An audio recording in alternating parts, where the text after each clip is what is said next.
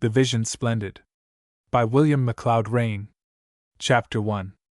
Of all the remote streams of influence that pour both before and after birth into the channel of our being, what an insignificant few, and these only the more obvious, are traceable at all. We swim in a sea of environment and heredity, are tossed hither and thither by we know not what cross currents of fate, are tugged at by 1,000 eddies of which we never dream. The sum of it all makes life, of which we know so little and guess so much, into which we dive so surely in those buoyant days before time and tide have shaken confidence in our power to snatch success and happiness from its mysterious depths. From the notebook of a dreamer. A rebel in the making. Part 1. The air was mellow with the warmth of the young spring Sunday locust's word in rhapsody. Bluebirds throbbed their love songs joyously. The drone of insects, the shimmer of here, were in the atmosphere. One could almost see green things grow. To confine youth within four walls on such a day was an outrage against human nature. A lean, wiry boy, hatchet-faced, stared with dreamy eyes out of the window of his prison. By raising himself in his seat while the teacher was not looking, he could catch a silvery gleam of the river through the great firs. His thoughts were far afield. They were not concerned with the capitals of the states he was supposed to be learning, but had fared forth to the reborn earth, to the stir and movement of creeping things. The call of nature awakening from its long winter sleep drummed in his heart. He could sympathize with the bluebottle buzzing against the sunny windowpane in its efforts to reach the free world outside. Recess. With the sound of the gong his heart leaped, but he kept his place in the line with perfect decorum. It would never do to be called back now for a momentary indiscretion. From the schoolyard he slipped the back way and dived into a bank of great ferns. In the heart of this he lay until the bell had called his classmates back to work. Cautiously he crept from his hiding place and ran down to the river. Flinging himself on Big Rock, with his chin over the edge, he looked into the deep holes under the bank where the trout lay close to the strings of shiny moss, their noses to the current, motionless save for the fanning tails. Idly he enjoyed himself for a happy hour, letting thoughts happen as they would. Not till the school bell rang for dismissal did he drag himself back with a sigh to the workaday world that called. He had a lawn to mow and a backyard to clean up for Mr. Rawson. With his cap stuck on the back of his head and his hands in the pockets of his patched trousers, the boy went whistling townward on his barefoot way. At Adams Street he met the schoolchildren bound for home. A dozen boys from his own room closed in on him with shouts of joyous malice. "Played hookey! Played hookey! Jeff Farnham played hookey!" they shrilled at him. Ned Merrill assumed leadership of the young Apaches. "You're going to catch it. Old Weber was down a skin for you. Wasn't he, Tom? Wasn't he, Dick?" Tom and Dick lied cheerfully to increase Jeff's dread. They added graphic details to help the story. The victim looked around with stoicism. He remembered the philosophy of the optimist that a licking does not last long. "Don't care if he was down," the boy bluffed. "Huh! Mr. Don't Care! Mr. Don't Care!" shrieked Merrill gleefully. They made a circle around Jeff and mocked him. Once or twice a bolder tormentor snatched at his cap or pushed a neighbor against him. Then, with the inconstancy of youth, they suddenly deserted him for more diverting game. A forlorn little Italian girl was trying to slip past on the other side of the street. Someone caught sight of her, and with a whoop the Apaches were upon her pell-mell. She began to run, but they hemmed her in. One tugged at her braided hair. Another flipped mud at her dress from the end of a stick. Merrill snatched her slate and made off with it. Jeff cut swiftly across the street. Merrill was coming directly toward him, his head turned to the girl. Triumphant whoops broke from his throat. He bumped into Jeff, stumbled, and went down in the mud. Young Merrill was up in an instant, clamorous for battle. His hands and clothes were plastered with filth. "I'm going to lick the stuffin' out of you," he bellowed. Jeff said nothing. He was very white. His fingers worked nervously. "Yah! Yah! He's scared," the mob jeered. Jeff was. In that circle of hostile faces he found no sympathy. He had to stand up to the bully of the class, a boy who could have given him £15. Looking around for help, he saw that none was at hand. The thin legs of the rescued Italian girl were flashing down the street. On the steps of the big house of P.C., from a 6-year-old little one was standing with her nurse. Nobody else was in sight except his cousin, James, and the Apaches. "You're going to get the maulin' of your life," Ned Merrill promised as he slipped out of his coat. "What'll lick you if he finds out you've been fightin'?" James Farnham prophesied cheerfully to his cousin. He intended to do his duty in the way of protest and then watch the fight. Ned worked his wiry little foe to the fence and pummeled him. Jeff ducked and backed out of danger. Keeping to the defensive, he was being badly punished. Once he slipped in the mud and went down, but he was up again before his slower antagonist could close with him. Blood streamed from his nose. His lip was gashed. Under the buffeting he was getting, his head began to sing. "Punch him good, Ned," one of the champion's friends advised. "You bet he is," another chortled. Their jeers had an unexpected effect. Jeff's fears were blotted out by his desperate need.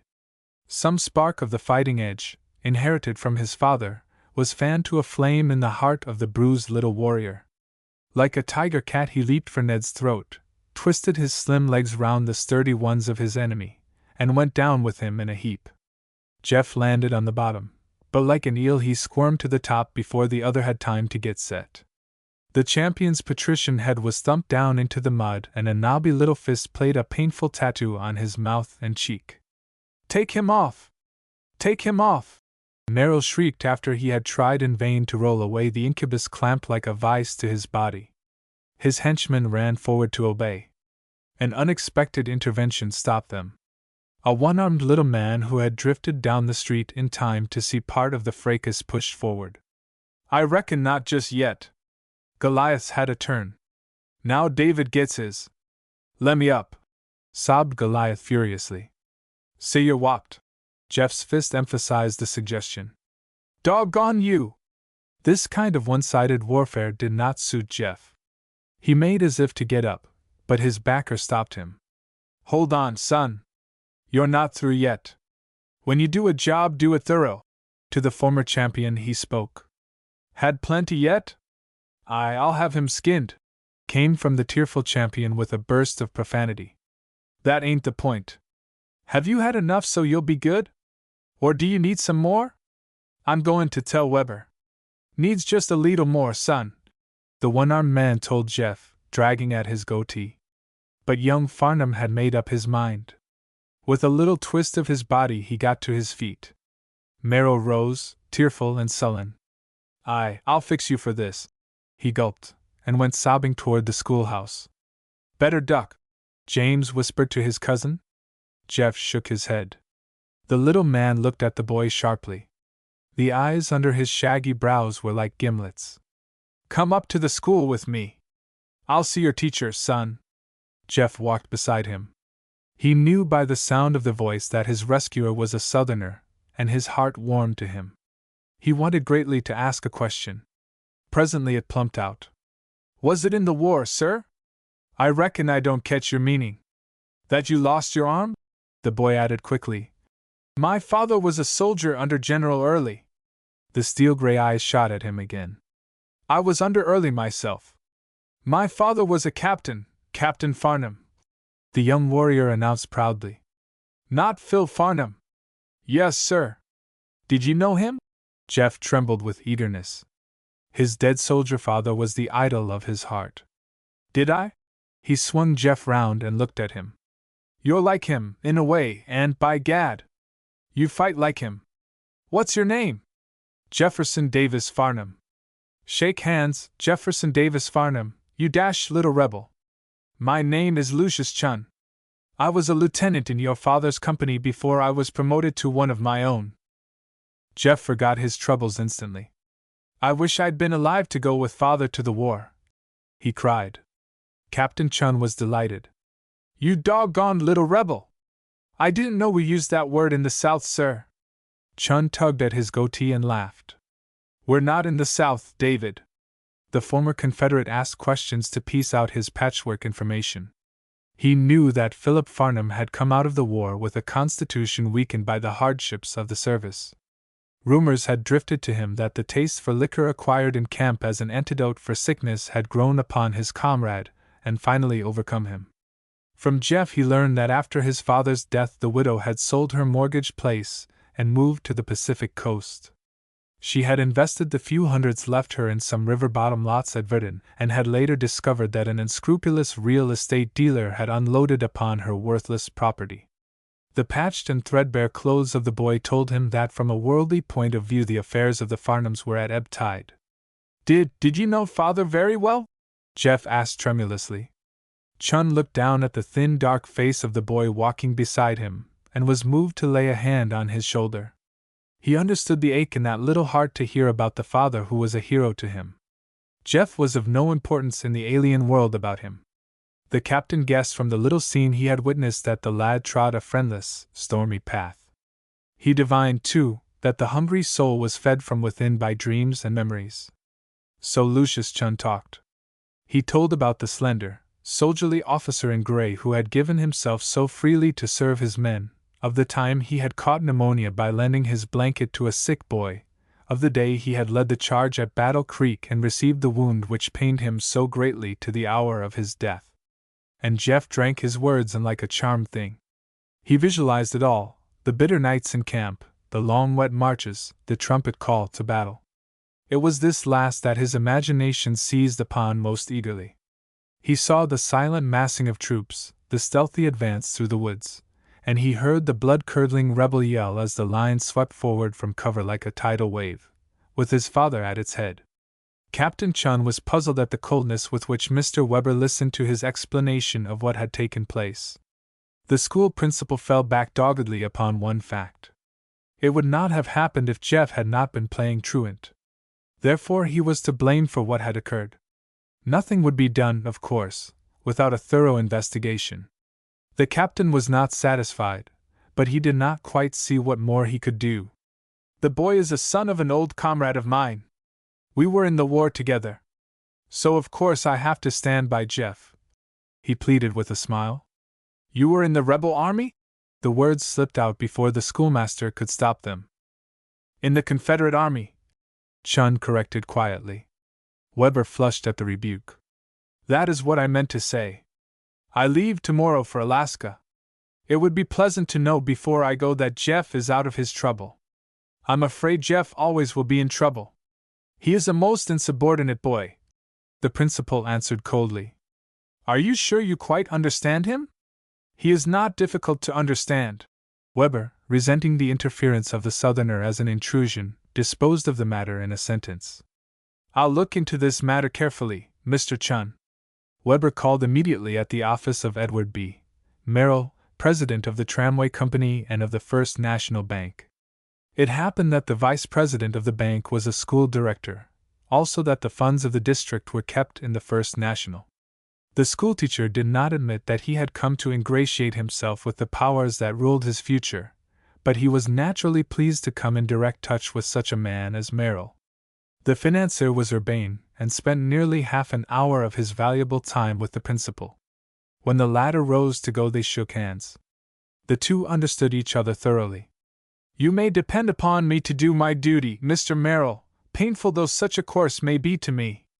I am very glad to have met you, Mr. Weber. It is a source of satisfaction to me that our educational system is in the care of men of your stamp. I leave this matter with confidence entirely in your hands. Do what you think best." His confidence was justified. After school opened next morning, Jeff was called up and publicly thrashed for playing truant. As a prelude to the corporal punishment, the principal delivered a lecture. He alluded to the details of the fight gravely, with selective discrimination, giving young Farnham to understand that he had reached the end of his rope. If any more such brutal affairs were reported to him, he would be punished severely. The boy took the flogging in silence. He had learned to set his teeth and take punishment without whimpering. From the hardest whipping Weber had ever given, he went to his seat with a white, set face that stared straight in front of him. Young as he was, he knew it had not been fair, and his outraged soul cried out at the injustice of it.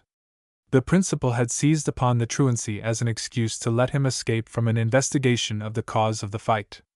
Ned Merrill got off because his father was a rich man and powerful in the city. He, Jeff, was whipped because he was an outcast and had dared lift his hand against one of his betters. And there was no redress. It was simply the way of the world. Jeff and his mother were down that afternoon to see their new friend off in the city of Skook. Captain Chun found a chance to draw the boy aside for a question. "Is it all right with Mr. Weber? What did he do?" "Oh, he gave me a jawing," the boy answered. The little man nodded. "I reckon that was what he would do. Be a good boy, Jeff. I never knew a man more honorable than your father. Run straight, son." "Yes, sir," the lad promised, a lump in his throat. It was more than 10 years before he saw Captain Chun again. Part 2. As an urchin, Jeff had taken things as they came without understanding causes. Thoughts had come to him in flashes, without any orderly sequence, often illogically. As a gangling boy, he still took for granted the hard knocks of a world he did not attempt to synthesize. Even his mother looked upon him as queer. She worried plaintively because he was so careless about his clothes and because his fondness for the outdoors sometimes led him to play truant.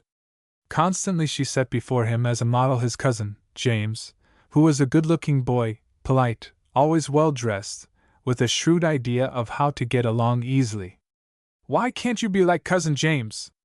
He isn't always in trouble," she would urge in her tired way. It was quite true that the younger cousin was more of a general favorite than harum-scarum Jeff, but the mother might as well have asked her boy to be like Socrates.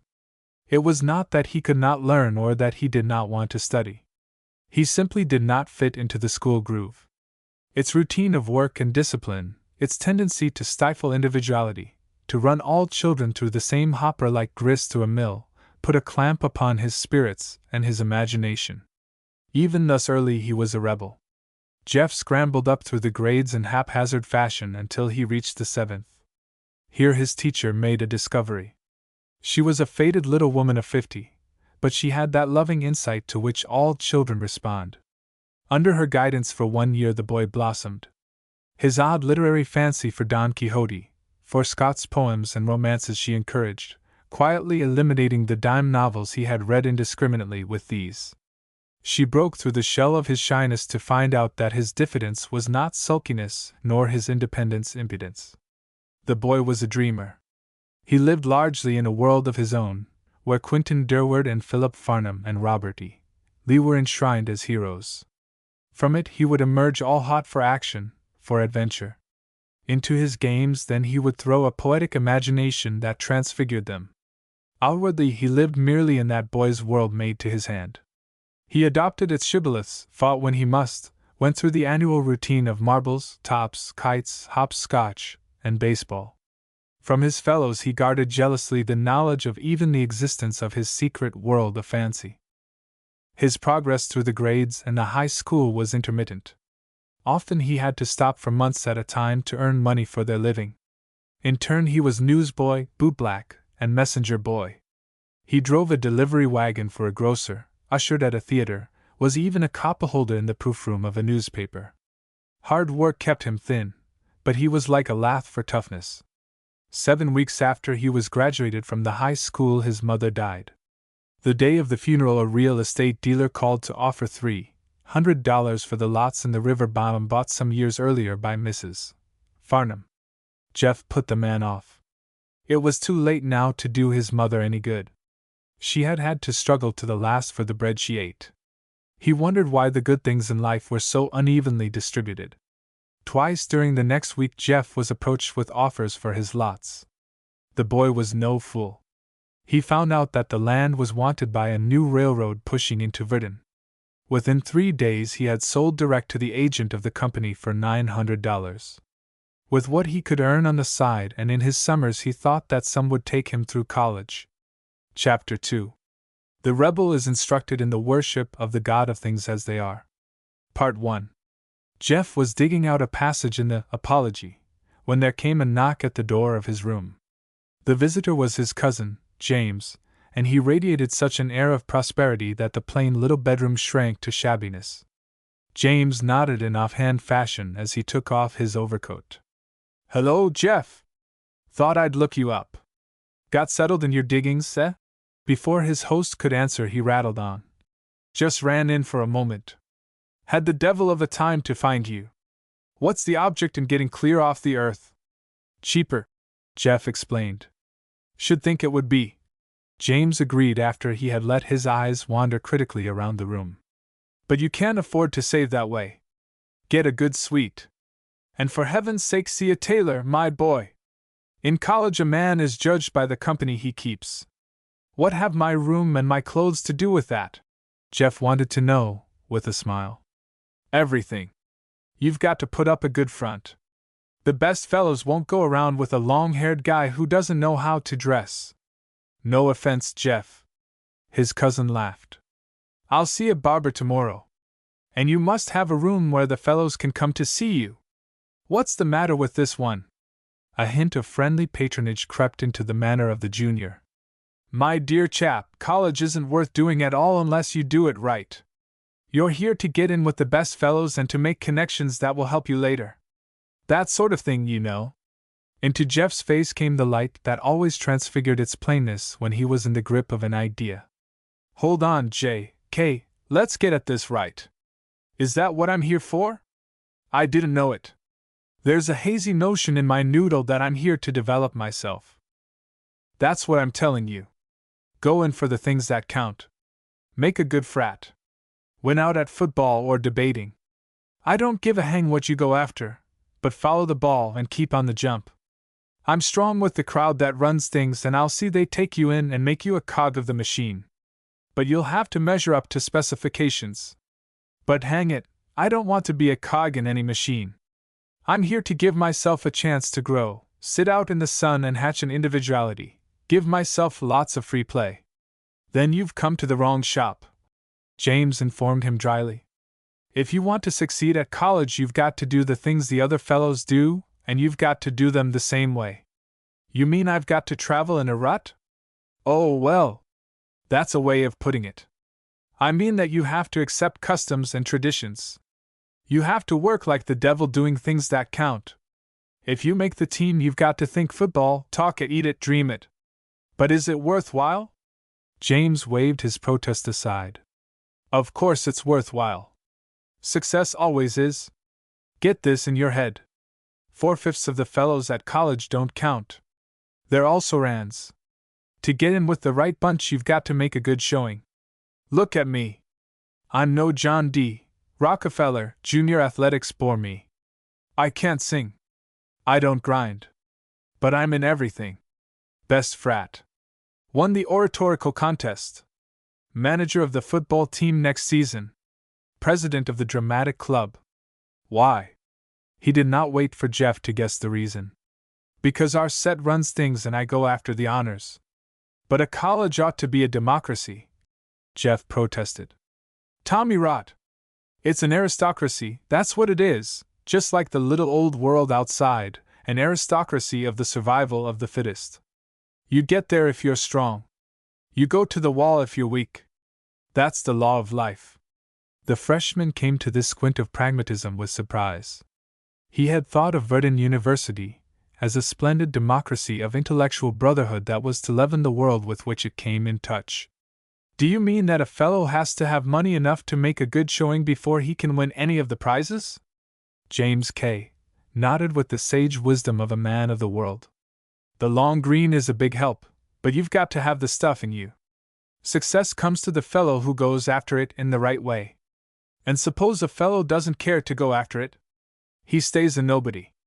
James was in evening dress, immaculate from clean-shaven cheek to patent leather shoes. He had a well-filled figure and a handsome face with a square, clean-cut jaw.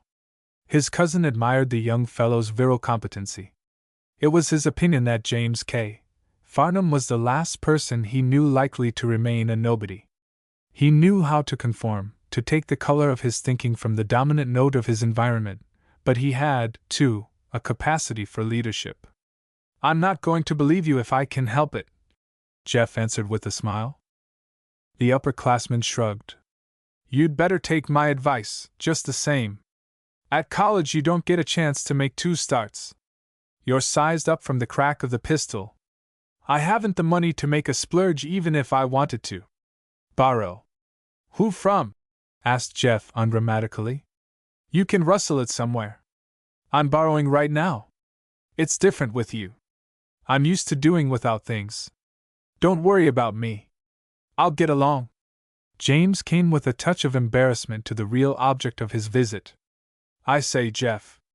I've had a tough time to win out. You'll not say anything, let anything slip, something that might set the fellows guessing. His cousin was puzzled. About what? About the reason why Mother and I left Shelby and came out to the coast. What do you take me for? I knew you wouldn't. Thought I'd mention it for fear you might make a slip. I don't chatter about the private affairs of my people. Course not. I knew you didn't. The junior's hand rested caressingly on the shoulder of the other. Don't get sore, Jeff. I didn't doubt you. But that thing haunts me. Some day it will come out and ruin me when I'm near the top of the ladder. The freshman shook his head. Don't worry about it, James. Just tell the plain truth if it comes out. A thing like that can't hurt you permanently. Nothing can really injure you that does not come from your own weakness. That's all poppycock, James interrupted fretfully. Just that sort of thing has put many a man on the skids. I tell you, a young fellow needs to start unhampered. If the fellows got onto it that my father had been in the pen because he was a defaulting bank cashier, they would drop me like a hot potato. None but the snobs would.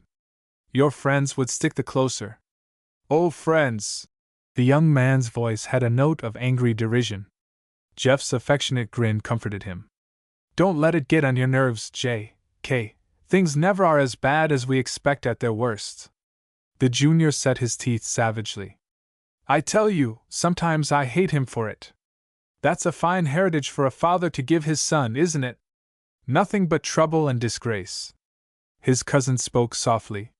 He's paid 100 times for it, old man. He ought to pay. Why shouldn't he? I've got to pay. Mother had to as long as she lived. His voice was hard and bitter. Better not judge him. You're his only son, you know. I'm the one he's injured most. Why shouldn't I judge him? I've been a pauper all these years, living off money given us by my mother's people. I had to leave our home because of what he did. I'd like to know why I shouldn't judge him. Jeff was silent. Presently James rose. But there's no use talking about it. I've got to be going. We have an eat tonight at Tucker's. Part 2. Jeff came to his new life on the full tide of an enthusiasm that did not begin to ebb till near the close of his first semester. He lived in a new world, one removed 1,000,000 miles from the sordid one through which he had fought his way so many years. All the idealism of his nature went out in awe and veneration for his college. It stood for something he could not phrase, something spiritually fine and intellectually strong. When he thought of the noble motto of the university, to serve, it was always with a lifted emotion that was half a prayer. His professors went clothed in majesty. The chancellor was of godlike dimensions. Even the seniors carried with them an impalpable aura of learning. The illusion was helped by reason of the very contrast between the jostling competition of the street and the academic air of harmony in which he now found himself. For the first time was lifted the sense of struggle that had always been with him. The outstanding notes of his boyhood had been poverty and meagerness. It was as if he and his neighbors had been flung into a lake where they must keep swimming to escape drowning. There had been no rest from labor. Sometimes the tragedy of disaster had swept over a family. But on the campus of the university he found the sheltered life. The echo of that battling world came to him only faintly. He began to make tentative friendships, but in spite of the advice of his cousin they were with the men who did not count.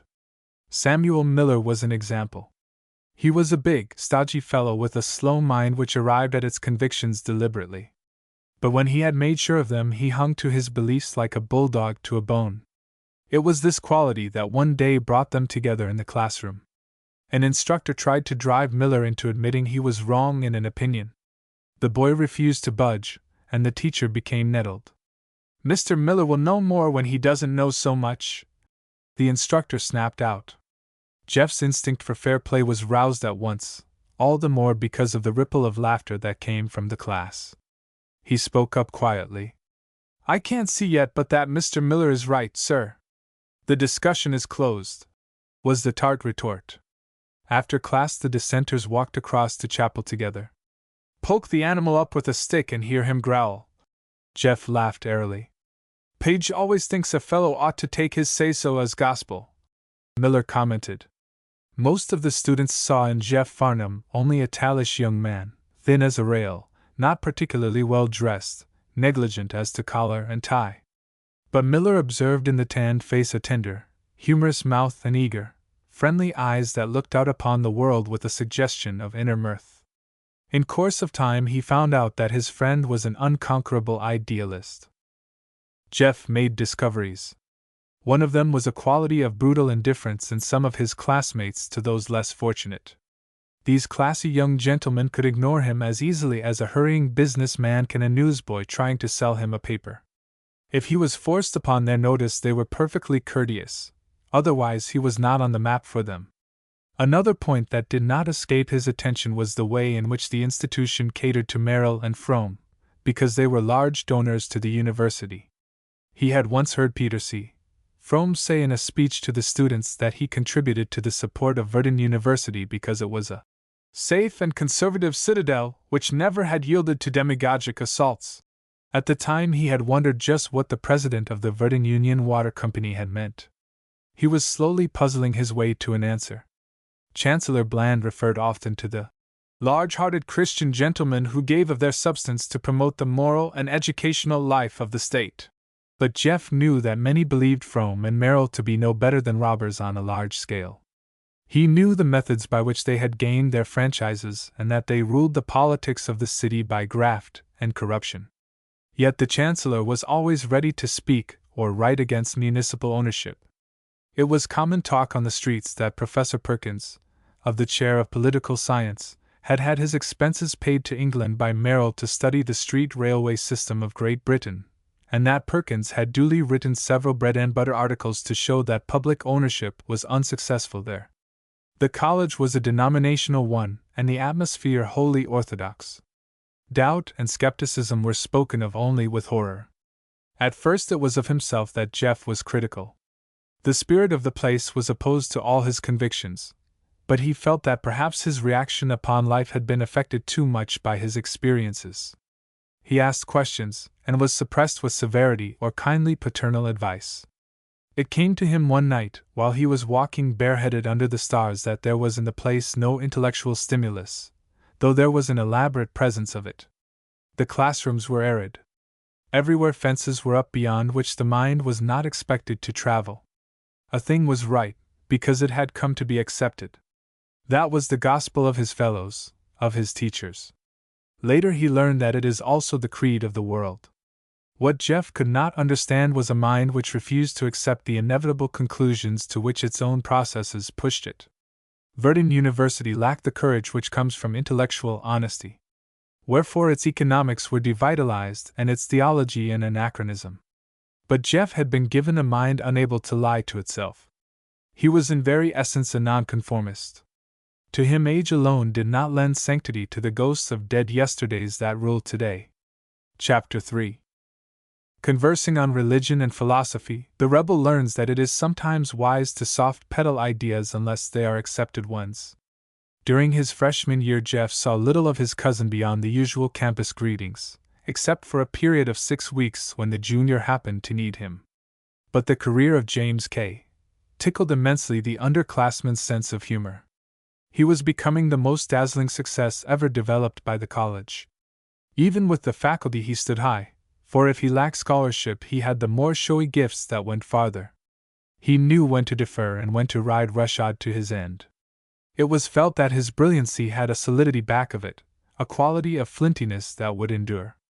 James was inordinately ambitious and loved the spotlight like an actor. The flamboyant oratory at which he excelled had won for him the interstate contest. He was editor-in-chief of the Verdunian, manager of the varsity football team, and president of the college senate. With the beginning of his senior year James entered another phase of his development. He offered to the college a new, or at least an enlarged, interpretation of himself. Some of his smiling good fellowship had been sloughed to make way for the benignity of a budding statesman. He still held a tolerant attitude to the antics of his friends, but it was easy to see that he had put away childish things. To his many young women admirers he talked confidentially of his aims and aspirations. The future of James K. Farnham was a topic he never exhausted. It was, too, a subject which greatly interested Jeff and Sam Miller. His cousin might smile at his poses, and often did, but he never denied James qualities likely to carry him far. His one best bet is his belief in himself, Sam announced one night.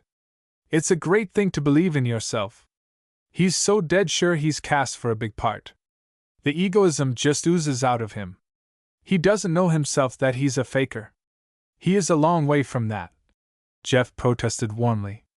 Take his oratory, Miller went on irritably. It's all bunk. He throws a chest and makes you feel he's a big man, but what he says won't stand analysis, just a lot of platitudes. Don't forget he's young yet. James K. hasn't found himself. Sure there's anything to find? There's a lot in him. He's the biggest man in the university today. You practically wrote the oration that won the interstate contest. Think I don't know that? Miller snorted. Jeff's mouth took on a humorous twist. I gave him some suggestions. How did you know? Knew he wasn't hanging around last term for nothing. He's selfish as the devil. You're all wrong about him, Sam. He isn't selfish at all at bottom. Shoot the brains out of that oration and what's left would be the part he supplied. The fellow's got a gift of absorbing new ideas superficially and dressing them up smartly. Then he's got us beat there. Jeff laughed good-naturedly. He had not in his makeup a grain of envy. Even his laughter was generally genial, though often irreverent to the god of things as they are. When he won the interstate he lapped up flattery like a thirsty pup, but his bluff was that it was only for the college he cared to win. Most of us have mixed motives. Not J.K. Reminds me of old Johnson's patriotism is the last refuge of a scoundrel. Jeff straightened. That won't do, Sam. I believe in J.K. You've got nothing against him except that you don't like him. Forgot you were his cousin, Jeff. Miller grumbled. But it's a fact that he works everybody to shove him along. He's only a kid. Give him time. He'll be a big help to any community. James K.'s biggest achievement will always be James K. Jeff chuckled at the apothegm even while he protested. Sam capped it with another. He's always sitting to himself for his own portrait. He'll get over that when he brushes up against the world. Jeff added his own criticism thoughtfully. The weak spot in him is a sort of flatness of mind. This makes him afraid of new ideas. He wants to be respectable, and respectability is the most damning thing on earth. After Miller had left, Jeff buckled down to Ely's political economy. He had not been at it long when James surprised him by dropping in. His host offered the easiest chair and shoved tobacco toward him.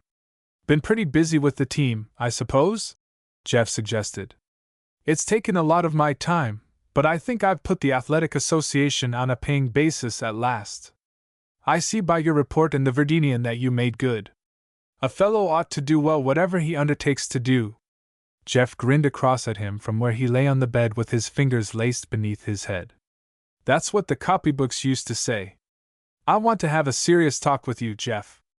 Aren't you having it? What can be more important than the successes of James K. Farnham? The senior looked at him suspiciously. He was not strongly fortified with a sense of humor. Just now I want to talk about the failures of Jefferson D. Farnham, he answered gravely. Jeff's eyes twinkled. Is it worthwhile? I am unworthy of this boon, O great Caesar. Now that's the sort of thing that stands in your way, James told him impatiently. People never know when you're laughing at them. There is no reason why you shouldn't succeed. Your abilities are up to the average, but you fritter them away. Thank you. Jeff wore an air of being immensely pleased. The truth is that you're your own worst enemy. Now that you have taken to dressing better, you are not bad looking. I find a good many of the fellows like you, or they would if you'd let them. Because I'm so well connected. Jeff laughed. I suppose it does help, your being my cousin. But the thing depends on you. Unless you make a decided change, you'll never get on. What change do you suggest? Item 1, please. James looked straight at him. You lack bedrock principles, Jeff. Do I? Take your habits. 2 or 3 times you've been seen coming out of saloons. Expect I went in to get a drink. It's not generally known, of course, but if it reached Prexy, he'd fire you so quick your head would swim. I dare say. The senior looked at him significantly. You're the last man that ought to go to such places. There's such a thing as an inherited tendency. The jaw muscles stood out like ropes under the flesh of Jeff's lean face. We'll not discuss that. Very well. Cut it out. A drinking man is handicapped too heavily to win. Much obliged. Second count in the indictment, please. You've got strange, unsettling notions. The profs don't like them. Don't they? You know what I mean. We didn't make this world. We've got to take it as it is. You can't make it over. There are always going to be rich people and poor ones. Just because you've fed indigestibly on Ibsen and Shaw, you can't change facts. So you advise? Soft pedal your ideas if you must have them. Hasn't a man got to see things as straight as he can? That's no reason for calling in the neighbors to rejoice with him because he has astigmatism. Jeff came back with a tag of Emerson, whose phrases James was fond of quoting in his speeches. Whoso would be a man must be a nonconformist. Nothing is at last sacred but the integrity of your own mind. You can push that too far. It isn't practical.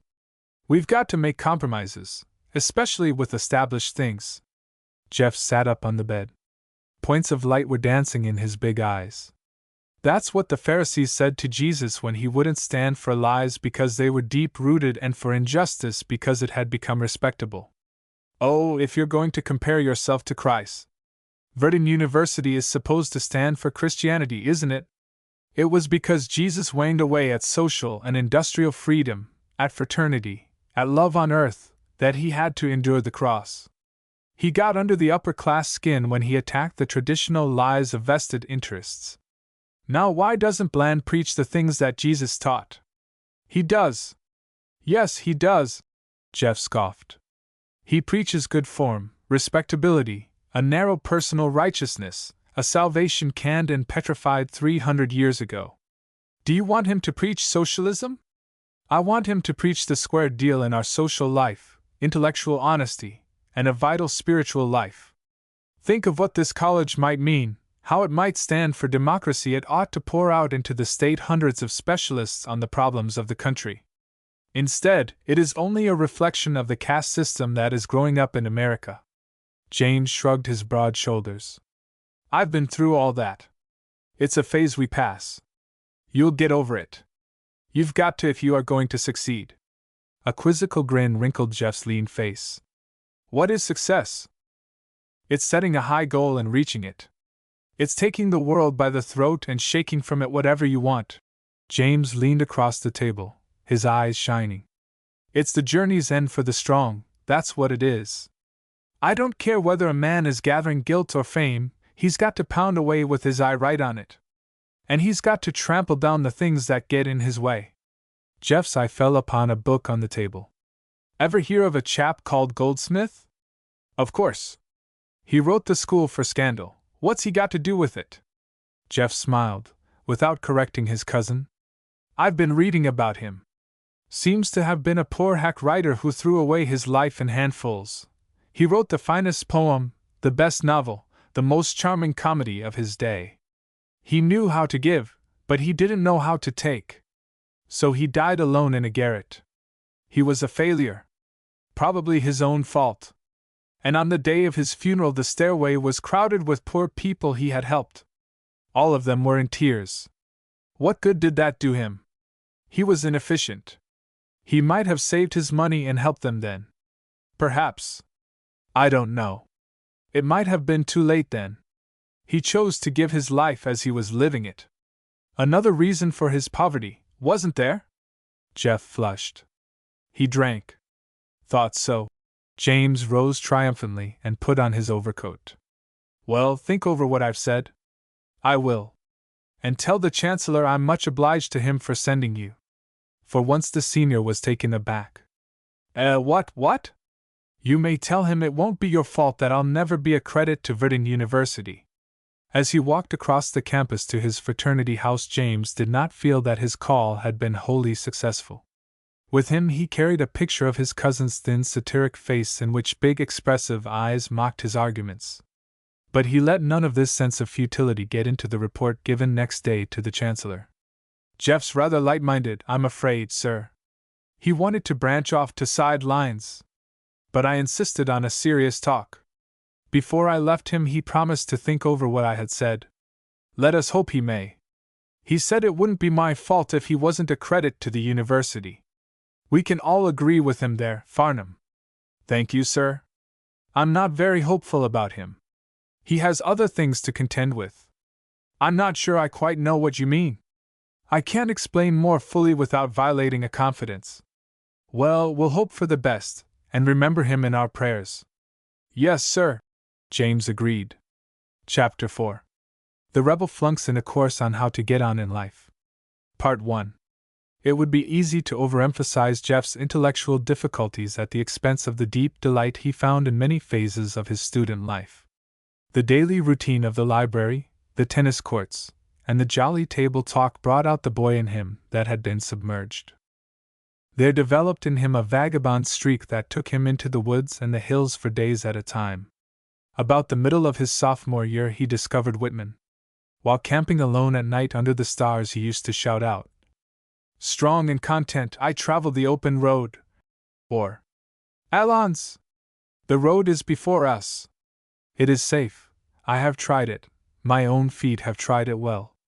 Through Stevenson's essay on Whitman, Jeff came to know the Scotch writer, and from the first paragraph of him was a sealed follower of R.L.S. In different ways, both of these poets ministered to a certain love of freedom, of beauty, of outdoor spaces that was ineradicably a part of his nature. The essence of vagabondage is the spirit of romance. One may tour every corner of the earth and still be a respectable Pharisee. One may never move a dozen miles from the village of his birth and yet be of the happy company of romantics. Jeff could find in a sunset, in a stretch of windswept plain, in the sight of water through leafless trees, something that filled his heart with emotion. Perhaps the very freedom of these vacation excursions helped to feed his growing discontent. The yeast of rebellion was forever stirring in him. He wanted to come to life with open mind. He was possessed of an insatiable curiosity about it. This took him to the slums of Verdun, to the red light district, to socialist meetings, to a striking coal camp near the city where he narrowly escaped being killed as a scab. He knew that something was wrong with our social life. Inextricably blended with success and happiness, he saw everywhere pain, defeat, and confusion. Why must such things be? Why poverty at all? But when he flung his questions at Pearson, who had charge of the work in sociology, the explanations of the professor seemed to him pitifully weak. In the ethics class he met the same experience. A chance reference to Drummond's Natural Law in the Spiritual World introduced him to that stimulating book. All one night he sat up and read it, drank it in with every fiber of his thirsty being. The fire in his stove went out. He slipped into his overcoat. Gray morning found him still reading. He walked out with dazed eyes into a world that had been baptized anew during the night to a miraculous rebirth. But when he took his discovery to the lecture room, Dawson was not only cold but hostile. Drummond was not sound. There was about him a specious charm very likely to attract young minds. Better let such books alone for the present. In the meantime, the class would take up with him the discussion of predeterminism as outlined in Tuesday's work. There were members of the faculty big enough to have understood the boy and tolerant enough to have sympathized with his crude revolt, but Jeff was diffident and never came in touch with them. His connection with the college ended abruptly during the spring term of his sophomore year. A celebrated revivalist was imported to quicken the spiritual life of the university. Under his exhortations, the institution underwent a religious ferment. An extraordinary excitement was astir on the campus. Class prayer meetings were held every afternoon, and at midday smaller groups met for devotional exercises. At these latter, those who had made no profession of religion were petitioned for by name. James Farnham was swept into the movement, and distinguished himself by his zeal. It was understood that he desired the prayers of friends for that relative who had not yet cast away the burden of his sins. It became a point of honor with his cousin's circle to win Jeff for the cause. There was no difficulty in getting him to attend the meetings of the revivalists. But he sat motionless through the emotional climax that brought to an end each meeting. To him it seemed that this was not in any vital sense religion, but he was careful not to suggest his feeling by so much as a word. One or two of his companions invited him to come to Jesus. He disconcerted them by showing an unexpected familiarity with the Scriptures as a weapon of offense against them. James invited him to his rooms and labored with him. Jeff resorted to the Socratic method. From what sins was he to be saved? And when would he know he had found salvation? His cousin uneasily explained the formula.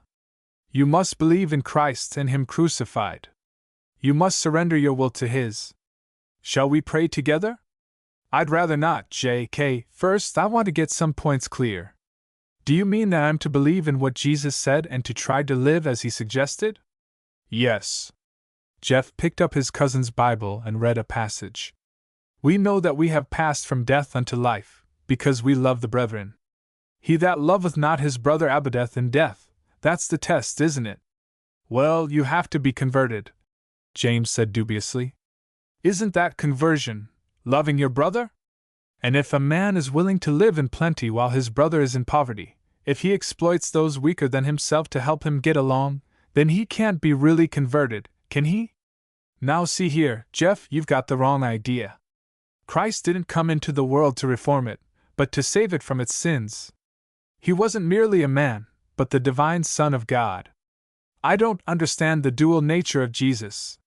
But when one reads his life, it is easy to believe in his divinity. After a moment, the young man added, In one way, we're all divine sons of God, aren't we? James was shocked. Where do you get such notions? None of our people were infidels. Am I one? You ought to take advantage of this chance. It's not right to set your opinion up against those that know better. And that's what I'm doing, isn't it? Jeff smiled. Can't help it. I reckon I can't be saved by my emotions. It's going to be a life job. James gave him up, but he sent another senior to make a last attempt. The young man was Thurston Thomas, and he had never exchanged 6 sentences with Jeff in his life. The unrepentant sinner sent him to the right about sharply.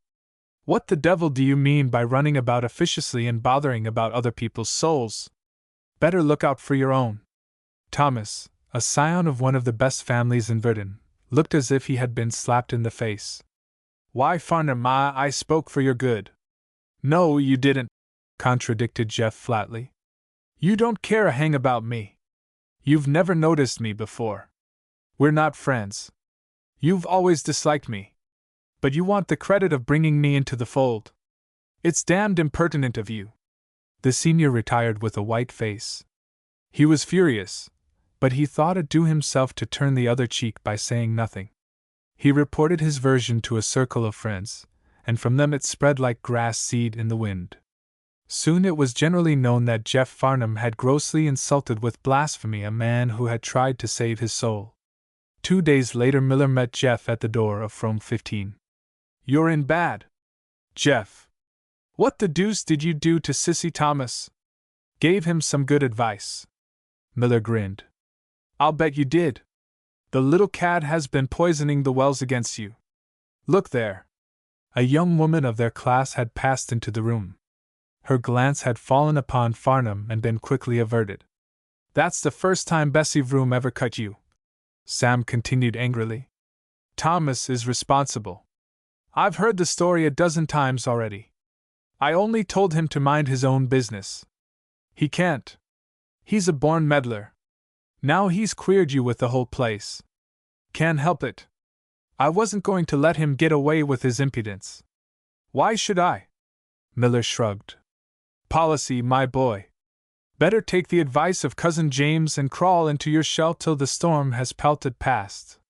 Half an hour later, Jeff met his cousin near the chapel and was taken to task. What's this I hear about you're insulting Thomas?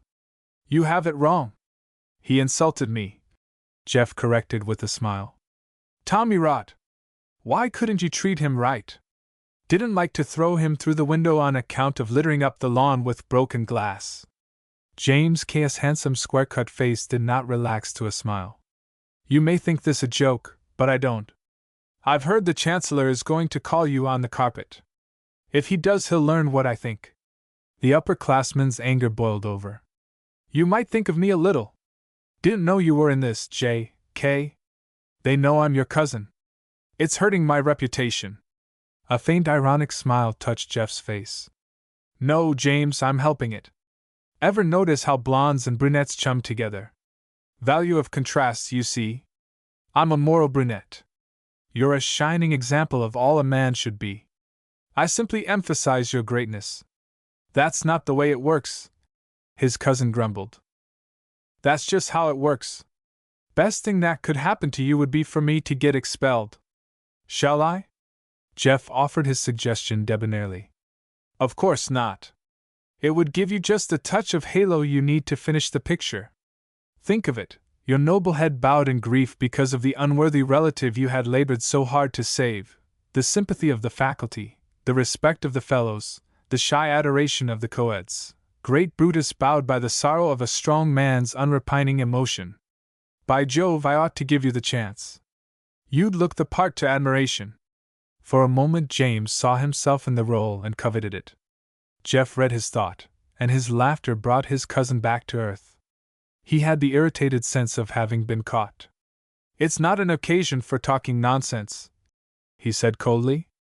Jeff sensed his disgrace in the stiff politeness of the professors and in the embarrassed aloofness of his classmates. Some of the men frankly gave him a wide berth, as if he had been a moral pervert. His temperament was sensitive to slights, and he fell into one of his rare depressions.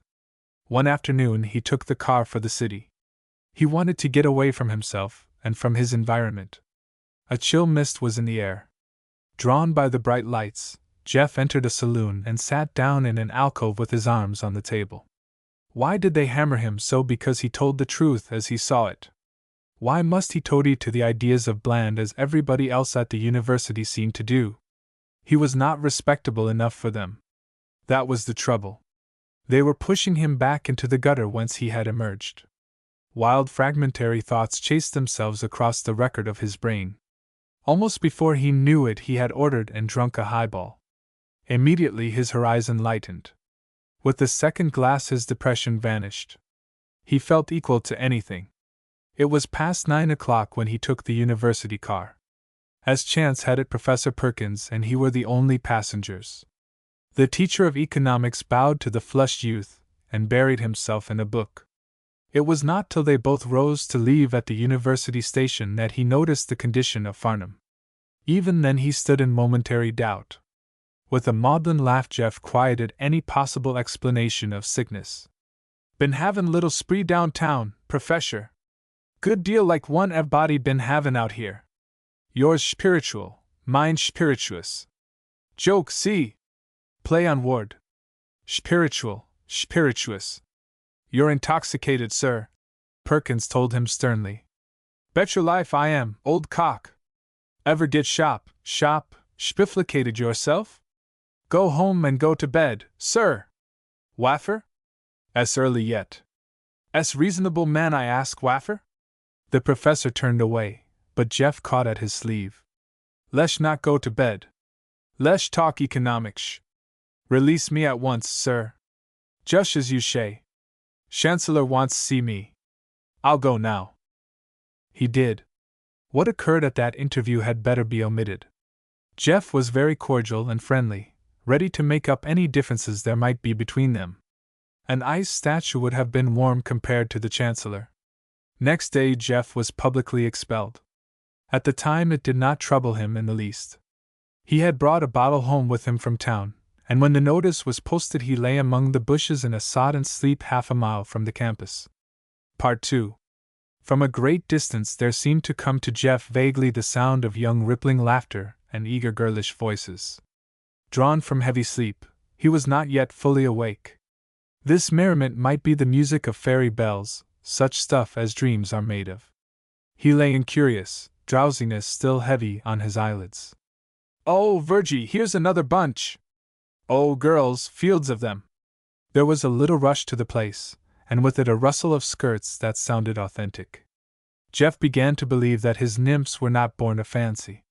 He opened his eyes languidly to examine a strange world upon which he had not yet focused his mind.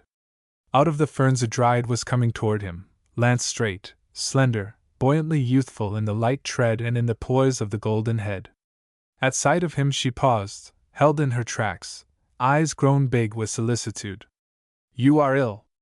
Before he could answer she had dropped the anemones she carried, was on her knees beside him, and had his head cushioned against her arm.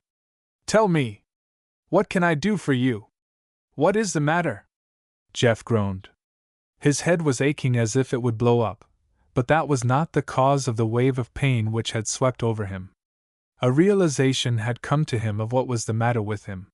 His eyes fell from hers. He made as if to get up, but her hand restrained him with a gentle firmness. "Don't! You mustn't!" Then aloud, she cried, "Girls, girls, there's a sick man here! Run and get help! Quick!" "No, no! I'm not sick!" A flood of shame and embarrassment drenched him. He could not escape her tender hands without actual force, and his poignant shyness made that impossible. She was like a fairy tale, a creature of dreams. He dared not meet her frank, pitiful eyes, though he was intensely aware of them. The odor of violets brings to him, even to this day, a vision of girlish charm and daintiness, together with a memory of the abased reverence that filled him. They came running, her companions, eager with question and suggestion. And hard upon their heels a teamster from the road broke through the thicket, summoned by their calls for help.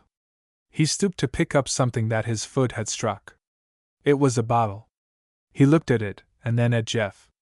"Nothing the matter with him, miss, but just plain drunk," the man said with a grin. "He's been sleeping it off." Jeff felt the quiver run through her. She rose, trembling, and with one frightened sidelong look at him walked quickly away. He had seen a wound in her eyes he would not soon forget. It was as if he had struck her down while she was holding out hands to help him. Chapter 5. The rebel follows the ramifications of big business, and finds that the pillars of society are not in politics for their health. Part 1. HMP. Want to be a reporter, do you? Warren, city editor on The Advocate, leaned back in his chair and looked Jeff over sharply. "Yes. It's a hell of a life. Better keep out. I'd like to try it. Any experience?" "Only correspondence. I've had 2 years at college." The city editor snorted. He had the unreasoning contempt for college men so often found in the old-time newspaper hack. "Then you don't want to be a reporter. You want to be a journalist," he jeered. "They kicked me out," Jeff went on quietly. "Sounds better. Why?" Jeff hesitated. "I got drunk. Can't use you," Warren cut in hastily. "I've quit, sworn off." The city editor was back on the job, his eyes devouring copy. "Heard that before. Nothing to it," he grunted. "Give me a trial. I'll show you. Don't want a man that drinks. Office crowded with them already." Jeff held his ground. For 5 minutes the attention of Warren was focused on his work. Suddenly he snapped out. "Well?" He met Farnham's ingratiating smile. "You haven't told me yet what to start doing. I told you I didn't want you. But you do. I'm on the wagon." "For how long?" jeered the city editor. "For good." Warren sized him up again. He saw a clear-eyed young fellow without a superfluous ounce of flesh on him, not rugged but with a look of strength in the slender figure and the thin face. This young man somehow inspired confidence. "Sent in that Colby story to us, didn't you?" "Yes." "Rotten story. Not half played up. Report to Jenkins at the City Hall." "Now? Now. Think I meant next year?" The city editor was already lost in the reading of more copy. Inside of half an hour Jeff was at work on his first assignment. Some derelict had committed suicide under the very shadow of the city hall. Upon the body was a note scrawled on the back of a dirty envelope. Sick and out of work. Notify Henry Simmons, 237 River Street, San Francisco. Jenkins, his hands in his pockets, looked at the body indifferently and turned the story over to the cub with a nod of his head. Go to it. Half a stick, he said. From another reporter Jeff learned how much half a stick is. He wrote the account. When he had read it, Jenkins glanced sharply at him. Though only the barest facts were told, there was a sob in the story. That ain't just how we handle vague suicides, but we'll let her go this time, he commented. It did not take Jeff long to learn how to cover a story to the satisfaction of the city editor. He had only to be conventional, sensational, and in general accurate as to his facts. He fraternized with his fellow reporters at the city hall, shared stories with them, listened to the cheerful lies they told of their exploits, and lent them money they generally forgot to return. They were a happy-go-lucky lot, full of careless generosities and bohemian tendencies. Often a week's salary went at a single poker sitting. Most of them drank a good deal. After a few months' experience, Jeff discovered that while the gathering of news tends to sharpen the wits, it makes also for the superficial. Alertness, cleverness, persistence, a nose for news, and a surface accuracy were the chief qualities demanded of him by the office.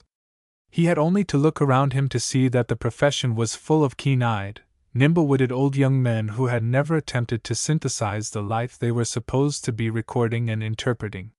While at work, they were always in a hurry, for today's news is dead tomorrow. They wrote on the run, without time for thought or reflection. Knowing beyond their years, the fruit of their wisdom was cynicism. Their knowledge withered for lack of roots. The tendency of the city desk and of copy readers is to reduce all reporters to a dead level, but in spite of this, Jeff managed to get himself into his work. He brought to many stories a freshness, a point of view, an optimism that began to be noticed. From the police run, Jeff drifted to other departments. He covered hotels, the courthouse, the state house, and general assignments. At the end of a couple of years, he was promoted to a desk position. This did not suit him, and he went back to the more active work of the street. In time, he became known as a star man. From dramatics, he went to politics, special stories, and feature work. The big assignments were given him. It was his duty to meet famous people and interview them.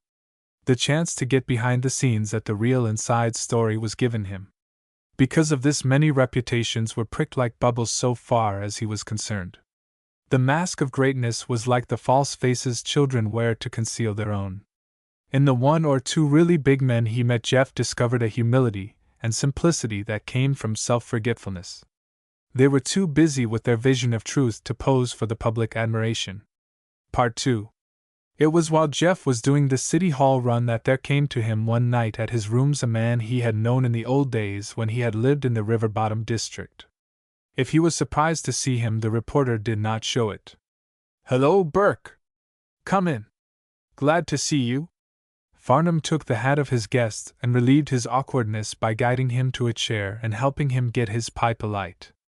"How's everything? Little Mike must be growing into a big boy these days. Let's see.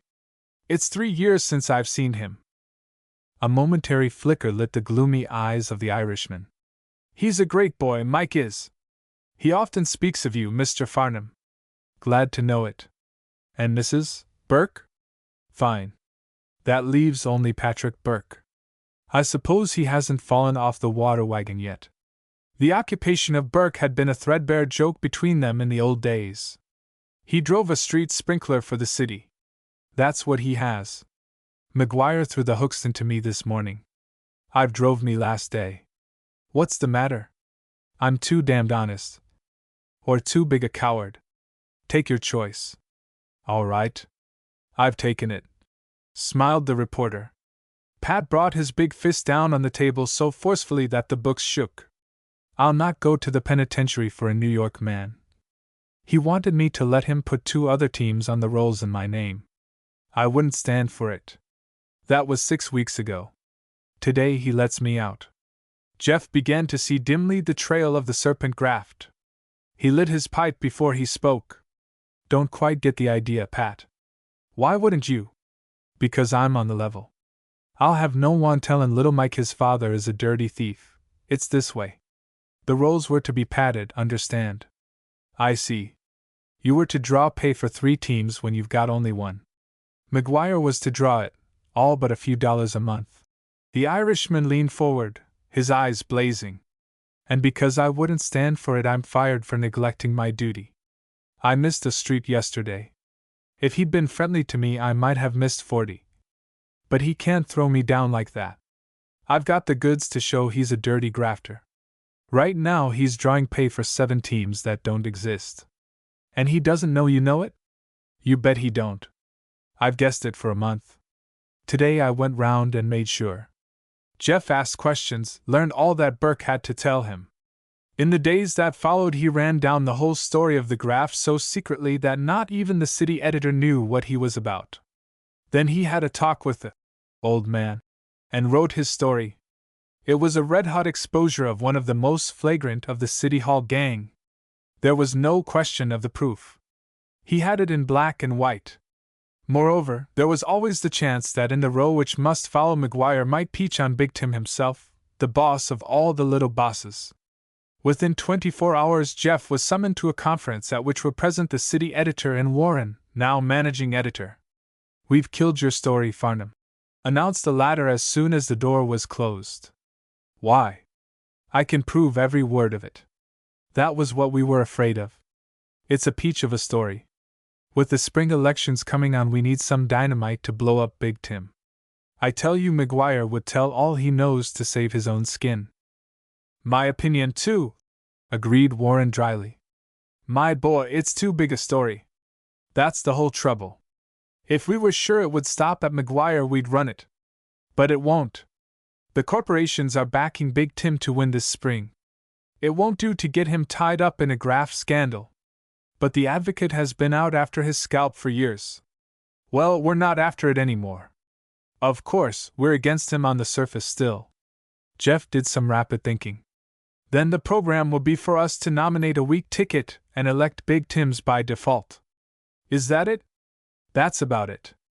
The big fellows have to make sure of a mayor who will be all right about the gas and electric franchise. So we're going to have 4 more years of Big Tim. Will Brownell stand for it?" Brownell was the principal owner of the Advocate. "Will he?" Warren let his eyelash rest for a second upon the cheek nearest Jeff. "He's been seen. My orders come direct from the old man." The story was suppressed. No more was heard about the McGuire graft scandal exposure. It had run counter to the projects of big business. Burke had to be satisfied without his revenge. He got a job with a brewery and charged the McGuire matter to profit and loss. As for Jeff, the incident only served to make clearer what he already knew. More and more he began to understand the forces that dominate our cities, the alliance between large vested interests and the powers that prey. These great corporations were seekers of special privileges. To secure this, they financed the machines and permitted vice and corruption. He saw that ultimately most of the shame for the bad government of American cities rests upon the Fromes and the Merrills. As for the newspapers, he was learning that between the people and an independent press stand the big advertisers.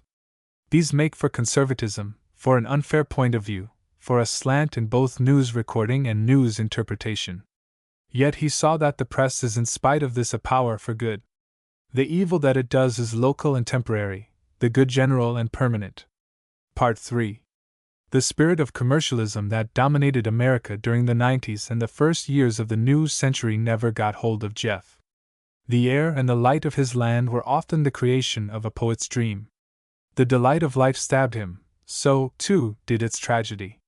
Not anchored to conventions, his mind was forever asking questions, seeking answers. He would come out from a theater into a night that was a flood of illumination. Electric signs poured a glare of light over the streets. Motor cars and electrics whirled up to take away beautifully gowned women and correctly dressed men. The windows of the department stores were filled with imported luxuries. And he would sometimes wonder how much of misery and trouble was being driven back by that gay blare of wealth, How many men and women and children were giving their lives to maintain a civilization that existed by trampling over their broken hearts and bodies? Preventable poverty stared at him from all sides.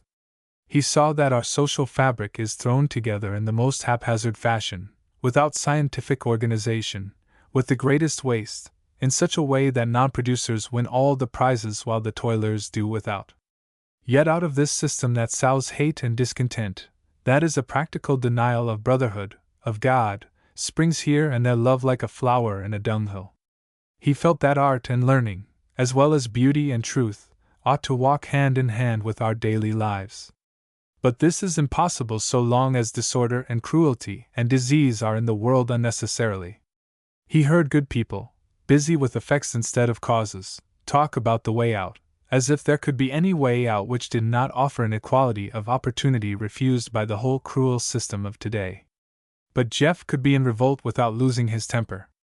The men who profited by present conditions were not monsters. They were as kind of heart as he was, effects of the system just as much as the little bootblack on the corner. No possible good could come of a blind hatred of individuals. His bohemian instinct sent Jeff ranging far in those days. He made friends out of the most unlikely material. Some of the most radical of these were in the habit of gathering informally in his rooms about once a week. Sometimes the talk was good and pungent. Much of it was merely wild.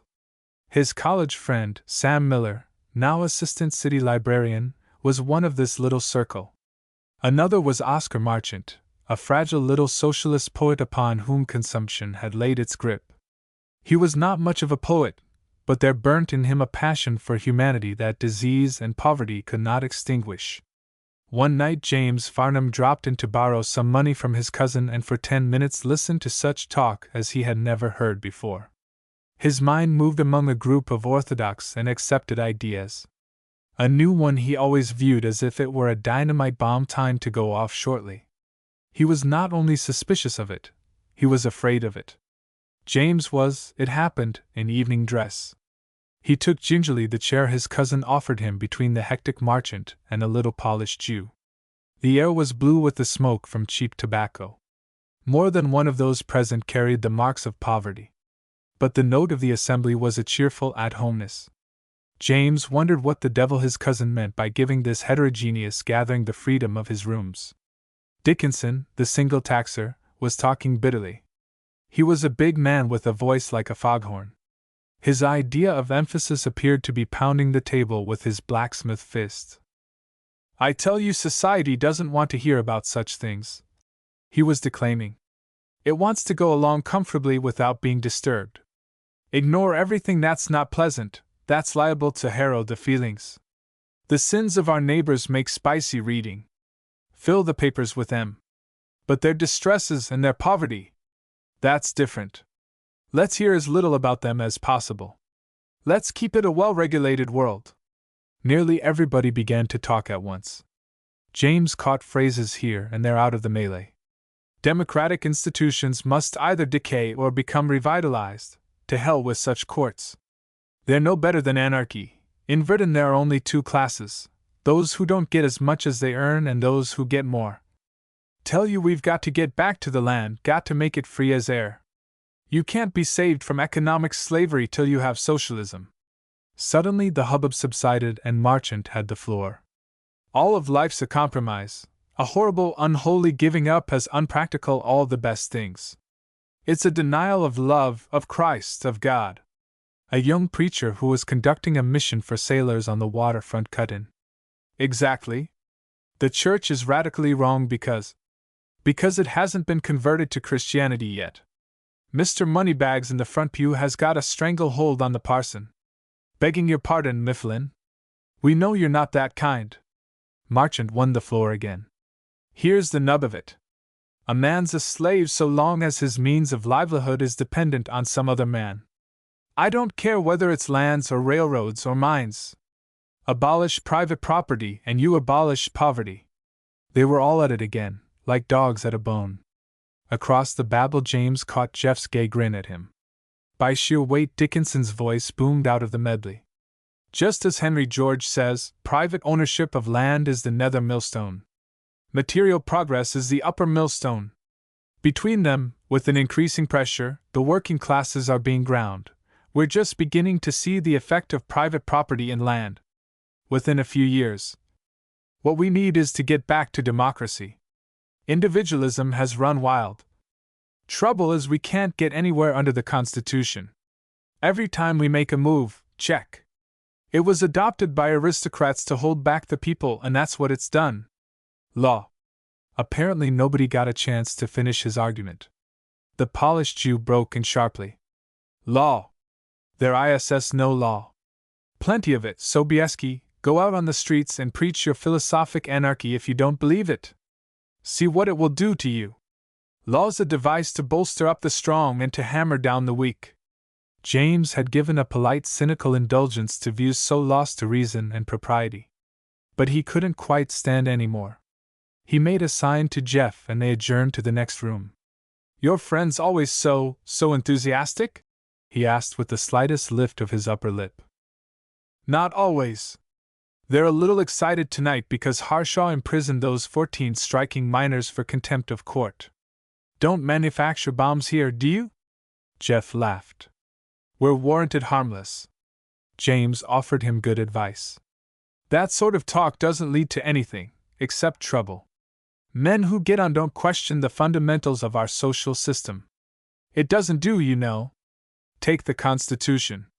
Now I've studied it. A wonderful document. Gladstone said. Yes, I know what Gladstone said. I don't agree with him. The Constitution was devised by men with property as a protection against those who had none. Why shouldn't it have been? It should, if vested interests are the first thing to consider. In there, with a smiling wave of his hand, they think people are more important than things. A most unsettling notion. Mean to say you believe all that rant they talk? Not quite. Jeff laughed. Well, I'd cut that bunch of anarchists if I were you, his cousin suggested. Say, Jeff, can you let me have $50? Jeff considered. He had been thinking of a new spring overcoat, but his winter one would do well enough. From the office he could get an advance of the balance he needed to make up the 50. Sure. I'll bring it to your rooms tomorrow night. Much obliged. Hate to trouble you, James said lightly. Well, I won't keep you longer from your anarchist friends. Good night. Chapter 6. The Rebel humbly assists at the unveiling of a hero's statue. Part 1. On the occasion when his cousin was graduated with the highest honors from the law school of Verdun University, Jeff sat inconspicuously near the rear of the chapel. James, as class orator, rose to his hour. From the moment that he moved slowly to the front of the platform, handsome and impassive, his calm gaze sweeping over the audience while he waited for the little bustle of expectancy to subside, Jeff knew that the name of Farnham was going to be covered with glory. The orator began in a low, clear voice that reached to the last seat in the gallery. Jeff knew that before he finished its echoes would be ringing through the hall like a trumpet call to the emotions of those present. It was not destined that Jeff should hear a word of that stirring peroration. His eye fell by chance upon a young woman seated in a box beside an elderly man whom he recognized as Peter C. Frome. From that instant he was lost to all sense perception that did not focus upon her. For he was looking at the dryad who had come upon him out of the ferns 3 years before. She would never know it, but Alice Frome had saved him from the weakness that might have destroyed him. From that day he had been a total abstainer. Now, as he looked at her, the vivid, irregular beauty of the girl flowed through him like music. Her charm for him lay deeper than the golden gleams of imprisoned sunlight woven in her hair, than the gallant poise of the little head above the slender figure. Though these set his heart beating wildly, a sure instinct told him of the fine and exquisite spirit that found its home in her body. She was leaning forward in her chair, her eyes fixed on James almost as if she were fascinated by his oratory. Her father watched her, a trifle amused at her eagerness. In her admiration she was frank as a boy. When Farnham's last period was rounded out, and he made to leave the stage, her gloved hands beat together in excited applause. After the ceremonies were over, James came straight to her. Jeff missed no detail of their meeting. The young lawyer was swimming on a tide of triumph, but it was easy to see that Alice Frome's approval was the thing he most desired. His cousin had never seen him so gay, so handsome, so altogether irresistible.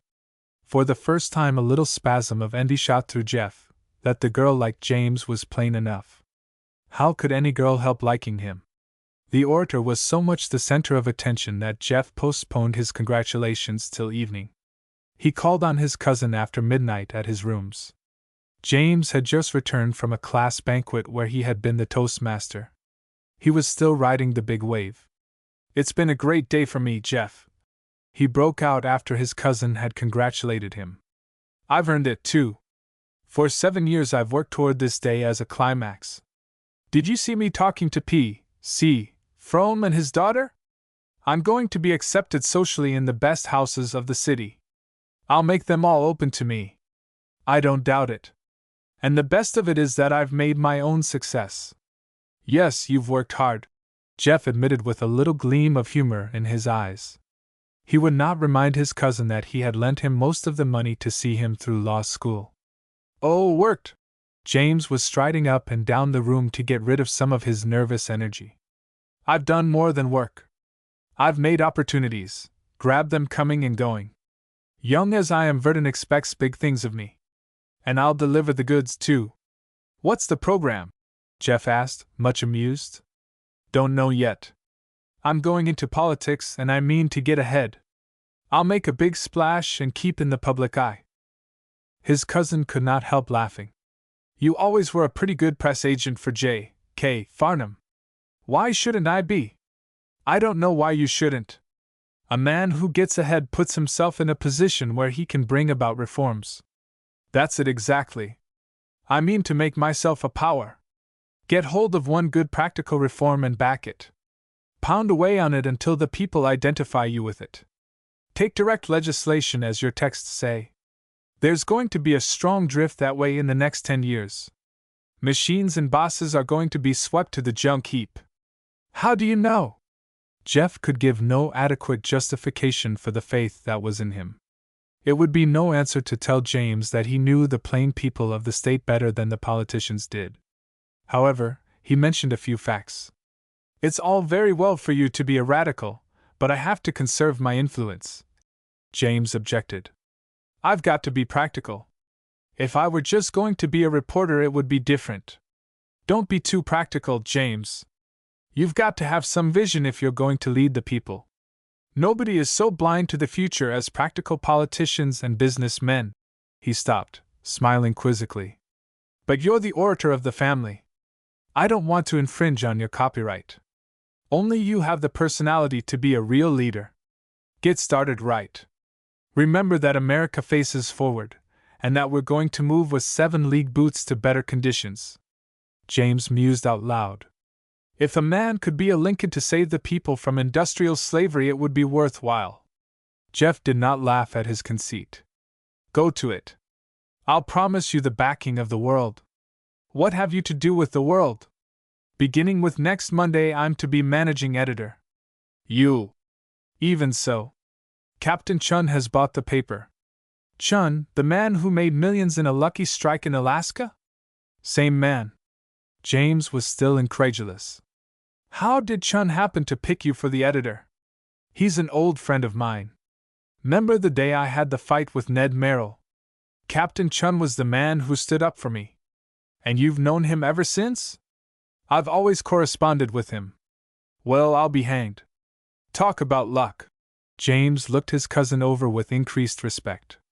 He always took off his hat to success, but he had been so long accustomed to thinking of Jeff as a failure that he could not adjust his mind to the situation. "Why, you can't run a paper. Can you?" Jeff smiled. "I told Captain Chun he was taking a big chance. If he's as rich as they say he is, he can afford to lose some money." James took the news of his cousin's good fortune a little peevishly.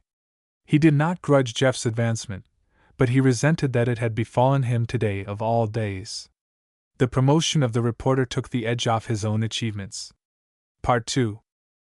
As James understood his own genius, it was as a statesman that he was fitted preeminently to shine. He had the urbanity, the large impassive manner, and the magnetic eloquence of the old-style congressman. All he needed was the chance. With the passing months he grew more restless at the delay. There were moments in the night when he trembled lest some stroke of evil fate might fall upon him before he had carved his name in the niche of fame. To sit in an empty law office and wait for clients took more patience than he could summon. He wanted an opportunity to make speeches in the campaign that was soon to open. That he finally went to Big Tim himself about it instead of to his ward committeeman was characteristic of James K.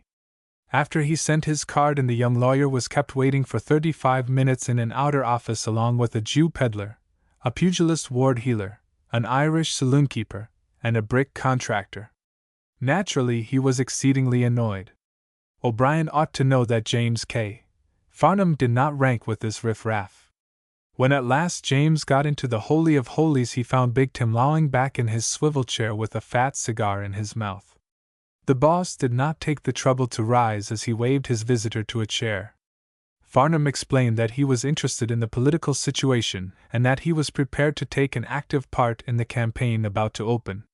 The big man listened, watching him out of half-shut attentive eyes. He had never yet seen a kid-glove politician that was worth the powder to blow him up. Moreover, he had special reasons for disliking this one. His cousin was editor of the World, and that paper was becoming a thorn in his side. O'Brien took the cigar from his mouth. "Did yous go to the primary last night?" he asked. James did not even know there had been one. He had in point of fact been at a country club dance. "Can yous tell me what the vote of your precinct was at the last city election?" The budding statesman could not. "What precinct do yous live in?" Farnham was not quite sure. He explained that he had moved recently. Big Tim grunted scornfully. He was pleased to have a chance to take down the cheek of any Farnham. "What do yous think you can do?" "I can make speeches. I'm the best orator that ever came out of Verdun University." "Tommy rot. How do you stand in your precinct? Can yous get the vote out to go down the line for us? That's what counts. Oratory be damned." James was pale with rage. The manner of the boss was nothing less than insulting. "Then you decline to give me a chance, Mr. O'Brien?" "I do not. In politics a man makes his own chance. He gets along by being so useful we can't get along without him. See? He learns the game. You don't know the ABC of it. It's my opinion yous never will." O'Brien's hard cold eye triumphed over him as a principal does over a delinquent schoolboy. His vanity stung, the lawyer sprang to his feet. "Very well, Mr. O'Brien. I'll show you a thing or two about what I can and can't do." For just an instant a notion flitted across Big Tim's mind that he might be making a mistake. He was indulging an ugly temper, and he knew it. This was a luxury he rarely permitted himself. Now he decided to go the whole hog, as he phrased it to himself later. His lips set to an ugly snarl. "It's like the nerve of you to come to me. Want to begin at the top instead of at the bottom. Go to Billy Gray if yous want to have someone learn yous the game. If you're any good he'll find it out." James got himself out of the office with all the dignity of which he was capable. Go to Billy Gray, the notorious ballot box stuffer. Take orders from the little rascal who had shaved the penitentiary only because of his pull. James saw himself doing it. He was sore in every outraged nerve of him. Never before in his life had anybody sat and sneered at him openly before his eyes. He would show the big boss that he had been a fool to treat him so. And he would show P.C. Frome and Ned Merrill that he was a very valuable man. How? Why, by fighting the corporations. Wasn't that the way that all the big men got their start nowadays as lawyers? As soon as they discovered his value, Frome and his friends would be after his services fast enough. James was no radical, but he believed Jeff knew what he was talking about when he predicted an impending political change, one that would carry power back from the machine bosses to the people. The young lawyer decided to ride that wave as far as it would take him. He would be a tribune of the people, and they in turn would make of him their hero. With the promised backing of the world he would go a long way. He knew that Jeff would fling him at once into the limelight. And he would make good. He would be the big speaker for the reform movement. Nobody in the state could sway a crowd as he could. James had not the least doubt about that. It was glory and applause he wanted, not the drudgery of dirty ward politics. Part 3. Under Jeff's management, the world had at once taken the leadership in the fight for political reform in the state. He made it the policy of the paper to tell the truth as to corruption both in and out of his own party. Nor would he allow the business office, as influenced by the advertisers, to dictate the policy of the paper. The result was that at the end of the first year he went to the owner with a report of a deficit of $125,000 for the 12 months just ended. Captain Chun only laughed. "Keep it up, son. I've had lots of fun out of it. You've given this town one grand good shaking up. The whole state is getting its fighting clothes on. We've got Merrill and Frome scared stiff about their Supreme Court judges. Looks to me as if we were going to lick them." The political campaign was already in progress. Hitherto the public utility corporations of Verdun had controlled and practically owned the machinery of both parties. The world had revolted, rallied the better sentiment in the party to which it belonged, and forced the convention to declare for a reform platform and to nominate a clean ticket composed of men of character. Jeff agreed. "I think we're going to win. The people are with us. The world is booming. It's the advertising troubles me. Frome and Merrill have got at the big stores and they won't come in with any space worth mentioning." "Damn the big advertisers!" exploded Chun. "I've got 2 million cold and I'm going to see this thing out, son. That's what I told Frome last week when he had the nerve to have me nominated to the Verdun Club. Wanted to muzzle me. Be a good fellow and quit agitating. That was the idea. I sent back word I'd stuck by Lee to Appomattox and I reckoned I was too old a dog to learn the new trick of deserting my flag. If you're satisfied I ought to be." Jeff laughed. "As for the advertising, the stores will come back soon. The managers all want to take space, but they are afraid of spoiling their credit at the banks while conditions are so unsettled. Oh, well, we'll stick to our guns. You fire 'em and I'll supply the ammunition." The little man put his hand on Jeff's shoulder with a chuckle. "We're both rebels, both irreconcilables, son. I reckon we're going to be well hated before we get through with this fight." "Yes. They're going about making people believe we're cranks and agitators who are hurting business for our own selfish ends. I reckon we can stand it, David." Chun had no children of his own, and he always called Jeff son or David. "By the way, how's that good-looking cousin of yours coming out? I see you're giving his speeches lots of space." A light leaped to the eyes of the younger man. "He's doing fine. James is a born orator. Wherever he goes he gets a big ovation." Chun grunted. "Humph. That'll please him. He's as selfish as the devil, always looking out for James Farnham. He wins the people, Captain. You talk every evening yourself, but I don't see reports of any of your speeches. I don't talk like James. There's not a man in the state to equal him, young as he is." "Humph." Captain Chun grumbled a good deal about the way Jeff was always pushing his cousin forward and keeping in the background himself. In his opinion, David was worth 100 of the other. Chapter 7. The rebel discovers that adhesion is a property of mud, also that a soldier must sometimes turn his back and burn the bridges behind him. Part 1.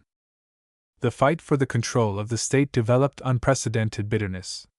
The big financial interests back of the political machines poured out money like water to elect a ticket that would be friendly to capital.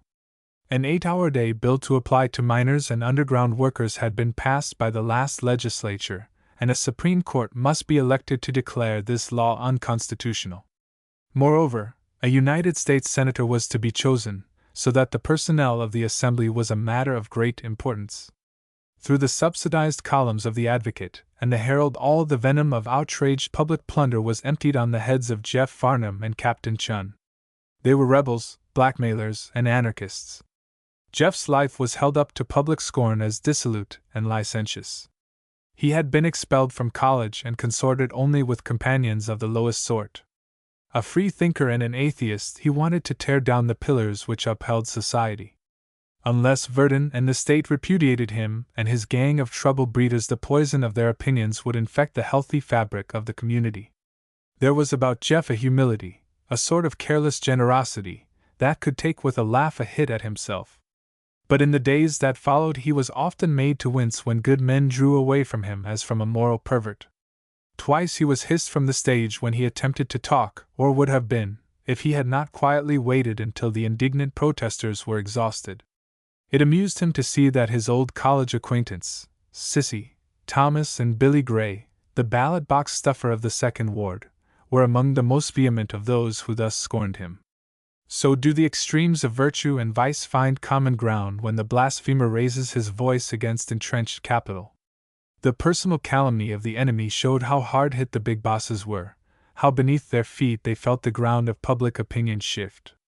It had been only a year since Big Tim O'Brien, boss of the city by permission of the public utility corporations, had read Jeff's first editorial against ballot box stuffing. In it, the editor of The World had pledged that paper never to give up the fight for the people until such crookedness was stamped out. Big Tim had laughed until his paunch shook at the confidence of this young upstart, and in impudent defiance had sent him a check for $50 for the Honest Election League. Neither Big Tim nor the respectable buccaneers back of him were laughing now. They were fighting with every ounce in them to sweep back the wave of civic indignation the world had gathered into a compact aggressive organization.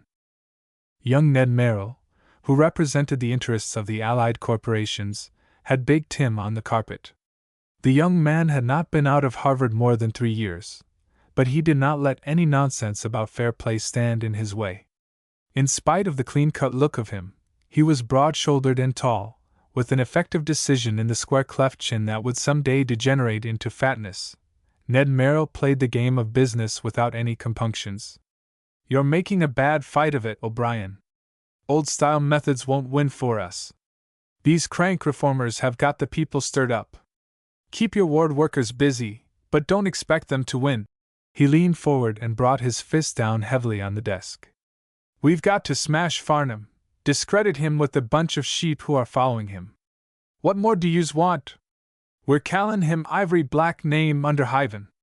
Merrill shook his head decisively. "Not enough. Prove something. Catch him with the goods? If yous show me how? I don't care how, you've got detectives, haven't you? Find out all about him, where he comes from, who his people were. Rake his life with a fine-tooth comb from the day he was born. He's a bad egg. We all know that. Dig up facts to prove it." Within the hour, detectives were set to work. One of them left next day for Shelby. Another covered the neighborhoods where Jeff had lived in Verdun. Henceforth, wherever he went, he was shadowed. It was about this time that Samuel Miller lost his place in the city library on account of his political opinions. For more than a year he and Jeff had roomed together at a private boarding house kept by a Mrs. Anderson. Within 24 hours of his dismissal, Miller was on the road, sent out by the campaign committee of his party to make speeches throughout the state. Jeff himself was speaking nearly every night now that the day of election was drawing near. This, together with the work of editing the paper and the strain of the battle, told heavily on a vitality never too much above par. He would come back to his rooms fagged out, often dejected because some friend had deserted to the enemy. One cold rainy evening he met Nellie Anderson in the hall. She had been saying goodbye to some friends who had been in to call on her. "You're wet, Mr. Farnham," the young woman said. "A little." She stood hesitating in the doorway leading to the apartment of herself and her mother, then yielded shyly to a kindly impulse. "We've been making chocolate. Won't you come in and have some? You look cold." Jeff glimpsed beyond her the warm grate fire in the room. He, too, yielded to an impulse. "Since you're so good as to ask me, Miss Nellie." She took charge of his hat and overcoat, making him sit down in a big armchair before the fire. He watched her curiously as she moved lightly about waiting on him. Nellie was a soft, round little person with constant intimations of a childhood not long outgrown. Jeff judged she must be 19 or 20, but she had moments of being charmingly unsure of herself. The warm color came and went in her clear cheeks at the least provocation. "Mother's gone to bed. She always goes early. You don't mind?" she asked naively. Jeff smiled. She was, he thought, about as worldly wise as a fluffy kitten. "No, I don't mind at all. he assured her. Nor did he in the least. His weariness was of the spirit rather than the body, and he found her grace, her shy sweetness, grateful to the jaded senses. It counted in her favor that she was not clever or ultra-modern. The dimpling smiles, the quick sympathy of this innocent, sensuous young creature, drew him out of his depression. When he left the pleasant warmth of the room half an hour later, it was with a little glow at the heart. He had found comfort and refreshment. How it came to pass Jeff never quite understood, but it soon was almost a custom for him to drop into the living room to get a cup of chocolate when he came home. He found himself looking forward to that half hour alone with Nellie Anderson. Whoever else criticized him, she did not. The manner in which she made herself necessary to his material comfort was masterly. She would be waiting, eager to help him off with his overcoat, hot chocolate and sandwiches ready for him in the cozy living room. To him, who for years had lived a hand-to-mouth boarding-house existence, her shy wholesome laughter made that room sing of home, one which her personality fitted to a dot. She was always in good humor, always trim and neat, always alluring to the eye. And she had the pretty little domestic ways that go to the head of a bachelor when he eats alone with an attractive girl. Their intimacy was not exactly a secret. Mrs. Anderson, who was rather deaf and admitted to being a heavy sleeper, knew that Jeff dropped in occasionally. He suspected she did not know how regularly, but she was one of that large class of American mothers who let their daughters arrange their own love affairs and would not have interfered had she known. Once or twice it flashed upon Jeff that this ought not to go on. Since he had no intention of marrying Nell, he must not let their relationship reach the emotional climax toward which he guessed it was racing. But his experience in such matters was limited. He did not know how to break off their friendship without hurting her, and he was eager to minimize the possibility of danger. His modesty made this last easy. Out of her kindness she was good to him, but it was not to be expected that so pretty a girl would fall in love with a man like him. The most potent argument for letting things drift was his own craving for her. She was becoming necessary to him. Whenever he thought of her, it was with a tender glow. Her soft, long-lashed eyes would come between him and the editorial he was writing. A dozen times a day he could see a picture of the tilted little coaxing mouth. The gurgle of her laughter called to him for hours before he left the office. He got into the habit of talking to her about the things that were troubling him, the tactics of the enemy, the desertion of friends, the dubious issue of the campaign. Curled up in a big chair, her whole attention absorbed in what he was saying, Nellie made a good listener. If she did not show a full understanding of the situation, he could always sense her ready sympathy. Her naive, indignant loyalty was touching. "I read what the Advocate said about you today," she told him one night, a tide of color in her cheeks. "It was horrid. As if anybody would believe it." "I'm afraid a good many people do," he said gravely. "Nobody who knows you," she protested stoutly. "Yes, some who know me." He let his eyes dwell on her. It was easy to see how undisciplined of life she was, save where its material aspects had come into impact with her on the economic side. "None of your real friends. How many real friends has a man, friends who will stand by him no matter how unpopular he is?" "I don't know. I should think you'd have lots of them." He shook his head, a hint of a smile in his eyes. "Not many. They keep their chocolate and sandwiches for folks whose trolley do ya sent fly the wire." "What wire?" she asked, her forehead knitted to a question. "Oh, the wire that's over the tracks of respectability and vested interests and special privilege." She had been looking at him, but now her gaze went to the fire with that slow tilt of the chin he liked. Another color wave swept the oval of the soft cheeks. "You've got more friends than you think," she said in a low voice. "I've got one little friend I wouldn't like to lose." She did not speak, and his hand moved forward to cover hers. Instantly a wild and insurgent emotion tingled through him. He felt himself trembling and could not steady his nerves. Without a word, Nellie looked up and their eyes met. Something electric flashed from one to another. Her shy fear of him was adorable. "Oh, don't," she murmured. "What will you think of me now?" He had leaned forward and kissed her on the lips. Jeff sprang to his feet, the muscles in his lean cheeks standing out. Some bell of warning was ringing in him. He was a man, young and desirous, subject to all the frailties of his sex, holding experiences in his past that had left him far from a Puritan. And she was a woman, of unschooled impulses, with unsuspected bank passions, an innocent creature in whom primeval physical life rioted. He moved toward the door, his left fist beating into the palm of his right hand. He must protect her, against himself, and against her innocent affection for him. She fluttered past him, barring the way. Her cheeks were flaming with shame. "You despise me! Why did I let you?" A sob swelled up into her soft round throat. "You blessed lamb!" he groaned. "You're going to leave me! You don't want me for a friend any longer!"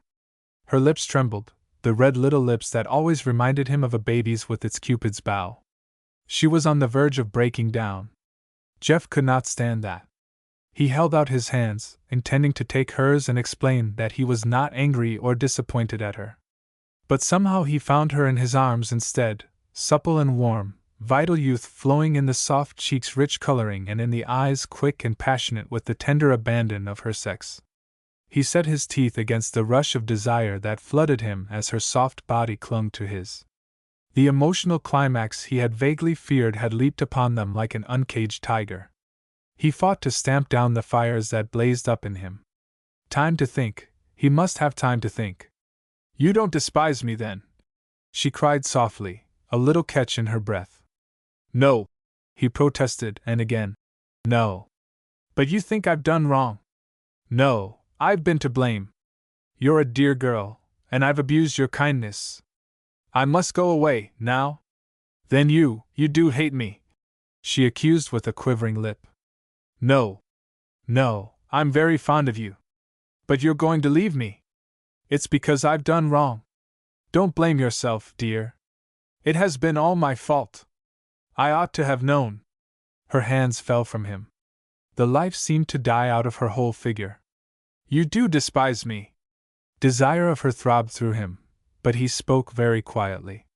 "Listen, dear. There is nobody I respect more, and none I like so much.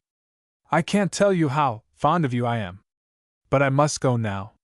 You don't understand." She bit her lip to repress the sobs that would come and turned away to hide her shame. Jeff caught her in his arms, kissed her passionately on the lips, the eyes, the soft round throat. "You do like me," she purred happily. Abruptly he pushed her from him. Where were they drifting? He must get his anchors down before it was too late. Somehow he broke away, leaving her there hurt and bewildered at his apparent fickleness, at the stiffness with which he had beaten back the sweet delight inviting them. Jeff went to his rooms, his mind in a blind chaotic surge. He sat before the table for hours, fighting grimly to persuade himself he need not put away this joy that had come to him. Surely friendship was a good thing, and love. A man ought not to turn his back on them. It was long past midnight when he rose, took his father's sword from the wall where it hung, and unsheathed it. A vision of an open fireplace in a log house rose before him, his father in the foreground looking like a picture of Stonewall Jackson. The kind brave eyes that were the soul of honor gazed at him. "You damned scoundrel! You damned scoundrel!" Jeff accused himself in a low voice.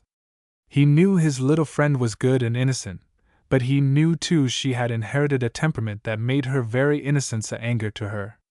Every instinct of chivalry called upon him to protect her from the weakness she did not even guess. She had given him her kindness and her friendship, the dear child. It was up to him to be worthy of them. If he failed her, he would be a creature forever lost to decency. There was a sob in his throat as Jeff pushed the blade back into the worn scabbard and rehung the sword upon the wall. But the eyes in his lifted face were very bright. He too would keep his sword unstained and the flag of honor flying. All through the next day and the next his resolution held. He took pains not to see her alone, though there was not an hour of the day when he could get away from the thought of her.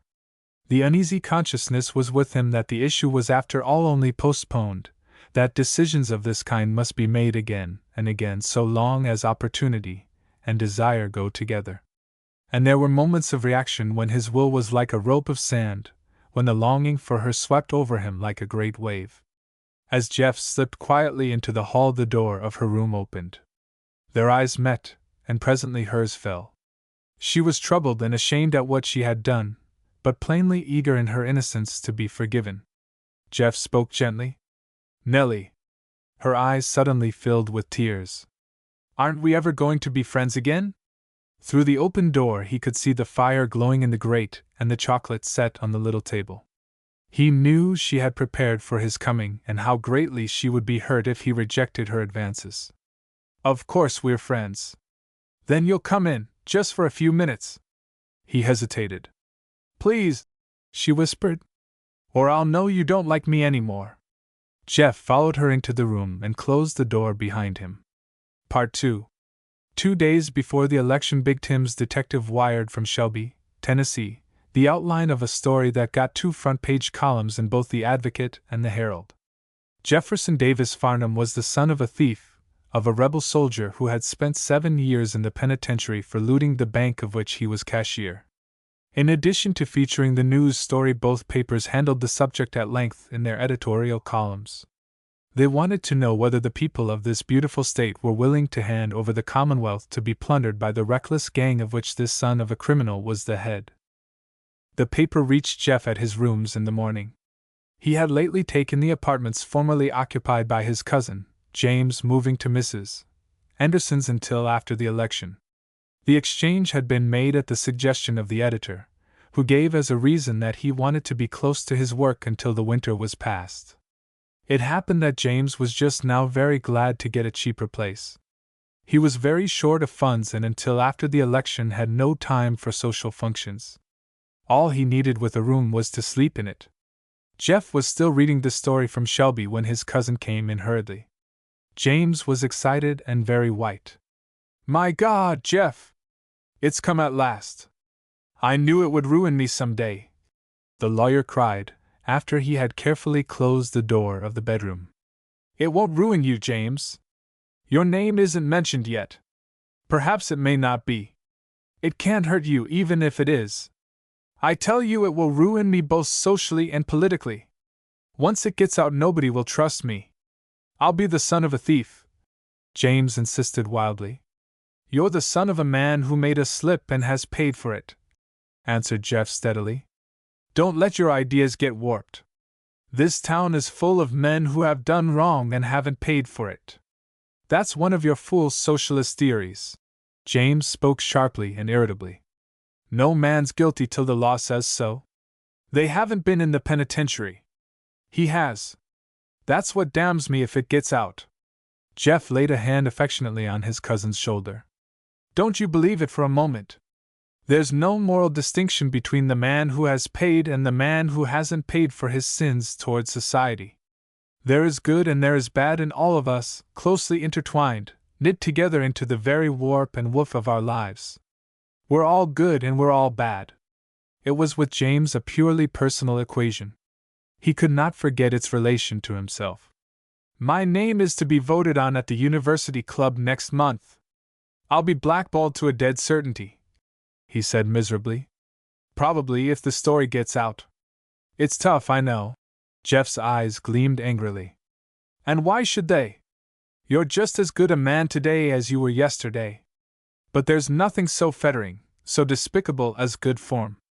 It blights. Let a man bow down to the dead hand of custom, and he can never again be true to what he thinks and knows. His judgment gets warped. Soon Madame Grundy does his thinking for him, along well-grooved lines. Oh, well. That's just talk. What am I to do? James broke out nervously. I know what I would do in your case. What? Come out with a short statement telling the exact facts. I'd make no apologies or long explanation. Just the plain story as simply as you can. Well, I'll not, the lawyer broke out. Easy enough for you to say what I ought to do. Look at who my friends are, the Fromes and the Merrills and the Gilmans. Best set in town.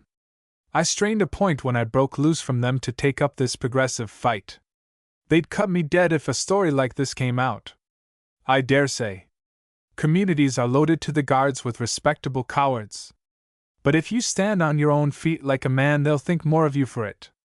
Most of them will be glad to know you again inside of 5 years. For you're going to be successful, and people like the Merrills and the Gilmans bow down to success. The lawyer shook his head doggedly. I'm not going to tell a thing I don't have to tell. That's settled. He hesitated a moment before he went on. I've got a reason why I want to stand well with the Fromes, Jeff. I'm not in a position to risk anything. Jeff waited. He thought he knew that reason. I'm going to marry Alice Frome if I can. You've asked her. Jeff's voice sounded to himself as if it belonged to another man. No, not yet. Ned Merrill's in the running. Strong, too. He's being backed by his father and old P.C. Frome. The idea is to consolidate interests by this marriage. But I've got a fighting chance. She likes me. Since I went into this political fight against her father, she's taken pains to show me how friendly she feels. But if this story gets out, I'm smashed. That's all. Go to her. Tell her the truth. She'll stand by you. His cousin urged. You don't understand these people, Jeff. I do. Even if she wanted to stand by me, she couldn't. They wouldn't let her. Right now, I'm carrying all the handicap I can. Jeff walked to the window and stood looking out with his hands in his pockets. The hum of the busy street rose to his ears, but he did not hear it. Nor did he see the motor cars whizzing past, the drays lumbering along the thronged sidewalks of Powers Avenue. A door that had for years been ajar in his heart had swung to with a crash. The incredible folly of his dream was laid bare to him. Despised, distrusted, and disgraced, there was no chance that he might be even a friend to her. She moved in another world, one he could not reach if he would and would not if he could. All that he believed in she had been brought up to disregard. Much that was dear to her he must hammer down so long as there was life in him. But James, he had fought his way up to her. Why shouldn't he have his chance? Better, far better James than Ned Merrill. He had heard the echoes of a disgraceful story about that young man in his college days, the story of how he had trampled down a working girl for his pleasure. James was clean and honorable, and she loved him. Jeff's mind fastened on that last as a thing assured. Had he not seen her with starry eyes fixed on her hero, held fast as a limed bird? She too was entitled to her chance, and there was a way he could give it to her. He turned back to James, who was sitting despondently at the managing editor's desk, jabbing at the blotting sheet with a pencil. Jeff touched the Advocate he still held in his hand. Did you read this story carefully? No, I just ran my eye down it. Why? Whoever dug it up has made a mistake. He has jumped to the conclusion that I'm Uncle Robert's son. Why not let it go at that? His cousin looked up with a flash of eager hope. You mean? I might as well be hanged for a sheep as a lamb. Let it go the way they have it. The lawyer's heart leaped, but he could not let this go without a protest. No, I couldn't do that. It's awfully good of you, Jeff. The managing editor smiled in his whimsical way. My reputation has long been in tatters. A little more can't hurt it. James conceded a reflective assent with a manner of impartiality. Of course your friends wouldn't think any the less of you. They're not so respectable as yours. Jeff finished for him. I was going to say so hidebound. All the same, isn't it? But it would be a sacrifice for you. I recognize that. And I'm not sure that I could accept it. I will have to think that over. The lawyer concluded magnanimously. You'll find it is best. But I think I would tell Miss Frome, even if I didn't tell anybody else. She has a right to know.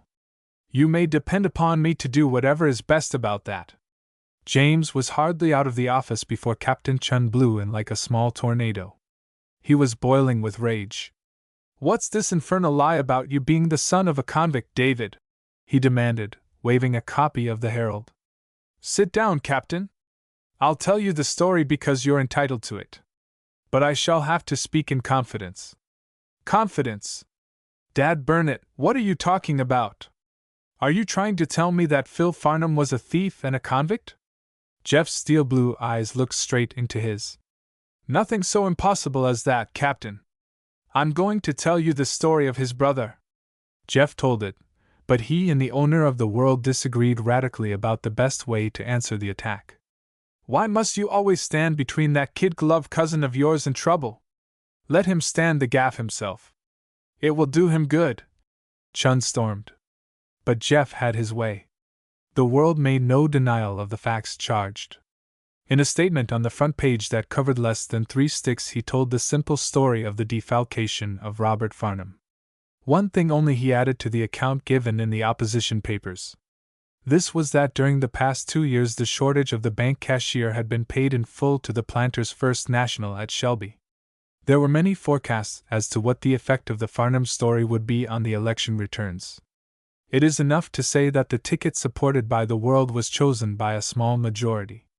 James was elected to the legislature by a plurality of 1,500 votes over his antagonist, a majority unheard of in the 11th district. Chapter 8. The hero meets and admires a Mona Lisa smile. He is tendered an apology for a past discourtesy. Part 1. Came James Farnham down Powers Avenue carrying with buoyant dignity the manner of greatness that sat so well on him. His smile was warm for a world that just now was treating him handsomely. There could be no doubt that for a first term he was making an extraordinary success of his work in the legislature. He had worked hard on committees and his speeches had made a tremendous hit. Jeff had played him up strong in the world too, so that he was becoming well known over the state. That he had risen to leadership of the progressives in the House during his first term showed his quality. His ambition vaulted. Now that his feet were on the first rungs of the ladder, it would be his own fault if he did not reach the top. His progress down the busy street was in the nature of an ovation. Everywhere he met answering smiles that told of the people's pride in their young champion. Already James had discovered that Americans are eager for hero worship. He meant to be the hero of his state, the favorite son it would delight to honor. This was what he loved, the cheers for the victor, not the clash of the battle. Good morning, Farnham. What are the prospects? It was Clinton Rogers, of the big shipbuilding firm Harvey and Rogers, that stopped him now. Still anybody's fight, Mr. Rogers. The young lawyer's voice fell a note to take on a frankly confidential tone, an accent of friendliness that missed the fatal buttonholing familiarity of the professional politician. If we can hold our fellows together, we'll win. But the Transcontinental is bidding high for votes, and there's always a quitter somewhere. Does Frome stand any chance? It will be Hardy or Frome. The least break in our ranks will be the signal for a stampede to P.C. The Republicans will support him when they get the signal. It's all a question of our fellows standing pat. From what I can learn, it won't be your fault if Hardy isn't elected. I congratulate you on the best record ever made by a member in his first term. Oh, we all do our best, James answered lightly. But I'm grateful for your good opinion. I hope I deserve it. James could afford to be modest about his achievements so long as Jeff was shouting his praises through the columns of the World to 100,000 readers of that paper. What the shipbuilder had said pleased him mightily. For Clinton Rogers was one of the few substantial moneyed men of Verdun who had joined the reform movement. Not a single member of the Verdun Club, with the exception of Rogers, was lined up with those making the fight for direct legislation. Even those who had no financial interest in the Transcontinental or the public utility corporations supported that side from principle. James himself had thought a long time before casting in his lot with the insurgents led by his cousin. He had made tentative approaches both to Frome and to Edward B. Merrill. Both of these gentlemen had been friendly enough, but James had made up his mind they undervalued his worth. The way to convince them of this was to take the field against them.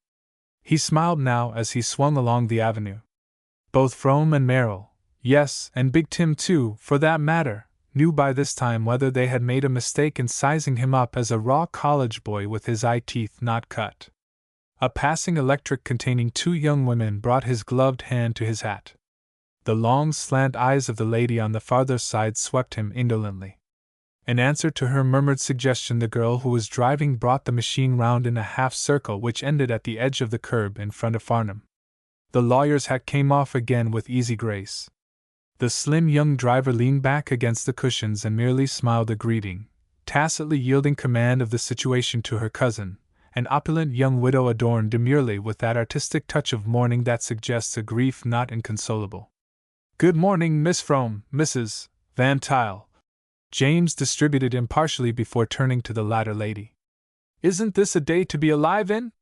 Who says it always rains in Verdun? I do, or nearly always. At least it finds no difficulty in giving a good imitation," returned the young woman addressed. "A libel, I vow a libel," Farnham retorted gaily. "I was just going to hope you might be tempted to forget New York and Vienna and Paris to pay us a long visit. We're all hoping it. I'm merely the spokesman." He waved a hand to indicate the busy street black with humanity. A hint of pleasant adventure quickened the eyes of the young widow who surveyed lazily his well-groomed good looks. She judged him a 20th-century American emerging from straitened circumstances and eager to trample even the memory of it underfoot. "Did the Chamber of Commerce appoint you a committee to hope that I would impose on my relatives longer? Or was it resolute at a mass meeting?" she asked with her Mona Lisa smile. He laughed. "Well, no. I'm a self-appointed committee voicing a personal desire that has universal application. But if it would have more weight with you, I'll have the chamber take it up and get myself an accredited representative." "So kind of you. But do you think the committee could do itself justice on the street curb?" She had among other sensuous charms a voice attuned to convey slightest shades of meaning. James caught her half-shuttered smoldering glance and divined her a woman subtle and complex, capable of playing the world-old game of the sexes with unusual dexterity. The hint of challenging mystery in the tawny depths of the mocking eyes fired his imagination. She was to him a new find in women, one altogether different from those he had known. He had a curiosity to meet at close range this cosmopolitan heiress of such cultivation as Joe Power's millions could purchase. What Verdun said of her he knew, that she was too free, too scornful, too independent of conventions. All the tabby cats whispered it to each other with lifted eyebrows that suggested volumes, the while they courted her eager and unashamed. But he had a feeling that perhaps Verdun was not competent to judge. The standards of this town and of New York were probably vastly different. James welcomed the chance to enlarge his social experience. Promptly he accepted the lead offered. "I'm sure it can't. To present the evidence cogently will take at least 2 hours. May I make the argument this evening, if it please the court, during a call? But I understood you were too busy saving the state, from my father and my uncle by the way, to have time for a mere woman," she parried. The good humor of her irony flattered him because it implied that she offered him a chance to cultivate her. He was not at all sure how much or how little that might mean, regardless of his political affiliations. Not many women were logical enough to accept so impersonally his opposition to the candidacy of an uncle and the plans of a father. "I am busy," he admitted, "but I need a few hours' relaxation. It will help me to work more effectively tomorrow, against your father and your uncle." He came back with a smile that included them both. Alice Frome took up the challenge gaily. "We're going to beat you. Father will be elected. Then I'll be the first to congratulate him," he promised. Turning to Mrs. Van Tuyl. "Shall we say this evening?" he added. "You're not afraid to venture yourself into the hands of the enemy?" drawled that young woman, her indolent eyes daring him. Again he studiously included them both in his answer. "I'm afraid all right, but I'm not going to let you know it. Did I hear you set a time? If you are really willing to take the risk, we shall be glad to see you this afternoon." James observed that Alice Frome did not second her cousin's invitation. He temporized. "Oh, this afternoon. I have an engagement, but I am tempted to forget it in remembering a subsequent one." His smiling gaze passed to Alice and gave her another chance. Still she did not speak. "The way to treat a temptation is to yield to it." The older cousin sparkled. "In order to be done with it, I suppose. Very well. I yield to mine. This afternoon I will have the pleasure of calling at the Breaks." Alice nodded a curt goodbye, but her cousin offered him a beautifully gloved hand to shake. A delightful tingle of triumph warmed him. The daughter of Big Joe Powers, the grim gray pirate who worked the levers of the great transcontinental railroad system, had taken pains to be nice to him. The only fly in the ointment of his self-satisfaction had been Alice Frome's reticence. Why had she not shown any desire to have him call? He could guess at one reason. The campaign for the legislature and the subsequent battle for the senatorship had been bitter. Charges of corruption had been flung broadcast. A dozen detectives had been hired to get evidence on one side or the other. If he were seen going to the breaks just now, 50 rumors might be flying inside of the hour. His guess was a good one. Alice drove the car forward several blocks without speaking, Valencia Van Tuyl watching with good-humored contempt the little frown that rested on her cousin's candid face. "I perceive that my uncompromising cousin is moved to protest," she suggested placidly. "You ought not to have asked him, Val." "It isn't fair to him or to father," answered Alice promptly. "People will talk. They will say father is trying to influence him unfairly. I wish you hadn't asked him till this fight is over." "My dear Nora, does it matter in the least what people say?" yawned Valencia behind her hand. "Not to you because you consider yourself above criticism.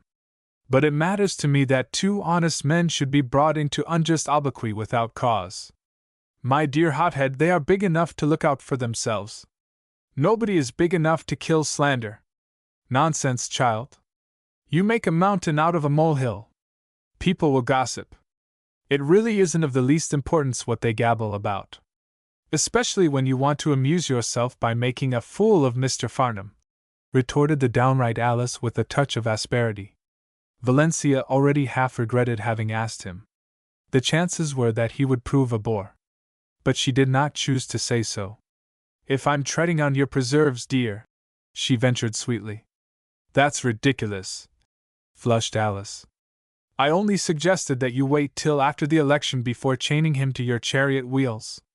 "You're certainly an enfant terrible, my dear," murmured the widow, with the little rippling laugh of cynicism her cousin found so annoying. "But that young man does need a lesson. He's eaten up with conceit of himself. Somebody ought to take him in hand." "So you're going to sacrifice yourself to duty?" scoffed Alice as she brought the electric to a stop under the porte-cochere of the Frome residence. Mrs. Van Tuyl folded her hands demurely. "It's sweet of you to see it that way, Alice." Part 2. James turned in at the Century Building. In the elevator he met his cousin. Both of them were bound for the office of the candidate being supported by the Progressives for the Senate. "Anything new?" Jeff asked. "A rumor that Killen has fallen by the wayside. Big Tim was with him for an hour last night at the Pacific. I've not been sure of Killen for quite a while. He's a weak sister. He'd better not go wrong if he expects to keep on living in this state," James imparted, a hard light in his eyes. At the third floor they left the elevator and turned to the right under an arch bearing the sign Hardy, Elliot, and Carson. Without knocking they passed into Hardy's private office. Of the three men they found there it was plain that one was being pushed doggedly to bay. He was small and insignificant, with weak blinking eyes. Standing with his back to the wall, he moistened his lips with the tip of his tongue. "Who says it?" he whined shrilly. "Who says I sold out?" An apoplectic, bull-necked ruffian stood directly in front of him and sawed the air violently with a fat forefinger. "I ain't sayin' it, Killen, I'm a skin if you have. What I say is that you'd better make your will before you vote for Frome. Make 'em pay fat, for by thunder! You'll be political junk, Mr. Sam Killen." Killen, sweating agony, turned appealingly to Jeff. "I haven't said I was going to vote for Frome. Mr. Rawson's got no right to bulldoze me and I'm not going to stand it." "The hell you ain't," roared Rawson, shaking his fist at the unhappy legislator. "I guess you'll stand the gaff till you explain." "Just a moment, Bob," interrupted Jeff. "Let's get at the facts. Don't convict the prisoner till the evidence is in." Rawson hobbled his wrath for the moment. "That's all right, Jeff. You ask Hardy. I'm giving you straight goods." The keen-eyed, smooth-shaven man in a gray business suit who had been listening silently to the gathering storm contributed information briefly and impartially. "Mr. Killen spent an hour last night with Big Tim at the Pacific Hotel. Sneaked in by the side entrance and took the elevator to the 7th floor. The deal was arranged in room 743, added Rawson. You spied on me, burst from Killen's lips. Sure thing. And we caught you with the goods, sneered the red-faced politician. I'll not stand it. I'll not support a man that won't trust me. You won't, eh? Rawson was across the floor in 2 jumps, worrying his victim as a terrier does a rat. Forget it. You were elected to support R.K. Hardy, sewed up with a pledge tight and fast. We're not in the primer class, Killen. Don't get a notion you're going to do as you damn please. You'll vote for R.K. Hardy. Get that? I refuse to be moved by threats, and I decline to discuss the matter further, retorted Killen with a pitiable attempt at dignity. Rawson laughed with insulting menace. That's a good one. I've sold out, but it's none of your business what I got. That what you mean? You surely must recognize our right to an explanation, Killen, Jeff said gently. No, sir, I don't, flushed the little man with sullen bravado. I ain't got a thing against you, but Rawson goes too far. I think he does, Jeff agreed. Killen is all right. Gentlemen, suppose you let him and me talk it over alone. We can reach an agreement that is satisfactory. Hardy's face cleared. This was not the first waverer Jeff had brought back into line, not the first by several. There was something compelling in his friendly smile and affectionate manner. I'm sure Mr. Killen intends only what is right. I'm content to leave the matter entirely with you and him, Hardy said. Jeff turned to Rawson. And you, old warhorse? Have it your own way, but don't forget there's a nigger in the woodpile. Jeff and Killen walked to the office of the latter, which was on the next floor of the Century building, the legislator stiffening his will to resist the assaults he felt would be made upon it. But as soon as the door was shut, Jeff surprised him by laying a hand on his shoulder. Tell me all about it, Sam, Killen gasped. He got an impossible vision of young Farnham as his brother in trouble. About what? I didn't say. I've known for a week something was wrong. I couldn't very well ask you, but since I've blundered and you'd better let me help you if I can. Killen was touched. His lip trembled. It don't do any good to talk about things. I guess a fellow has to carry his own griefs. Nobody else is hunting for a chance to invest in them. What's a friend for? Jeff wanted to know gently. The little man gulped. I guess I've got no friends. Anyhow, they don't count when a fellow's in hard luck. It's every man for himself. The younger man's smile was warm as summer sunshine. Wrong guess, Sam. We're in this little old world to help each other when we can. The wretched man drew the back of a trembling hand across his moist eyes. He inhaled a long, sobbing breath and broke into apology for his weakness. Haven't slept for a week except from Triangle. The back of my head pricks day and night. Can't think of anything but my troubles. Unload them on me, Jeff said lightly.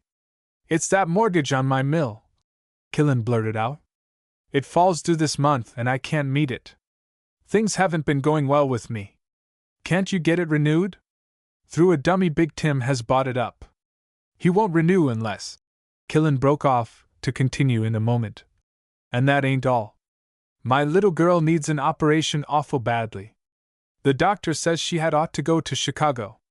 I just can't raise the price. How much is the mortgage? $3,000, replied the man, and he added with a gust of weak despair. My God, man! That mill's all I've got to keep bread in the mouths of my motherless children. I reckon Big Tim has offered to cancel the mortgage notes and give you about $1,000 to go on, Jeff suggested casually. Killen nodded. It would put me on my feet again and give the kitty her chance. The answer had slipped out naturally, but now the fear chilled him that he had been lured into making a confession. I didn't say I was going to take it, he added hastily. You're quite safe with me, Killen, Jeff told him. He was wondering whether he could not get Captain Chun to take over the mortgage. I'm not so much struck on Hardy myself, grumbled the legislator. He's a rich man, just as Frome is. 6 of one and half a dozen of the other, looks like to me. No, Killen. Frome represents the transcontinental and the utility corporations. Hardy stands for the people. And you're pledged to support Hardy. You mustn't forget that. I ain't likely to forget that mortgage either. Killen came back drearily. I think I can arrange about having the mortgage renewed. Will that do? Yes. We're going to have a good year in the lumber business. Probably in 12 months I could clear it off. Good. And about the little girl, she'll have her chance. I promise you that. The millman wrung his hand, tears in his eyes. You're a white man, Jeff, and a dashed good friend. I tell you I'd hate like poison to go back on Hardy. A fellow can't afford to do a thing like that. But what else could I do? A fellow's got to stand by the children he brings into the world, ain't he? Farnham evaded with a smile this discussion of moral issues. Well, you can stand by them and us too, if I can fix up this mortgage proposition for you. When will you let me know? Asked Killen anxiously. Will tomorrow morning do? In James' office, say. I'll have to know before noon. Killen reminded him, flushing with embarrassment. If I can arrange to get the money, and I think I can, I'll let you know at 11. Don't worry, Sam. It will be all right. The legislator shook hands again. I ain't going to forget what you're doing for me. No, sir. Jeff laughed his thanks easily. That's all right. I reckon you would have done as much for me. Sam Killen isn't the man to throw his friends down. That's right, returned the other with a sudden valiant infusion of courage. I stand pat. I'm not going to lie down before the Transcontinental. Not on your life, I ain't. They were walking toward the outer door as Killen's speech overflowed. The Transcontinental doesn't own this state yet. No, sir. Nor Frome and Merrill either. We'll show 'em. The valor of the big voice collapsed like a rent balloon. For the office door had opened to let in Big Tim O'Brien. His shrewd eyes passed with whimsical disgust over Killen and rested on Farnham. The situation made for amusement, since Jeff knew that Big Tim had heard over the transom enough to show that Killen's vote had been recaptured for Hardy. You've stumbled on a red-hot Hardy ratification meeting. Did you come to get into the bandwagon while there is time, Tim? Jeff asked with twinkling eyes. No sinking ship for mine. I guess I wouldn't ratify yet a while if I were yous, Farnham. He stood aside to let the editor of the World pass. Jeff laughed. Go to it, Tim. I haven't got anything to say to you, Mr. O'Brien, the millman announced with heightened color. Maybe I've got something to say to yous, Mr. Killen. Jeff passed out smiling. Well, I'll not interrupt you. See you tomorrow, Sam. Big Tim sat down heavily in a chair and pulled from his vest pocket a fat black cigar. Smoke, Killen? No, thanks. The legislator spoke with stiff dignity. Big Tim looked at the other man and his paunch shook with the merriment that appeared to convulse him. What's the matter? Snapped the millman. I'm Logan at the things I see, Killen. Man, but you're an easy marque. How? Can't you see they're stringing yous for a sucker? No, I can't see it. I've made up my mind. I'm going to stand by Hardy. Fine. Now I'll tell yous one thing. We're going to elect Frome tomorrow. O'Brien rose as one who has no time for unprofitable talk. Your friends have sold yous out. I'm going to call on one of them right now. I don't believe it. Of course you don't. Tim's projecting balcony shook with the humor of it. But you'll be convinced when they take your mill from yous, me boy. It's a frame-up, and you're the goat. With which shot he took his departure, too shrewd to attempt any argument. He had left behind him a doubt. That was all he could do just now. Before Tim was out of the building, Killen was gumshoeing after him. He meant to find out whether O'Brien had been lying when he said he was going to call on one of his friends. 50 yards behind him Killen followed, along Powers Avenue, down Pacific Street, to the Equitable Building. From the pilot of one of the elevators he learned that the big boss had got off at the 7th floor and gone straight into James Farnham's office. His mind was instantly alive with suspicions tumbling over each other in chaotic incoherency. There was a deal of some kind on foot. Jeff's cousin was in it. Then Jeff must be playing him for a sucker. His teeth set with a snap. Meanwhile Big Tim was having a heart-to-heart talk with James K. Farnham. The young lawyer had risen in surprise at the entrance of O'Brien. The big fellow, laughing easily, had helped himself to a chair. "Make yourself at home, Tim," he said jauntily. "Anything I can do for you, Mr. O'Brien?" James asked with stiff dignity. "Sure. Or I wouldn't be here. Sit down. I'll not bite ye." The lawyer continued to stand. "I've come to tell you that I'm a damned fool, Mr. Farnham." The boss grinned. James bowed slightly. He did not know what was coming, but he had no intention of committing himself to anything as yet. "In ever letting yous get away from me. I mistook yez for a kid glove."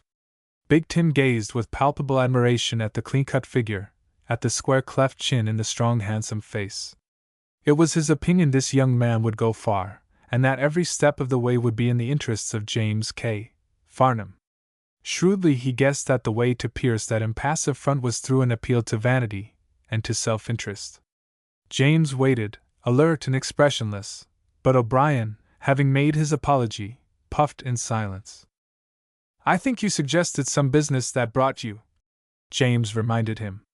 "You've got in you the makings of a big man. Nothing on the coast to touch yous, Mr. Farnham. And I didn't see it. I was sore on your name. That was what was bit in me. It's sure on Big Tim this time." None of the triumph that flooded Farnham reached the surface.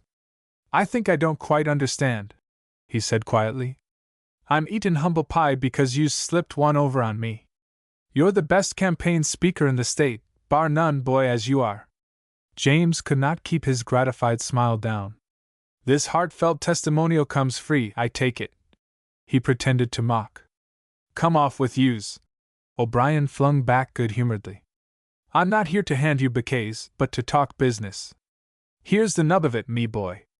You need me, and I need you." "I don't quite see how I need you, Mr. O'Brien." "That's because you're young yet and don't know the game. Let me tell you this." The boss leaned forward, his hard eyes focused on Farnham. "You'll never get anywhere so long as yous trail with that reform bunch. It's all hot air and tomfool theory. Populism and socialism. Take my warranty for it, there's nothin' to 'em. I'm neither a populist nor a socialist, Mr. O'Brien. Course you're not. I can see that with one eye shut. That's why I hate to see yous ruin yourself with them that are. I've no need to tell you that this country's run by businessmen and not cranks. Me, I'm a businessman, and I run the city. P.C. Frome's a businessman, so's Merrill. That's why they're on top. Old Joe Powers is a businessman from first to last. You'll never get anywhere, me boy, until yous look at things from a business point of view." If James was impressed, he gave no sign of it. "Which means you want me to support P.C. for the Senate. Is that it? I don't care whether you do or don't. We've got this fight won. But this is only the beginning. I can see that. Agitators and trouble breeders are busy everywhere. Line up right and you've got a big future before you. Joe Powers himself has noticed your speeches. P.C. told me that last night." For a moment the lawyer felt an exultant paean of victory beat in his blood. His imagination saw the primrose path of the future stretched before him in a golden glow. The surge of triumph passed, and he was himself again, cool and wary.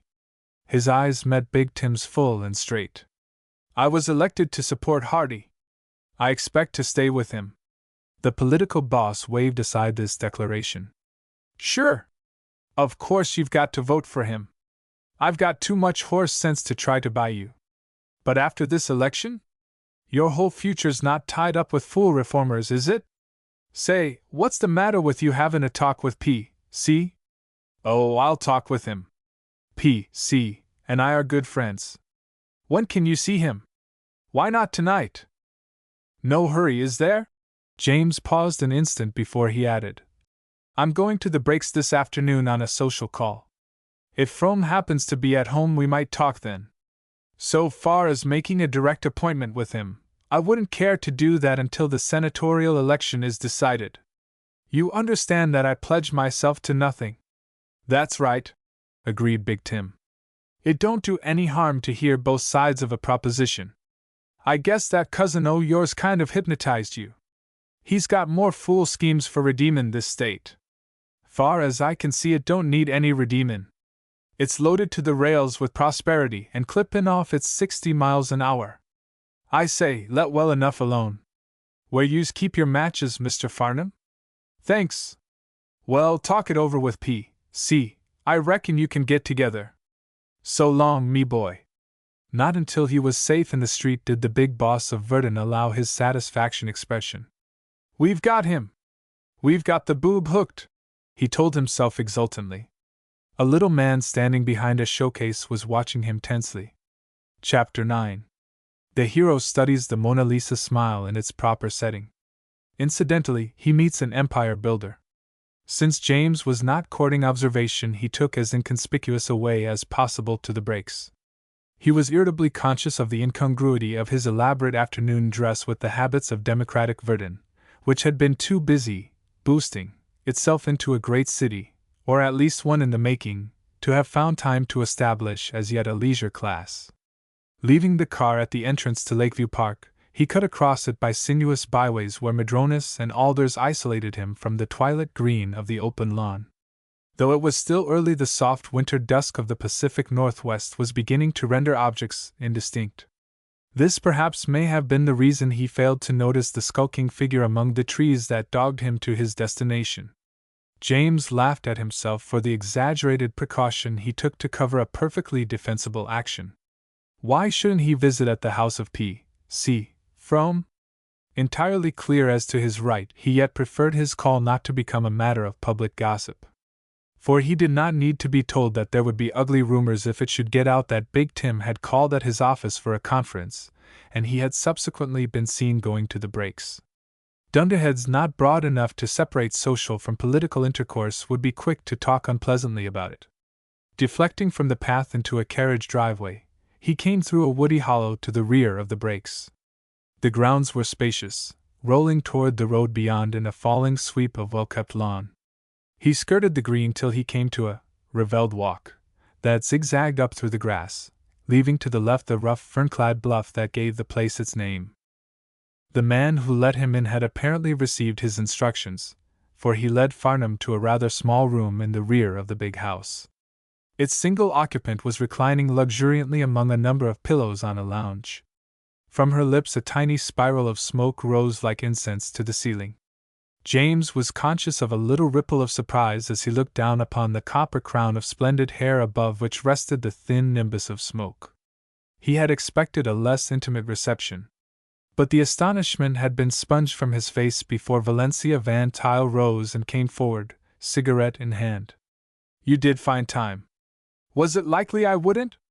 How should I know? Her little shrug seemed to say with an indifference that bordered on insolence. James was piqued. After all, then, she had not opened to him the door to her friendship. She was merely amusing herself with him as a provincial piesaller.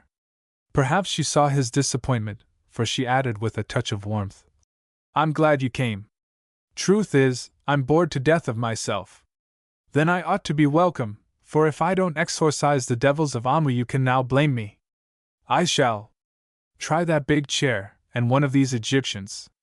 He helped himself to a cigarette, and lit up as casually as if he had been in the habit of smoking in the lounging rooms of the ladies he knew.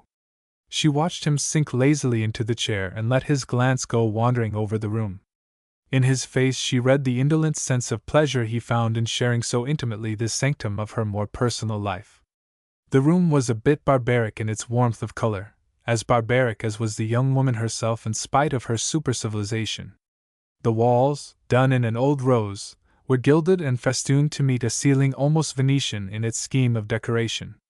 Pink predominated in the brocaded tapestries and in the rugs, and the furniture was a luxurious modern compromise with the Louis Quinze. There were flowers in profusion.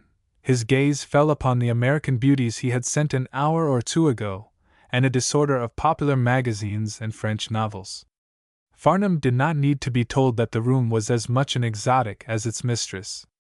You think? Her amused voice demanded when his eyes came back to her. That the room seems made especially for you.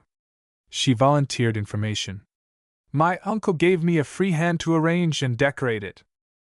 As he looked at her, smoking daintily in the fling of the fire glow, every inch the pampered heiress of the ages, His blood quickened to an appreciation of the sensuous charm of sex she breathed forth so indifferently.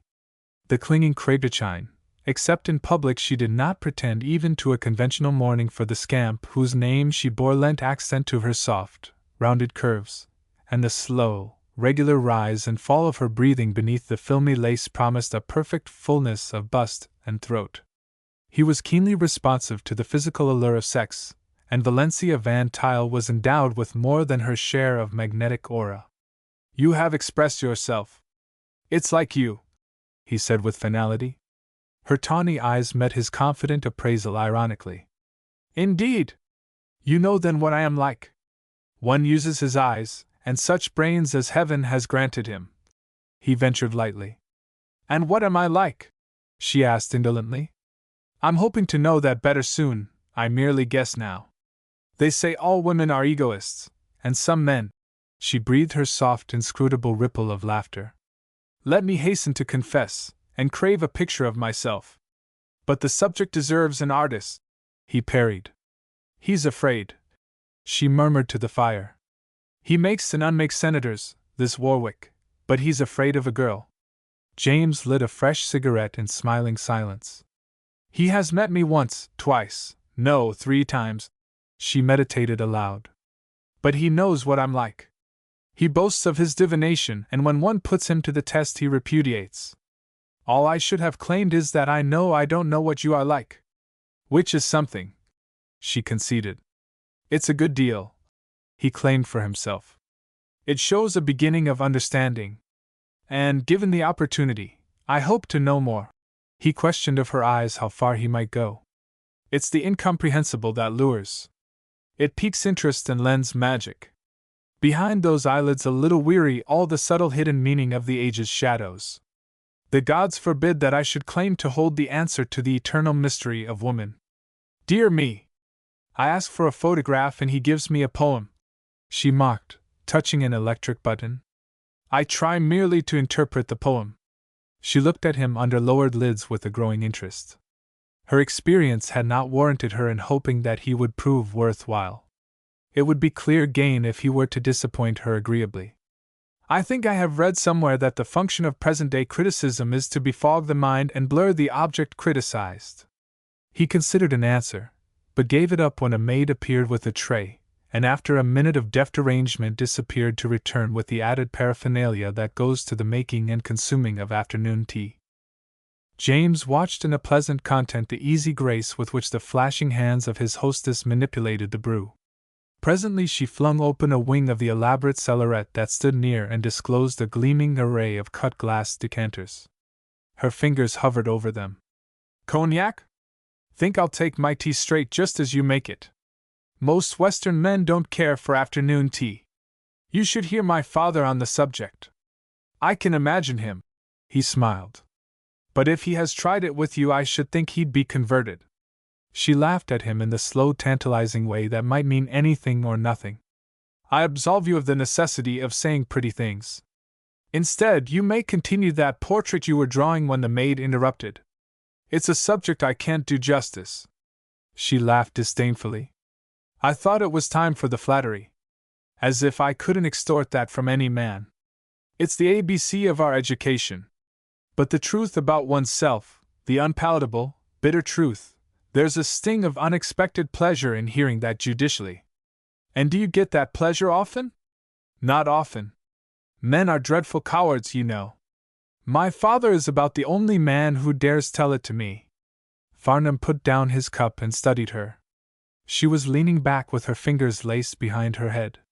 He wondered whether she knew with what effectiveness the posture set off her ripe charms, the fine modeling of the full white throat, the perfect curves of the dainty arms bare to the elbows, the daring set of the tawny, tilted head. A spark glowed in his eyes. "Far be it from me to deny you an accessible pleasure, though I sacrifice myself to give it. But my sketch must be merely subjective. I draw the picture as I see it." She sipped her tea with an air of considering the matter. "You promise at least a family likeness, with not an ugly wrinkle of character smoothed away." "I don't even promise that. For how am I to know what meaning lurks behind that subtle, shadowy smile? There's irony in it, and scorn, and sensuous charm, but back of them all is the great enigma. He's off, she derided slangily. And that enigma is the complex you I want to learn. Of course you're a specialized type, a product of artistic hothouse propagation. You're so exquisite in your fastidiousness that to be near you is a luxury. Simplicity, and you have not a bowing acquaintance. One looks to see your most casual act freighted with intentions not obvious. The poor man thinks I invited him here to propose to him, she told the fire gravely, stretching out her little slippered feet toward it. He laughed. I'm not so presumptuous. You wouldn't aim at such small game. You would be quite capable of it if you wanted to, but you don't. But I'm devoured with curiosity to know why you asked me, though of course I shan't find out. Her narrowed eyes swept him with amusement. If I knew myself. Alice says it was to make a fool of you. I don't think she is right. But if she is, I'm in to score a failure. You're too cool-headed and... She stopped, her eyes sparkling with the daring of her unvoiced suggestion. Say it. He nodded. And selfish to be anybody's fool. Perhaps I asked you just in the hope you might prove interesting. He got up and stood with his arm on the mantel. From his superior height he looked down on her dainty insolent perfection, answering not too seriously the challenge of her eyes. No matter what she meant, how much or how little she was wonderfully attractive. The provocation of the mocking little face lured mightily. I am going to prove interested at any rate. Let's hope it may be a preliminary to being interesting. But it never does. Symptoms of too great interest bore one. I enjoy more the men who are impervious to me. Now there's my father. He comes nearer understanding me than anybody else, but he's quite adamantine to my wiles. I shall order a suit of chain armor at once. An unnecessary expense. Your emotions are quite under control, she told him saucily. I wish I were as sure. I thought you promised to be interesting, she complained. Now you're afraid I'm going to make love to you. Let me relieve your mind. I'm not. I knew you wouldn't be so stupid, she assured him. No objection to my admiring your artistic effect at a distance, as a spectator in a gallery? I shall expect that, she rippled. Just as one does a picture too expensive to own.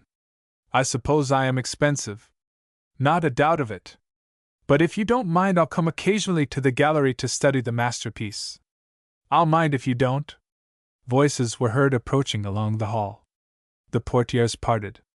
The immediate effect on Farnham of the great figure that filled the doorway was one of masterful authority. A massive head crested a figure of extraordinary power. Grey as a medieval castle, age had not yet touched his gnarled strength. The keen steady eyes, the close straight lips, the shaggy eyebrows heavy and overhanging, gave accent to the rugged force of this grim freebooter who had reversed the law of nature which decrees that railroads shall follow civilization. Scorning the established rule of progress, he had spiked his rails through untrodden forests and unexplored canyons to watch the pioneer come after by the road he had blazed. Chief among the makers of the Northwest, he yearly conceived and executed with amazing audacity enterprises that would have marked as monumental the life work of lesser men. Farnham, rising from his seat unconsciously as a tribute of respect, acknowledged thus tacitly the presence of greatness in the person of Joe Powers. The straight lips of the empire builder tightened as his eyes gleamed over the soft luxury of his daughter's boudoir. James would have been hard put to it to conceive any contrast greater than the one between this modern berserk and the pampered daughter of his wealth. A Hun or a Vandal gazing down with barbaric scorn on some decadent paramour of captured Rome was the most analogous simile Farnham's brain could summon. What freak of nature, he wondered, had been responsible for so alien an offspring to this ruthless builder? And what under heaven had the two in common except the blood that ran in both their veins? Peter C. Frome, who had followed his brother-in-law into the room, introduced the young man to the railroad king. The great man's grip drove the blood from Farnham's hand. I've heard about you, young man. What do you mean by getting in my way? The young man's veins glowed. He had made Joe Powers notice him. Not for worlds would he have winked an eyelash, though the bones of his hand felt as if they were being ground to powder. Do I get in your way, sir? He asked innocently. Do you? Boomed the deep bass of the railroader. You and that mad brother of yours. He's my cousin, James explained. Brother or cousin, he's got to get off the track or be run over. And you, too, with that smooth tongue of yours. Farnham laughed. Jeff's pretty solid. He may ditch the train, sir. No! Roared Powers. He'll be flung into the ditch. He turned abruptly to Frome. Peter, take me to a room where I can talk to this young man. I need him. Come into my little parlor, said the spider to the fly. They wheeled as at a common rein to the sound of the young mocking voice. Alice Frome had come in unnoticed and was standing in the doorway smiling at them. The effect she produced was demurely daring. The long lines of her slender sylph-like body, the girlishness of her golden charm, were vigorously contradicted in their suggestion of shyness by the square tilted chin and the challenge in the dancing eyes.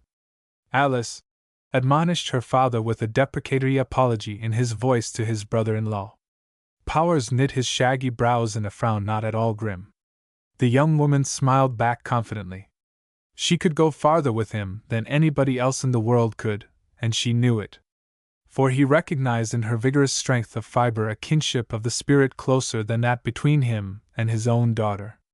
An autocrat to the marrow, it pleased him to recognize her an exception to his rule. Valencia was also an exception, but in a different way. Have you any remarks to make, Miss Frome? He asked. Oh, I've made it, returned the girl unabashed. She turned to James and shook hands with him. How do you do, Mr. Farnham? I see you are going to be tied to Uncle Joe's kite, too. Was there in her voice just a hint of scorn? James did not know. He laughed a little uneasily. Shall I be swallowed up alive, Miss Frome? You think you won't, but you will. He always gets what he wants. For all the warmth and energy of youth in her, there was a vivid spiritual quality that had always made a deep appeal to James. He sensed the something fine and exquisite she breathed forth and did reverence to it. And what does he want now? The young man parried. He wants you. Unless you would like him yourself, Alice, her uncle countered. The color washed into her cheeks. Not just now, thank you. I was merely giving him a friendly warning. I'm awfully obliged to you. I'll be on my guard, laughed James. He stepped across to the lounge to make his farewell to Mrs. Van Tuyl. You'll come again, she said in a low voice. Whenever the gallery is open, if I am sent a ticket of admission. Wouldn't it be better to apply for a ticket and not wait for it to be sent? I think it would, and to apply for one often. I am waiting, Mr. Farnham, interrupted Powers impatiently. To the young man the suggestion sounded like a command. He bowed to Alice and followed the great man out of the room. Chapter 10. Safe and sound business rallies to the defense of the country. The rebel, frustrated, plans further villainies. Part 1. When James reached his office next morning, he found Killen waiting for him. One glance at the weak, defiant face told him that the legislator was again in revolt. The lawyer felt a surge of disgust sweep over him. All through the session he had cajoled and argued the weak-kneed back into line. Why didn't Hardy do his own dirty work instead of leaving it to him to soil his hands with these cheap grafters? No longer ago than yesterday it had been a keen pleasure to feel himself so important a factor in the struggle, to know that his power and his personality were of increasing value to his side. But today, somehow the salt had gone out of it. The value of the issue had dwindled, his enthusiasm gone stale. After all, what did it matter who was elected? Why should not the corporate wealth that was developing the country see that men were chosen to office who would safeguard vested interests? It was all very well for Jeff to talk about democracy and the rights of the people. But Jeff was an impracticable idealist. He, James, stood for success. Within the past 24 hours there had been something of a shift of standards for him. His visit to the Breaks had done that for him. He craved luxury just as he did power, and the house on the hill had said the final word of both to him in the personalities of Joe Powers and his daughter. It had come home to him that the only way to satisfy his ambition was by making money and a lot of it. This morning, with the sharpness of his hunger rendering him irritable, he was in no mood to conciliate disaffectance to the cause of which he was himself beginning to weary. Well? He demanded sharply of Killen. I've been looking for your cousin, but I can't find him. He was to have met me here later. Then I presume he'll be here when he said he would. The eyes of the lawyer were cold and hard as jade. You can tell him it won't be necessary for me to see him. I've made other arrangements, Killen said uneasily. You mean that you repudiate your agreement with him? Is that it? Farnham's voice was like a whiplash. I've decided to support Frome. Fact is… Oh, damn the facts! You made an agreement. You're going to sell out. That's all there is to it. The young man's face was dark with furious disgust. Killen flared up. You better be careful how you talk to me, Mr. Farnham. I might want to know what Big Tim was doing in your office yesterday. I might want to know what business took you up to the breaks by a mighty roundabout way. James strode forward in a rage. Get out of here before I throw you out, you little spying blackguard. You bet I'll get out, screamed the millman. Get clear out and have nothing more to do with your outfit. But I want to tell you that folks will talk a lot when they know how you and Big Tim fixed up a deal. Killen, backing toward the door as he spoke, broke off to hasten his exit before the lawyer's threatening advance. James slammed the door shut on him and paced up and down in an impotent fury of passion. The dirty little blackleg! He'd like to bracket me in the same class as himself. He'd like to imply that by heaven, if he opens his lying mouth to a hint of such a thing, I'll horsewhip the little cad. But running uneasily through his mind was an undercurrent of disgust, with himself, with Jeff, with the whole situation. Why had he ever let himself get mixed up with such an outfit? Government by the people. The thing was idiotic, mere demagogic cant. Power was to the strong. He had always known it. But yesterday that old giant at the breaks had hammered it home to him. He did not like to admit even to himself that his folly had betrayed Hardy's cause, but at bottom he knew he should not have gone to the breaks until after the election, and that he ought never to have let Killen out of the office without an explanation. Yesterday he would have won back the man somehow by an appeal to his loyalty and his self-interest. He must send word at once to Jeff and let him try to remedy the mischief. His cousin, coming into the office with Rawson just as James took down the receiver of the telephone, noticed at once the disturbance of the latter. James told his story. It was clear to him that he must anticipate Killen's disclosure of his visit to the breaks, and so draw the sting from it as far as possible. But his natural reluctance to shoulder blame made him begin with Killen's defection. I told you to let me deal with the little traitor, Rawson exploded. He was quite satisfied when I left him yesterday. They must have got at him again, Jeff suggested. I left O'Brien with him. But I was dead sure of him. James cleared his throat and began casually. I expect the little beggar got suspicious when he saw Big Tim coming to my office. To your office? Rawson cut in sharply. The lawyer flushed, but his eyes met and quelled the incipient doubt in those of the politician. Yes, he came to feel the ground. Of course I told him flatly where I stood. But Killen must have thought something was doing he wasn't in on. It seems he followed me to the breaks yesterday afternoon when I called on Mrs. Van Tuyl. Followed you to the breaks? Good Lord! Groaned Rawson. What in Mexico were you doing there? Thought I mentioned that I was calling on Mrs. Van Tuyl, returned James stiffly. Wasn't that call a little injudicious under the circumstances, James? Contributed Jeff with his whimsical smile. I suppose I may call wherever I please. It was a piece of dashed foolishness, that's what it was. You say Killen saw you. The thing will fly like dust in the wind. It will be buzzed all over the house by this time, and every man that wants to sell out will find a reason right there, stormed Rawson. Are you implying that I sold out? Demanded James icily. Jeff put a conciliatory hand on his cousin's shoulder. Of course he doesn't. He isn't a fool, James. But there's a good deal in what Rawson says. It was a mistake. The waverers will find in it their excuse for deserting. Of course Big Tim has been at them all night. We'll go right up to the house in your machine, Rawson. We haven't a moment to lose. Rawson nodded. It's dollars to donuts, the thing is past mending, but it's up to us to see. If I can only get at Killen in time, I'll choke the story in his throat. You wait here at the phone, Jeff, and I'll call you up if you're needed at this end of the line.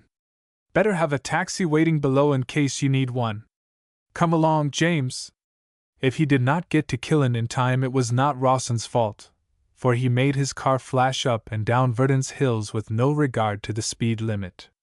He swept it along Powers Avenue, dodging in and out among the traffic of the busy city like a halfback through a broken field after a kick. With a twist of the wheel, he put the machine at the steep hill of Yarnell Way, climbed the brow of it, and plunged with a flying leap down the long incline to the State House. James clung to the swaying side of the car as it raced down. It was raining hard, and the drops stung their faces like bird shot. 200 yards in front appeared a farm wagon, leaped toward them, and disappeared in the gulf behind. A dog barking at them from the roadside was for an instant, and then was not. In their wake they left cursing teamsters, frightened horses, women and children scurrying for safety, and in the driver's seat Rawson sat goggle-eyed and rigid, swallowing the miles that lay in front of him. The car took the last incline superbly and swung up the asphalt carriageway to a Yale finish at the marble stairway of the State House. Rawson was running up the steps almost before the machine had stopped. Farnham caught him at the elevator, and a minute later they entered together the assembly room of the House. One swift glance told Rawson that Killen was not in his seat, and as his eyes swept the room he noted also the absence of Pitts, Bentley, and Miller. Of the doubtful votes, only Ashton and Riley were present. He flung a question. "Anything of Bentley, Akers?" "Mr. Bentley?" "Why, yes, sir. He was called to the telephone a few minutes ago, and he left at once. Mr. Miller went with him, and Mr. Pitts." "Were Ashton and Riley here then?" "No, sir. They came in a moment before you did." Rawson drew Farnham to one side and whispered. "Killen must have gone right from your room to Big Tim. They got the others on the phone. They must have been on that streetcar we met a mile back. There's just a chance to head him off. I'll chase back in my machine while you call up Jeff and have him meet the car as it comes in. Tell him not to let them out of his sight if he has to hold them with a gun. You keep an eye on Riley and Ashton. Don't let anyone talk to them or get them on the phone.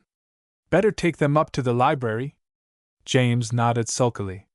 He did not like Rawson's peremptory manner any the better because he knew his indiscretion had called it down upon him.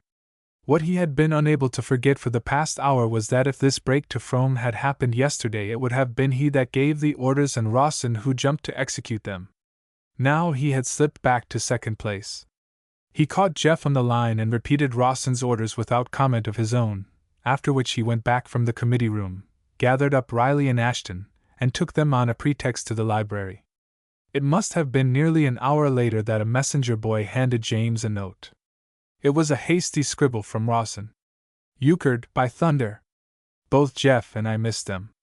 Big Tim butted in with a car at Grover Street before we could make connections. Am waiting at the house for them. Don't bring A and R until time to vote. Frome can't win if you make them both stick." James stuck the note in his pocket and flung himself with artificial animation into the story he was telling. Once or twice the other suggested a return to the house, but he always had just one more good story they must hear. Since only routine business was underway, there was no urgency, and when at length they returned to the house chamber, the clock pointed to 5 minutes to 12. Rawson and 2 or 3 of the staunchest hardy men relieved Farnham of his charge in the cloakroom and took care of the 2 doubtfuls.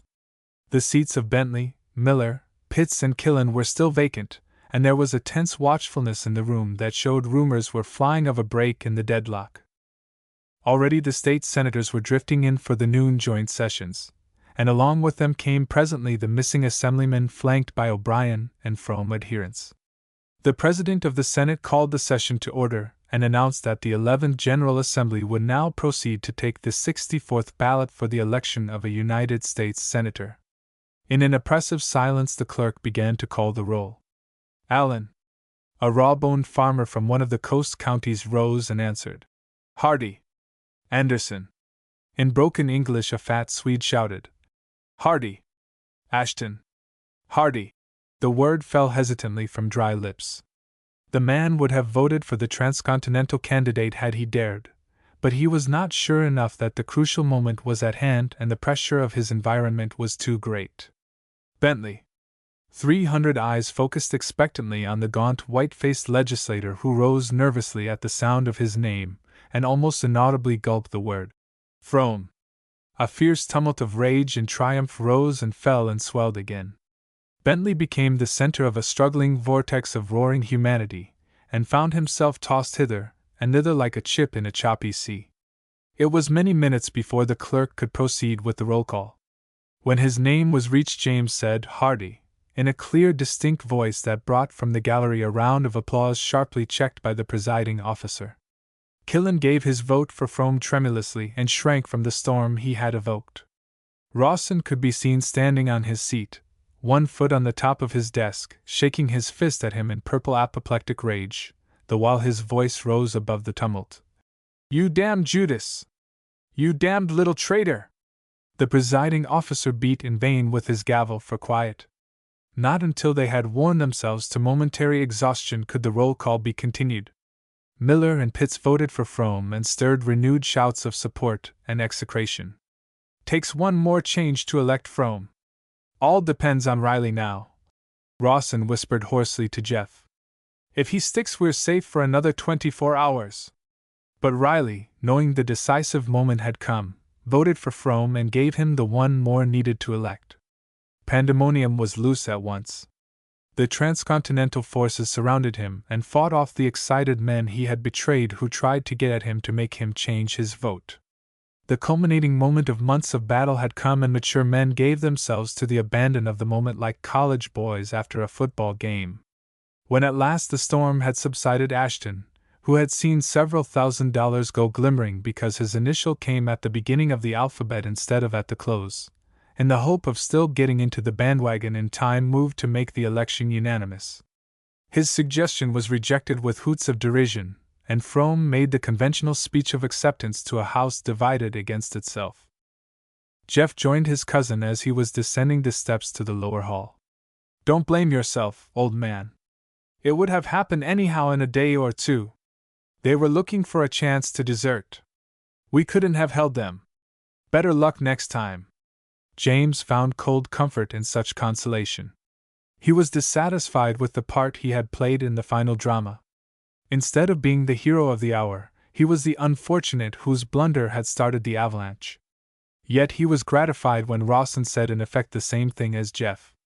"And I'm going to have the pleasure of telling that damned little Killen what I think of him," the politician added with savage satisfaction. "Don't blame him. He's only a victim. What we must do is to change the system that makes it possible to defeat the will of the people through money," Jeff said. "How are you going about it?" Rawson demanded incredulously. "We'll go after the initiative and referendum right now while the people are stirred up about this treachery. The very men who threw us down will support us to try and square themselves. The bill will slip through as if it were oiled," Jeff prophesied. "Oh, hang your initiative and referendum. I'm a politician, not a socialist reformer," grinned Rawson. James said nothing. Part 2. If the years were bringing Jeff a sharper realization of the forces that control so much of life, they were giving him too the mellowness that can be in revolt without any surrender of faith in men. He could, for instance, now look back on his college days and appreciate the kindness and the patience of the teachers whom he had then condemned. They had been conformists. No doubt they had compromised to the pressure of their environment. But somehow he felt much less like judging men than he used to in the first flush of his intellectual awakening. It was perhaps this habit of making allowance for weakness, together with his call to the idealism in them, that made him so effective a worker with men.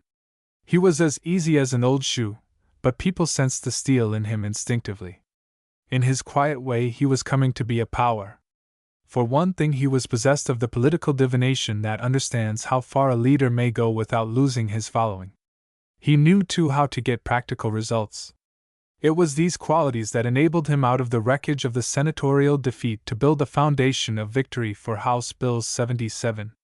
To bring into effect Jeff's pet measure of the initiative and referendum necessitated an amendment to the state constitution, which must be passed by 2 successive legislative assemblies and ratified by a vote of the people in order to become effective. The bill had been slumbering in committee, but immediately after the senatorial election Jeff insisted on having it brought squarely to the attention of the House. His feeling for the psychological moment was a true one, and he succeeded by a skillful newspaper campaign in rallying the people to his support. The sense of outrage felt at this shameless purchase of a seat in the Senate, accented by a knowledge of its helplessness to avenge the wrong done it, counted mightily in favor of H.B. Number 77 just now. It promised a restoration of power to the people, and the clamor for its passage became insistent. A good deal of quiet lobbying had been done for the bill, and the legislators who had sold themselves, having received all they could reasonably expect from the allied corporations, were anxious to make a show of standing for their constituents. Politicians in general considered the bill a freak one. Some who voted for it explained that they did not believe in it, but felt the people should have a chance to vote on it themselves. By a large majority it passed the House. 2 days later it squeezed through the Senate. Rawson, who had been persuaded half against his judgment to support the bill, lunched with Jeff that day. "Now watch the corporations dig a grave for your little pet at the next legislature," he chuckled, helping himself to bread while he waited for the soup. "They may. Then again they may not," Farnham answered. "We are ruled by political machines and corporations only as long as we let them. I've a notion the people are going to assert themselves at the next election." "How are you going to make the will of the dear people effective with the Assembly?" asked Rawson, amused. "Make the initiative and referendum the issue of the campaign. Pledge the legislators to vote for it before nominating them." "Pledge them?" grinned Rawson cynically. "Weren't they pledged to support Hardie? And did they?" "No, but they'll stick next time, I think." "You're an incurable optimist, my boy." "It isn't optimism this time. It's our big stick." "Didn't know we had one. Do you remember House Bill 19? "No, what's that got to do with it?" "It slipped through early in the session. Anderson introduced it.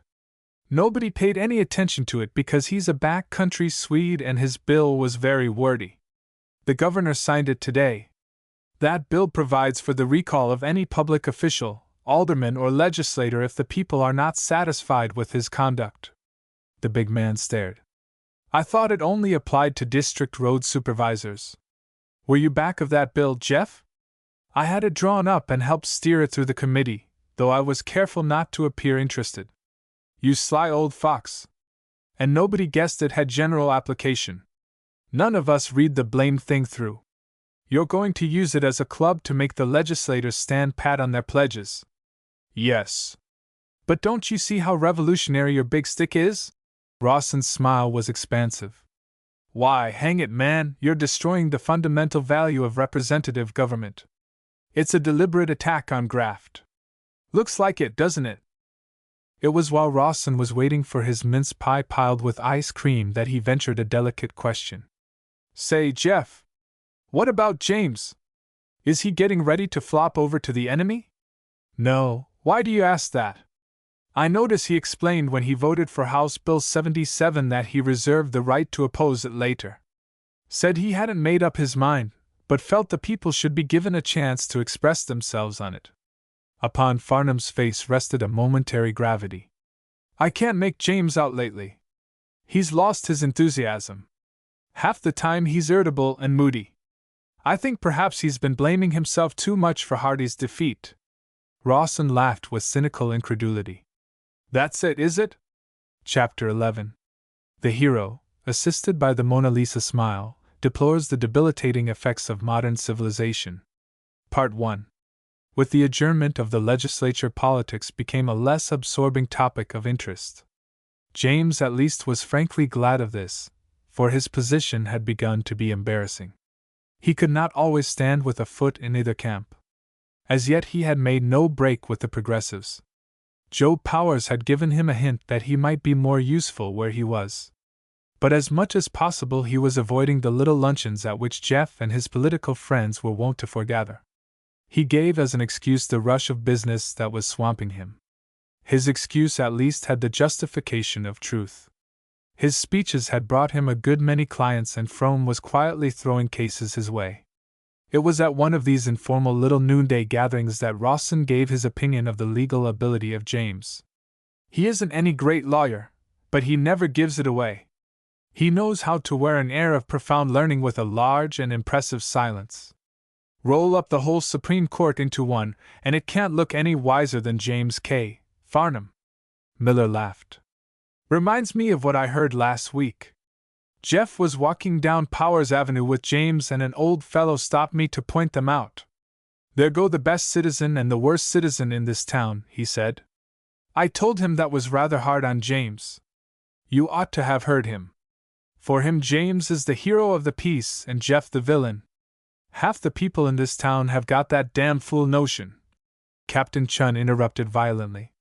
"More than half, I should say.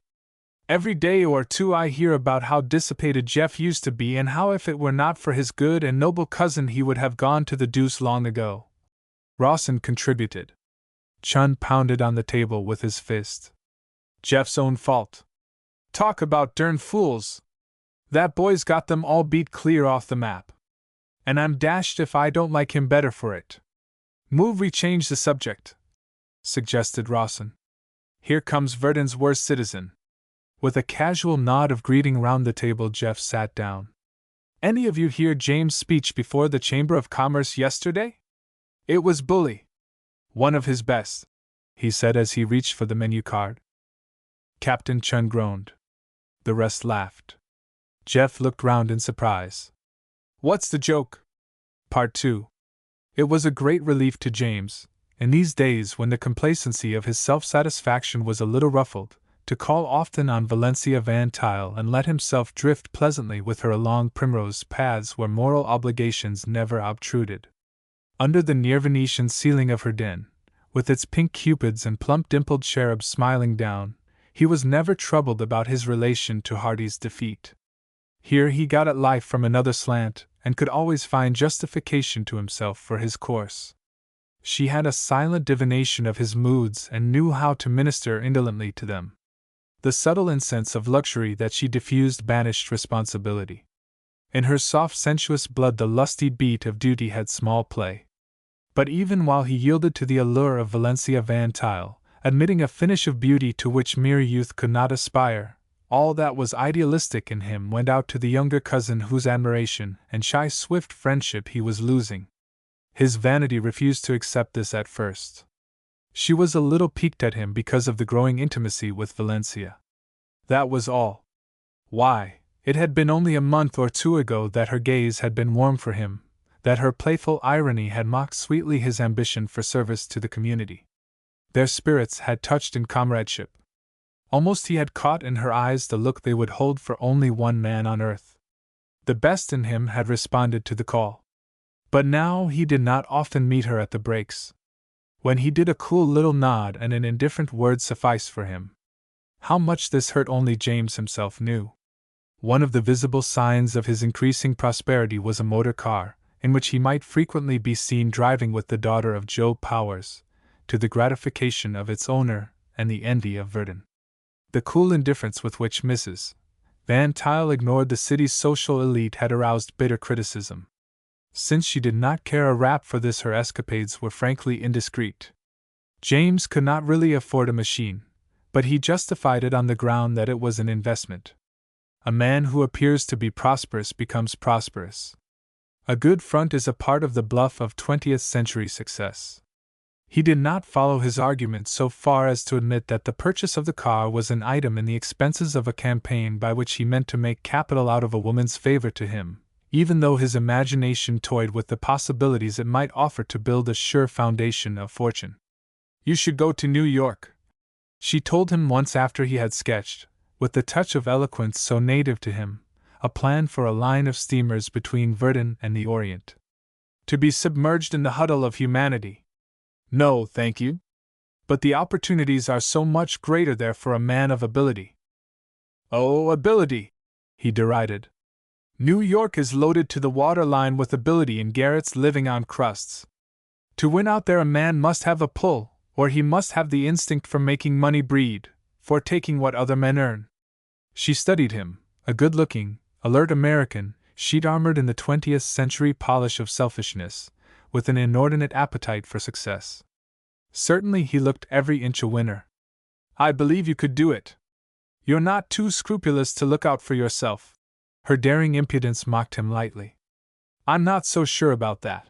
James liked to look his conscience in the face occasionally. I respect the rights of my fellows. In the money centers you can't do that and win. And you've got to win. It doesn't matter how. Make good, make good. Get money, any way you can. People will soon forget how you got it, if you have it. Dear me! I didn't know you were so given to moral reflections. To Alice, who had just come into the room to settle where they should spend their Sunday, Valencia explained with mock demureness the subject of their talk. Mr. Farnham and I are deploring the immoral money madness of New York and the debilitating effects of modern civilization. Will you deplore with us, my dear? The younger woman's glance included the cigarette James had thrown away and the one her cousin was still smoking. Why go as far as New York? She asked quietly. Farnham flushed. She was right, he silently agreed. He had no business frittering away his time in a pink boudoir. Nor could he explain that he hoped his time was not being wasted. I must be going, he said as casually as he could. Don't let me drive you away, Mr. Farnham. I dropped in only for a moment. Not at all. I have an appointment with my cousin. With Mr. Jefferson Farnham? Alice asked in awakened interest. I've just been reading a magazine article about him. Is he really a remarkable man? I don't think you would call him remarkable. He gets things done, in spite of being an idealist. Why, in spite of it? Aren't reformers usually unpractical? Are they? I don't know.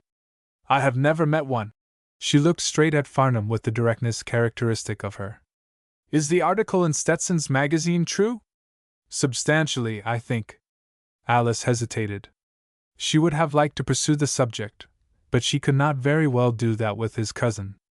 For years she had been hearing of this man as a crank agitator who had set himself in opposition to her father and his friends for selfish reasons. Her father had dropped vague hints about his unsavory life. The Stetson write-up had given a very different story. If it told the truth, many things she had been brought up to accept without question would bear study. James suavely explained. The facts are true, but not the inferences from the facts. Jeff takes rather a one-sided view of a very complex situation. But he's perfectly honest in it, so far as that goes. You voted for his bill, didn't you? Alice asked. Yes, I voted for it. But I said on the floor I didn't believe in it. My feeling was that the people ought to have a chance to express an opinion in regard to it. Why don't you believe in it? Valencia lifted her perfect eyebrows. Really, my dear, I didn't know you were so interested in politics. Alice waited for the young man's answer. It would take me some time to give my reasons in full. But I can give you the text of them in a sentence. Our government is a representative one by deliberate choice of its founders. This bill would tend to make it a pure democracy, which would be far too cumbersome for so large a country. So you'll vote against it next time to save the country, Alice suggested lightly. Thank you for explaining it. She turned to her cousin with an air of dismissing the subject. Well, Val? What about the yacht trip to Clutchet Island for Sunday? Shall we go? I have to phone the captain to let him know at once. If you'll promise not to have it rain all the time. The young widow shrugged with a little move. Perhaps Mr. Farnham could join us. I'm sure Uncle would be pleased. Alice seconded her cousin's invitation tepidly, without any enthusiasm. James, with a face which did not reflect his disappointment, took his cue promptly. Awfully sorry, but I'll be out of the city. Otherwise I should be delighted. Valencia showed a row of dainty teeth and a low ripple of amusement. Alice flashed her cousin one look of resentment, and with a sentence of conventional regret left the room to telephone the sailing master. Farnham, seeking permission to leave, waited for his hostess to rise from the divan where she nestled. But Valencia, her fingers laced in characteristic fashion back of her neck, leaned back and mocked his defeat with indolent amused eyes. My engagement, he suggested as a reminder. Poor boy! Are you hard hit? Your flights of fancy leave me behind. I can't follow. He evaded with an angry flush. No, but you wish you could follow. She laughed, glancing at the door through which her cousin had departed. Then, with a demure impudent little cast of her head, she let him have it straight from the shoulder. How long have you been in love with Alice? And how will you like to see Ned Merrill win? Am I in love with Miss Frome? Aren't you? If you say so. It happens to be news to me. As if I believed that, as if you believed it yourself. She scoffed. Her pretty pouting lips, the long supple unbroken lines of the soft sinuous body, were an invitation to forget all charms but hers. He understood that she was throwing out her wiles, consciously or unconsciously, to strike out from him a denial that would convince her. His mounting vanity drove away his anger. He forgot everything but her sheathed loveliness, the enticement of this lovely creature whose smoldering eyes invited. Crossing the room, he stood behind her divan and looked down at her with his hands on the back of it. Can a man care much for two women at the same time? He asked in a low voice. She laughed with slow mockery. Her faint perfume was wafted to his brain. He knew a besieging of the blood. Slowly he leaned forward, holding her eyes till the mockery faded from them. Then, very deliberately, he kissed her. How dare you? She voiced softly in a kind of wonder not free from resentment. For with all her sensuous appeal, the daughter of Joe Powers was not a woman with whom men took liberties. By the gods, why shouldn't I dare? We played a game and both of us have lost. You were to beckon and coolly flit, while I followed safely at a distance. Do you think me a marble statue? Do you think me too wooden for the strings of my heart to pulsate? By heaven, my royal Hebe, you have blown the fire in me to life. You must pay forfeit. Pay forfeit? Yes. I'm your servant no longer, but your lover and your master, and I intend to marry you. How ridiculous! She derided. Have you forgotten Alice? I have forgotten everything but you, and that I'm going to marry you. She laughed a little tremulously. You had better forget that too. I'm like Alice. My answer is, no, thank you, kind sir. And my answer, royal Hebe, is this. His hot lips met hers again in abandonment to the racing passion in him. You barbarian! She gasped, pushing him away. Perhaps. But the man who is going to marry you. She looked at him with a flash of almost shy curiosity that had the charm of an untasted sensation. Would you beat me? I don't know. He still breathed unevenly. I'd teach you how to live. And love? She was beginning to recover her lightness of tone, though the warm color still dabbed her cheeks. Why not? His eyes were diamond bright. Why not? You have never known the great moments, the buoyant zest of living in the land that belongs only to the heirs o' life. And can you guide me there? The irony in her voice was not untouched with wistfulness. Try me. She laughed softly, stepped to the table, and chose a cigarette. My friend, you promise impossibilities. I was not born to that incomparable company. To be frank, either were you. Alice, grant you, belongs there. And that mad cousin of yours. But not we two earth creepers. We're either of us star dwellers. In the meantime, she lit her Egyptian and stopped to make sure of her light, every moment escaping more definitely from the glamour of his passion. You mentioned an engagement that was imperative. Don't let me keep you from it. Chapter 12. The rebel and the undesirable citizen talk treason. The hero has private converse with a great pioneer of civilization. Part 1. Jeff never for a day desisted from his fight to win back for the people the self-rule that had been wrested from them for selfish purposes by corporate greed. Government by the people was the watchword he kept at the head of his editorial column. Better a bad government that is representative than a good one emanating from the privileged few, he maintained with conviction. To his office came one day Oscar Marchant, the little, half-educated socialist poet, coughing from the exertion of the stairs he had just climbed. He had come begging, the consumptive presently explained. Remember Sobieski, the Polish Jew? Jeff smiled. Of course. Philosophical anarchy used to be his remedy. Starvation is the one he's trying now, returned Marchant grimly. He's had typhoid and lost his job. The rent's due and they'll be turned out tomorrow. He's got a wife and 2 kids. Farnham asked questions briefly and pulled out his checkbook. Tell Sobieski not to worry, he said as he handed over a check. I'll send a reporter out there, and we'll make an appeal through the world. Of course his own name won't be used. No one will know who it really is. We'll look out for him till he's on his feet again. Marchant gave him the best he had. You're a pretty good socialist, even though you don't know it. Am I? But you're blind as a bat. The things you fight for in the world don't get to the bottom of what ails us. We've got to forge the tools of freedom before we can use them, haven't we? You're all for patching up the rotten system we've got. It will never do. Great changes are most easily brought about under the old forms. Men's minds in the mass move slowly. They can see only a little truth at a time. Because they are blinded by ignorance and selfishness. Get at bottom facts, Farnham. What's the one great crime? Without a moment's hesitation, Jeff answered. Poverty. All other crimes are paltry beside that. Marchant cocked himself up on the window seat with his legs doubled under him tailor fashion. Why? Because it stamps out hope and love and aspiration, all that is fine and true in life. Exactly. Men ought to love their work. But how can they love that which is always associated in their minds with the denial of justice? Is it likely that men will work better under a system whereby they are condemned in advance to failure than under one standing rationally for a just and fair division of the fruits of labor? I tell you, Farnham, under present conditions the juggernaut of progress is forever wasting humanity. I've always thought it a pity that the mainsprings of work should be fear and greed instead of hope and love. Jeff agreed. Why is it that poverty coexists with wealth increasing so rapidly? Why is it that productive power has been so enormously developed without lightening the burdens of labor? Marchant's eyes were star-like in their earnestness.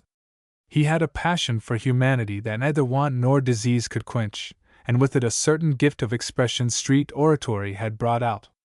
Even in private conversation he had got into the way of declaiming. But Jeff knew he was no empty talker. All that he had he literally gave to the poor. Because the whole spirit of business life is wrong, Farnham responded. Of course it's wrong. It's a survival of the law of the jungle, of tooth and fang. Its motto is dog eat dog. We all work under the rule of get and grab. What's the result of this higgledy-piggledy system? One man starves and another has indigestion.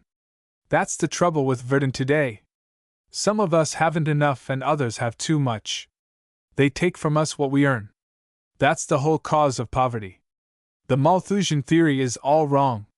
It's not nature, but man that is to blame. Farnham knew the little socialist was right so far. Here in Verdun, under the forms of freedom, was the very essence of slavery. All the product of labor was taken from it except enough to sustain a mere animal existence. Something was wrong in a world where a man begs in vain for work to support his family. Given proper conditions, men would not rise by trampling each other down, but by lending a hand to the unfortunate. The effect of efficiency would be to make things easier for the weak. The reward of service would be more service. The principle of the old order is dead. Marchant went on, wagging his thin forefinger at Jeff. The whole social fabric is made up of lies, compromises, injustice. The only reason it has hung together so long is that people have been trained to think along certain lines like show animals. But they're waking up. Look at Germany. Look at England. What the plutocrats call the menace of socialism is everywhere. Now that every worker knows he is being robbed of what he earns, how long do you think he will carry the capitalistic system on his back? From the beginning of the world we have tried it. With what result? An injustice that is staggering, a waste that is appalling, an inhumanity that is deadening. Jeff let a hand fall lightly on his shoulder. Of course it's all wrong. We know that. But can you show me how to make it right, except out of the hearts of men growing slowly wiser and better? Why slowly? Demanded Marchant. Why not today while we're still alive to see the smiles of men and women and children made glad? You always want to begin at the wrong end. I tell you that you can't change men's hearts until you change the conditions under which they live. And I tell you that you can't change the conditions until you change men's hearts, Jeff answered with his wistful smile. Rubbish! The only way to change the hearts of most plutocrats is to hit them over the head with a 2x4. Smug respectability is in the saddle, and it knows it's right. We'll get nowhere until we smash this iniquitous system to smithereens. So you want to substitute one system for another? You think you can eliminate by legal enactment all this fatty degeneration of greed and selfishness that has encased our souls? I'm afraid it will be a slower process. We must free ourselves from within. I believe we are moving towards some sort of a socialistic state. No man with eyes in his head can help seeing that. But we'll move a step at a time, and only so fast as the love and altruism inside us can be organized into external law. No, you'll wake up some morning and find that this whole capitalistic organization has crumbled in the night, fallen to pieces from dry rot. Jeff might not agree with him, but he knew that marchant, dreamer, and incoherent poet, his heart aflame with zeal for humanity, was far nearer the truth of life than the smug, complacent Pharisees that fattened from the toil of the helpless many who could do nothing but suffer in dumb silence. Part 2. As the months passed, Jeff grew in stature with the people of the state. In spite of his energy, he was always fair. The plain truth he felt to be a better argument than the tricks of a demagogue. A rational common sense was to be found in all his advice. Add to this that he had no personal profit to seek, no political axe to grind, and was always transparent as a child.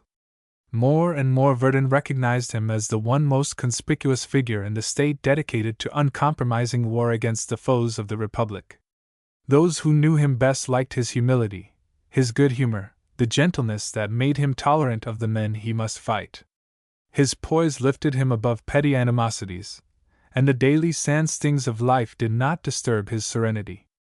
Everywhere his propaganda gained ground. People's power leagues were formed with a central steering committee at Verdun. Politicians with their ears close to the ground heard rumbles of the coming storm.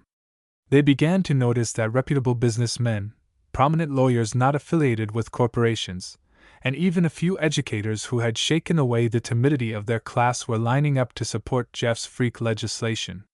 It began to look as if one of those periodical uprisings of the people was about to sweep the state. Big Tim found his ward workers met persistently by the same questions from their ordinarily docile following. Why shouldn't we tie strings to our representatives so as to keep them from betraying us? Why can't we make laws ourselves in emergency and kill bad laws the legislature makes? What's the matter with taking away some of the power from our representatives who have abused it? In the city election, O'Brien went down to defeat. Only fragments of his ticket were saved from the general wreckage. Next day, Joe Powers wired James Farnham to join him immediately at Chicago. "I'm going to put you in charge of the political field out there," the great man announced, his gray granite eyes fastened on the young lawyer. "Ned Merrill won't do. Neither will O'Brien. Between them, they've made a mess of things. I don't know that it is their fault, except indirectly. One of those populistic waves swept over the city. Why didn't they know what was going to happen? Why didn't they let me know? That's what I pay them for. A child could have foreseen it, but O'Brien wouldn't believe his eyes. He's been giving Verdun an administration with too much graft. The people got tired of it. What were Merrill and Frome up to? Why did they permit it?" demanded Powers impatiently. "They were looking out for their franchises. To get the machine's support, they had to give O'Brien a free hand. If necessary, you had better eliminate Big Tim. Or at least put him and his gang in the background. Make the machine respectable so that good citizens can endorse it." James nodded agreement. "I've been thinking about that. The thing can be done. A businessmen's movement from inside the party to purify it. A reorganization with new men in charge. That sort of thing." "Exactly. And how about the state? Things don't look good to me." "Why not? This initiative and referendum idea is spreading." Powers drove his fist into a pile of papers on the desk. "Stop it. I give you carte blanche. Spend as much as you like. But win. What good is a lobby to me if those harebrained farmers can kill every bill we pass through their grafting legislature? The possibilities grew on Farnham. I'll send Professor Perkins of Virden University to New Zealand to prepare a paper showing the thing is a failure there.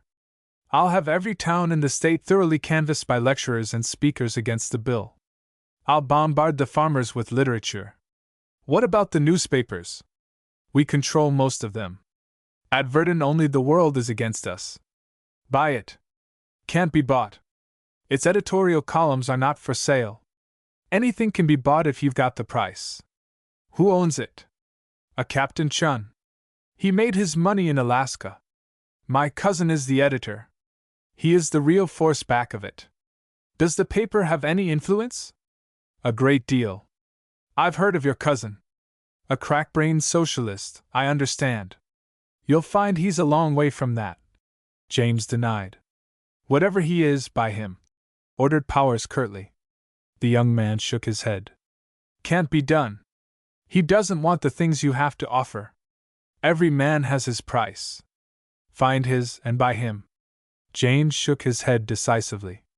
Absolutely impossible. He's an idealist and an altruist. Powers snorted impatiently. Talk English, young man, and I'll understand you. Farnham had heard Joe Powers was a man who would stand plain talk from those who had the courage to give it him. His cool eyes hardened. Why not? For once the old grey pirate, chief of the robber buccaneers who rode on their predatory way superior to law, should see himself as Jeff Farnham saw him. What I mean is that the things he holds most important can't be bought with dollars and cents. He believes in justice and fair play. He thinks the strong ought to bear the burdens of the weak. He has a passion to uplift humanity. You can't understand him because it isn't possible for you to conceive of a man whose first thought is always for what is equitable. Just as I thought, a socialist dreamer and demagogue, pronounced Powers scornfully. Merrill and Frome have been thinking of him just as you do. James waved his hand toward the newspaper in front of the Railroad King. With what result our election shows. Well, where does his power lie? How can you break it? The old man asked. He is a kind of brother to the lame and the halt all over the state. Among the poor and the working classes he has friends without number. They believe in him as a patriot fighting for them against the foes of the country. Do you call me a foe of the country, young man? Powers wanted to know grimly. Not I, laughed James. Why should I quarrel with my bread and jam? If you had ever done me the honor to read any of my speeches, you would see that I refer to you as a pioneer of civilization and a builder for the future. But my view doesn't happen to be universal. I was trying to show you how the man with the dinner pail feels. Who fills his dinner pails? James met his frown with a genial eye. There's a difference of opinion about that, sir. According to the economics of Virden University, you fill them. According to the world editorials, it's the other way. They fill yours.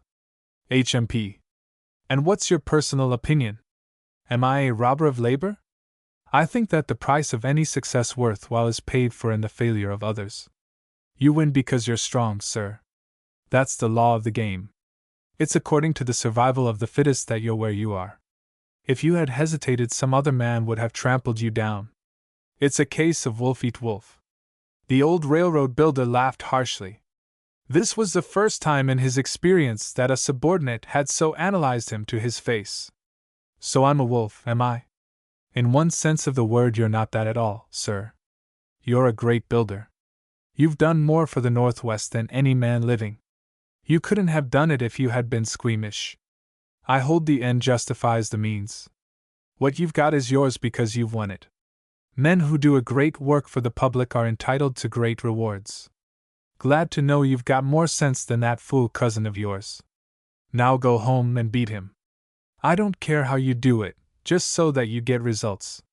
Spend what money you need, but make good, young man, make good. I'll do my best, James promised. All I demand is that you win. I'm not interested in the method you use. But put that cousin of yours out of the demagogue business if you have to Shanghai him. James laughed. That might not be a bad way to get rid of him till after the election. The word would leak out that he had been bought off. The old buccaneer's eyes gleamed. He was as daring a lawbreaker as ever built or wrecked a railroad. Have you the nerve, young man? When I'm working for you, sir, retorted James coolly. What do you mean by that? If I've studied your career to any purpose, sir, one thing stands out pretty clear. You haven't the slightest respect for law merely as law. When it's on your side, you're a stickler for it. When it isn't, you say nothing, but brush it aside as if it did not exist. In either case, you get what you want. I'm glad you've noticed that last point. Now we'll have luncheon. He smiled grimly. I dare say you'll enjoy it no less because I stole it from the horny hand of labor, by your mad cousin's way of it. Not a bit, answered James cheerfully. Chapter 13. The rebel proves that he is lost to good form and respectability by stepping between a sinner and the wages of sin, thus evidencing to the pillars of society his complete degeneration. Part 1. Sam Miller came into Jeff's office one night as he was looking over the editorials. Farnham nodded abstractedly to him. Take a chair, Sam. Be through in a minute. Presently Jeff pushed the galley-proof to one side and looked at his friend. Well, Sam? Almost at once he added. What's the matter? There were queer white patches on Miller's fat face. He looked like a man in hell. A lump rose in his throat. 2 or 3 times he swallowed hard. It's Nellie. Nellie Anderson? He nodded. Jeff felt as if his heart had been drenched in icy water. What about her? She's gone. Gone where? We don't know. She left Friday. There was a note for her mother. It said to forget her, because she was a disgrace to her name. You mean? Jeff did not finish his question. He knew what the answer was, and in his soul lay a reflection of the mortal sickness he saw in his friend's face. Miller nodded, unable to speak. Presently his words came brokenly. She's been acting strangely for a long time. Her mother noticed it. So did I. Like as if she wasn't happy. We've been worried. I. He buried his face in his arm on the table. My God, I love her, Jeff. I have for years. If I'd only known, if she'd only told me. Jeff was white as the galley-proof that lay before him with the unprinted side up. Tell me all about it, Sam. Miller looked up. That's all. We don't know where she's gone. She had no money to speak of. And the man? Jeff almost whispered. We don't know who he is. Might be any one of the clerks at the Verdun Dry Goods Company. Maybe it's none of them. If I knew, I'd cut his heart out. The clock on the wall ticked 10 times before Jeff spoke. Did she go alone? We don't know. None of the clerks are missing from the store where she worked. I checked up with the manager yesterday. Another long silence. They may have rooms in town here. Not likely. Presently Miller added miserably. She's going to be a mother soon. We found the doctor she went to see. You're sure she hasn't been married? Of course you've looked over the marriage licenses for the past year. Yes. Her name isn't on the list. Did she have money? About $15, we figure. That wouldn't take her far, unless the man gave her some. Have you been to a detective agency? Yes. We'll put blind ads in all the papers telling her to come home. We'll rake the city and the state with a fine-tooth comb. We're bound to hear of her. She's desperate, Jeff. If she's alone, she'll think she has no friends. We've got to find her in time or... Jeff guessed the alternative. She might take the easy way out, the one which offered an escape from all her earthly troubles. Girls of her type often did. Nellie was made for laughter and for happiness. He had known her innocent as a sunbeam and as glad. Now that she was in the pit, facing disgrace and disillusionment and despair, the horror and the dread of existence to her would be a millstone round her neck. The damnable unfairness of it took Jeff by the throat. Was it her fault that she had inherited a temperament where passions lurked unsuspected like a banked fire? Was she to blame because her mother had brought her up without warning, because she had believed in the love and the honor of a villain? Her very faith and trust had betrayed her. Every honest instinct in him cried out against the world's verdict, that she must pay with salt tears to the end of her life, while the scoundrel who had led her into trouble walked gaily to fresh conquests. Cogged dice. She had gone forth smiling to play the game of life with them, never dreaming that the cubes were loaded. He remembered how once her every motion sang softly to him like music, with what dear abandon she had given herself to his kisses. Her fondness had been a thing to cherish, her innocence had called for protection, and her chivalrous lover had struck the lightness forever from her soul. For long he never thought of her without an icy sinking of the heart. Part 2. Weeks passed. Sam Miller gave his whole time to the search for the missing girl. Jeff supplied the means. In every way he could he encouraged him and the broken mother. For 1,000 miles south and east the police had her description and her photograph. But no trace of her could be found. False clues there were aplenty. A dozen haggard streetwalkers were arrested in mistake for her. Patiently Sam ran down every story, followed every possibility to its hopeless end. The weeks ran into months. Mrs. Anderson still hoped drearily. Every night the light in the hall burned now till daybreak. And every night she wept herself to sleep for that her one ewe lamb was lost in a ravenous world. Tears were for the night. Wan smiles for the day, when she and Sam, drawn close by a common grief, met to understand each other with few words. He was back again at his work as curator of the museum at the State House, a place Jeff had secured for him after the election.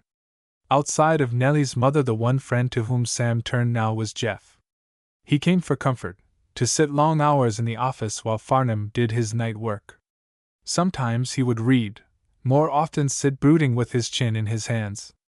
When the midnight rush was past and Jeff was free, they would go together to a restaurant. Afterwards they would separate at the door of the block where Jeff had his rooms. Part 3. Yet when Jeff found her, it was not Sam who was with him, but Marchant. They had been to see Sobieski about a place Captain Chun had secured for him as a night watchman of the shipbuilding plant of which Clinton Rogers was part owner. The Pole had mounted his hobby, and it had been late when they got away from his cabin under the viaduct. Just before they turned into Lower Powers Avenue from the dead line below Yarnell Way, Marchant clutched at the sleeve of his friend. "See that woman's face?" he asked sharply. No. Jeff was interested at once. For during the past months he had fallen into a habit of scanning the countenance of any woman who might be the one they sought. "She knew you." I could see fear jump to her eyes. "We'll go back," Jeff decided instantly. "She's in deep water.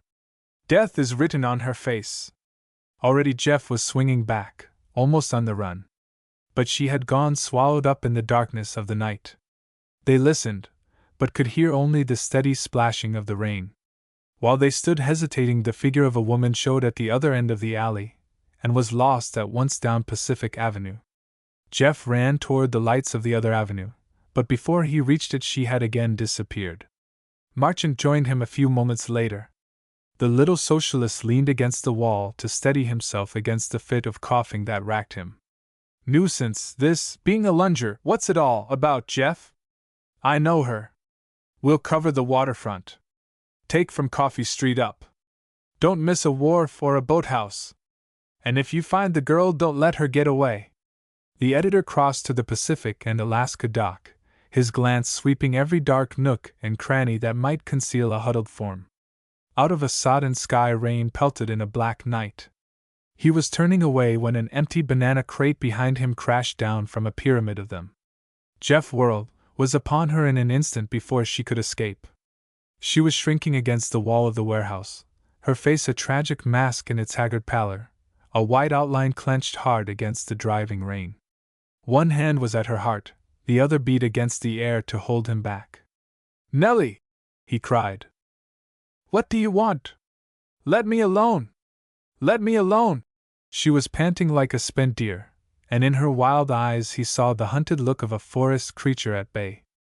"We've looked everywhere for you. I've come to take you home." "Home!" Her strange laughter mocked the word. "There's no home for folks like me in this world. Your mother is breaking her heart for you. She thinks of nothing else. All night she keeps a light burning to let you know." She broke into a sob. "I've seen it. Tonight I saw it, for the last time. It is pitiful how she waits and waits," he went on quietly. "She takes out your dresses and airs them. All the playthings you used when you were a little girl she keeps near her. Don't! Don't! She begged. Your place is set at the table every day, so that when you come in it may be ready. At that she leaned against the crates and broke down utterly. Jeff knew that for the moment the battle was won. He slipped out of his raincoat and made her put it on, coaxing her gently while the sobs shook her. He led her by the hand back to Pacific Avenue, talking cheerfully as if it were a matter of course. Here Marchant met them. I want a cab, Oscar, Jeff told him. While he was gone they waited in the entrance to a store that sheltered them from the rain. Suddenly the girl turned to Jeff. I was going to do it tonight, she whispered. He nodded. That's all past now. Don't think of it. There are good days ahead, happy days. It will be new life to your mother to see you. We've all been frightfully anxious. She shivered, beginning to sob once more. Not for an instant had he withdrawn the hand to which she clung so desperately. It's all right, Nellie, all right at last. You're going home to those that love you. Not tonight, not while I'm looking like this. Don't take me home tonight, she begged. I can't stand it yet. Give me tonight, please. She trembled like an aspen. Jeff could see she was exhausted, in deadly fear, ready to give way to any wild impulse that might seize her. To reason with her would do no good and might do much harm. He must humor her fancy about not going home at once. But he could not take her to a rooming house and leave her alone while her mind was in this condition. She must be watched, protected against herself. Otherwise in the morning she might be gone. All right. You may have my rooms. Here's the cab. Jeff helped her in, thanked Marchant with a word, got in himself, and shut the door. They were driven through streets shining with rain beneath the light clusters. Nellie crouched in a corner and wept. As they swung down Powers Avenue they passed motor car after motor car filled with gay parties returning from the theaters. He glimpsed young women in furs, wrapped from the cruelty of life by the caste system in which wealth had encased them. Once a ripple of merry laughter floated to him across the gulf that separated this girl from them. A year ago her laughter had been light as theirs. Life had been a thing beautiful, full of color. She had come to it eagerly, like a lover, glad because it was so good. But it had not been good to her.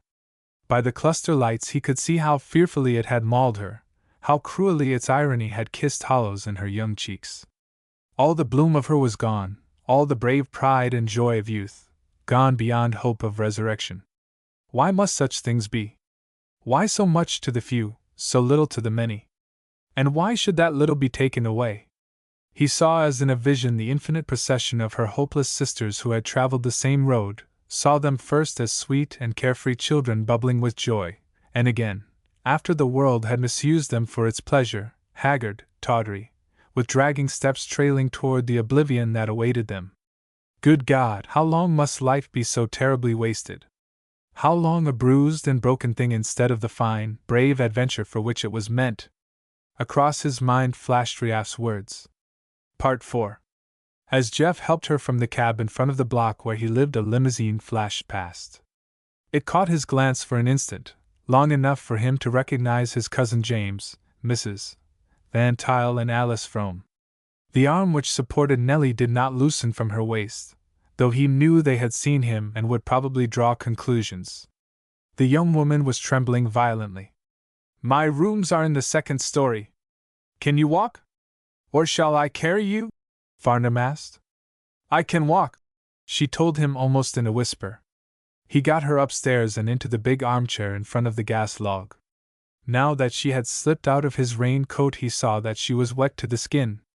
From his bedroom he brought a bathrobe, pajamas, woolen slippers, anything he could find that was warm and soft. In front of her he dumped them all. I'm going down to the drugstore to get you something that will warm you, Nellie. While I'm away, change your clothes and get into these things, he told her. She looked up at him with tears in her eyes. You're good. A lump rose in his heart. He thought of those evenings before the grate alone with her and of the desperate fight he had had with his passions. Good. He accused himself bitterly for the harm that he had done her. But before her his smile was bright and cheerful. We're all going to be so good to you that you'll not know us. Haven't we been waiting 2 months for a chance to spoil you? Do you know? She whispered, color for an instant in her wan face. I know things aren't half so bad as they seem to you. Dear girl, we are your friends. We've not done right by you. Even your mother has been careless and let you get hurt. But we're going to make it up to you now. A man on the other side of the street watched Jeff come down and cross to the drug store. Billy Gray, ballot box stuffer, detective, and general handyman for Big Tim O'Brien, had been lurking in that entry when Jeff came home. He had sneaked up the stairs after them and had seen the editor disappear into his rooms with one whom he took to be a woman of the street. Already a second plain-clothes man was doing sentry duty. The policeman whose beat it was sat in the drug store and kept an eye open from that quarter. To the officer Jeff nodded casually. Bad weather to be out all night in Nolan. Right you are, Mr. Farnham. The editor ordered a bottle of whiskey, and while it was being put up passed into the telephone booth and closed the door behind him. He called up Olive 431. Central rang again and again. Can't get your party, she told him at last. You'll waken him presently. Keep at it, please. It's very important. At last Sam Miller's voice answered. Hello? Hello? What is it? I've found Nellie. Just in time. Thank God, she's at my rooms. Have Mrs. Anderson bring an entire change of clothing for her. Yes, she's very much exhausted. I'll tell you all about it later. Come quietly. She may be asleep when you get here. Jeff hung up the receiver, paid for the whiskey, and returned to his rooms. He did not know that he had left 3 good and competent witnesses who were ready to take oath that he had brought to his rooms at midnight a woman of the half-world and that he had later bought liquor and returned with it to his apartment. Billy Gray thumped his fist into his open palm. We've got him. We've got him right. He can't get away from it. By gad, we've got him at last. Jeff found Nellie wrapped in his bathrobe in the big chair before the gas log. Her own wet clothes were out of sight behind a screen. You locked the door when you went out, she charged. Some of my friends might have dropped in to see me, he explained with his disarming smile. But he could see in her eyes the unreasoning fear of a child that has been badly hurt. He had locked the door on the outside. She was going to be dragged home whether she wanted to go or not. Dread of that hour was heavy on her soul. Jeff knew the choice must be hers, not his. He spoke quietly. You're not a prisoner, of course. You may go whenever you like. I would have no right to keep you. But you will hurt me very much if you go before morning. Where will you stay? She asked. I'll sleep on the lounge in this room, he answered in his most matter-of-fact voice. While he busied himself preparing a toddy for her, she began to tell brokenly, by snatches, the story of her wanderings. She had gone to Portland and had found work in a department store at the notion counter. After 3 weeks she had lost her place. Days of tramping the streets looking for a job brought her at last to an overall factory where she found employment. The foreman had discharged her at the end of the 3rd day. Once she had been engaged at an agency as a servant by a man, but as soon as his wife saw her, Nellie was told she would not do. Bitter, humiliating experiences had befallen her. Twice she had been turned out of rooming houses. Jeff read between the lines that as her time drew near, some overmastering impulse had drawn her back to Verdun. Already she was harboring the thought of death, but she could not die in a strange place so far from home. Only that morning she had reached town. After she had retired to the bedroom, Jeff sat down in the chair she had vacated. He heard her moving about for a short time. Presently came silence. It must have been an hour and a half later that Sam and Mrs. Anderson knocked gently on the door. Cars stopped running. Had to phone for a taxi, Miller whispered. The agitation of the mother was affecting. Her fingers twitched with nervousness. Her eyes strayed 20 times in 5 minutes toward the door behind which her daughter slept. Every little while she would tiptoe to it and listen breathlessly. In whispers Jeff told them the story, answering 100 eager, trembling questions. Slowly the clock ticked out the seconds of the endless night. Gray day began to sift into the room. Mrs. Anderson's excursions to the bedroom door grew more frequent. Sometimes she opened it an inch or two. On one of these occasions she went in quickly and shut the door behind her. Good enough. They don't need us here, Sam. We'll go out and have some breakfast, Jeff proposed. On the street they met Billy Gray. He greeted the editor with a knowing grin. Good morning, Mr. Farnham.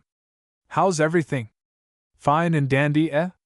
Jeff looked at him sharply. What the mischief is he doing here? He asked Miller by way of comment. All through breakfast that sinister little figure shadowed his thoughts. Gray was like a stormy petrel. He was surely there for no good, barring the chance of its being an accident. Both of them kept their eyes open on their way back, but they met nobody except a policeman swinging his club as he leaned against a lamp post and whistled the Merry Widow Waltz. But Farnham was not satisfied. He cautioned both Sam and Mrs. Anderson to say nothing, above all to give no names or explanation to anybody. A whisper of the truth would bring reporters down on them in shoals. You had better stay here quietly today, their host advised. I'll see you're not disturbed by the help. Sam will bring your meals in from a restaurant.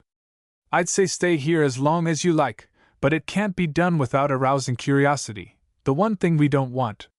No, better leave late tonight in a taxi, Sam proposed. Better still, I'll bring around Captain Chun's car and Sam can drive you home.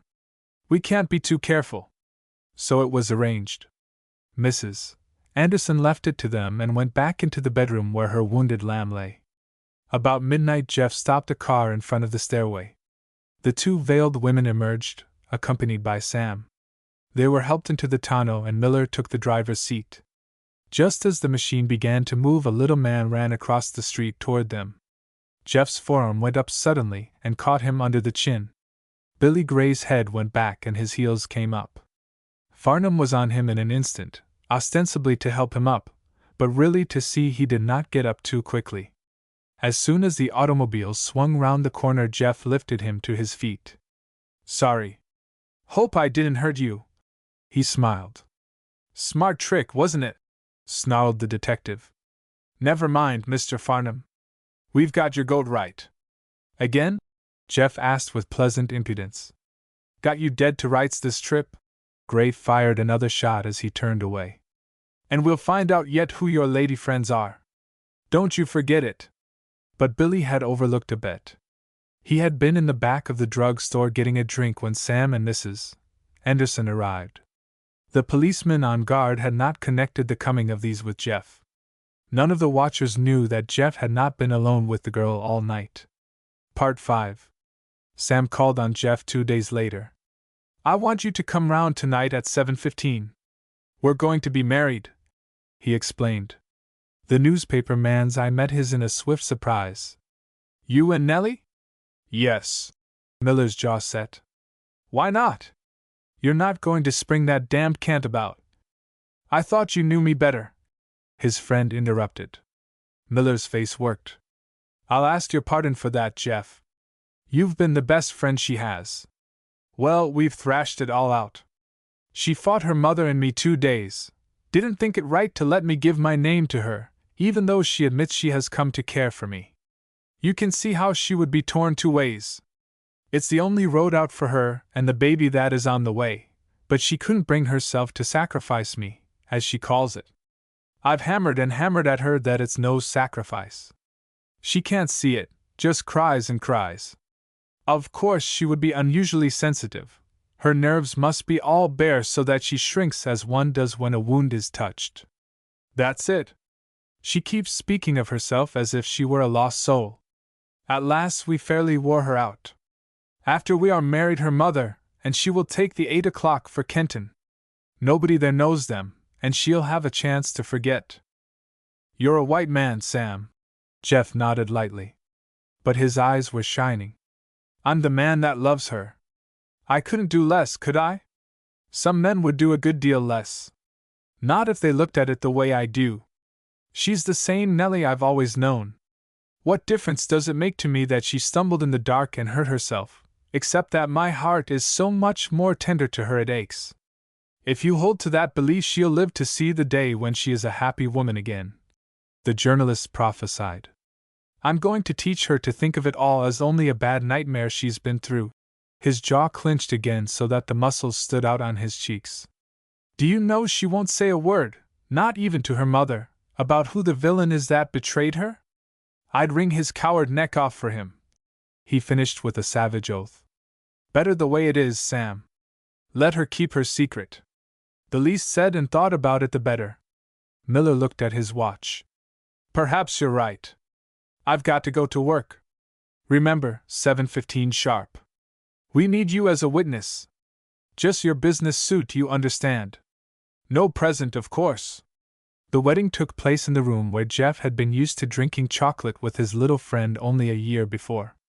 It was the first time he had been here since that night when the danger signal had flashed so suddenly before his eyes. The whole thing came back to him poignantly.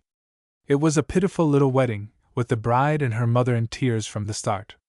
The ceremony was performed by their friend Mifflin, the young clergyman who had a mission for sailors on the waterfront. Nobody else was present except Marchant, the second witness. As soon as the ceremony was finished, Sam put Nellie and her mother into a cab to take them to their train. The other three walked back downtown. As Jeff sat before his desk 4 hours later, busy with a tax levy story, Miller came in and took a seat. Jeff waved a hand at him and promptly forgot he was on Earth until he rose and put on his coat an hour later. Well, did they get off all right? He asked. Miller nodded absently. 10 minutes later he let out what he was thinking about. I wish to God I knew the man, he exploded. Jeff looked at him quietly. I'm glad you don't. Adding murder to it wouldn't help the situation one little bit, my friend. Chapter 14. The hero, confronted with an unpleasant possibility, proves his greatness by rising superior to sentiment. Part 1. James came down to the office one morning in his car with a smile of contentment on his handsome face. It had been decided that he was to be made Speaker of the House after the next election, assuming that he and his party were returned to power. Jeff and the Progressives were to stand back of him, and he felt sure that after a nominal existence the Standpatters would accept him. He intended by scrupulous fair play to win golden opinions for himself. From the speakership to the governor's chair would not be a large step.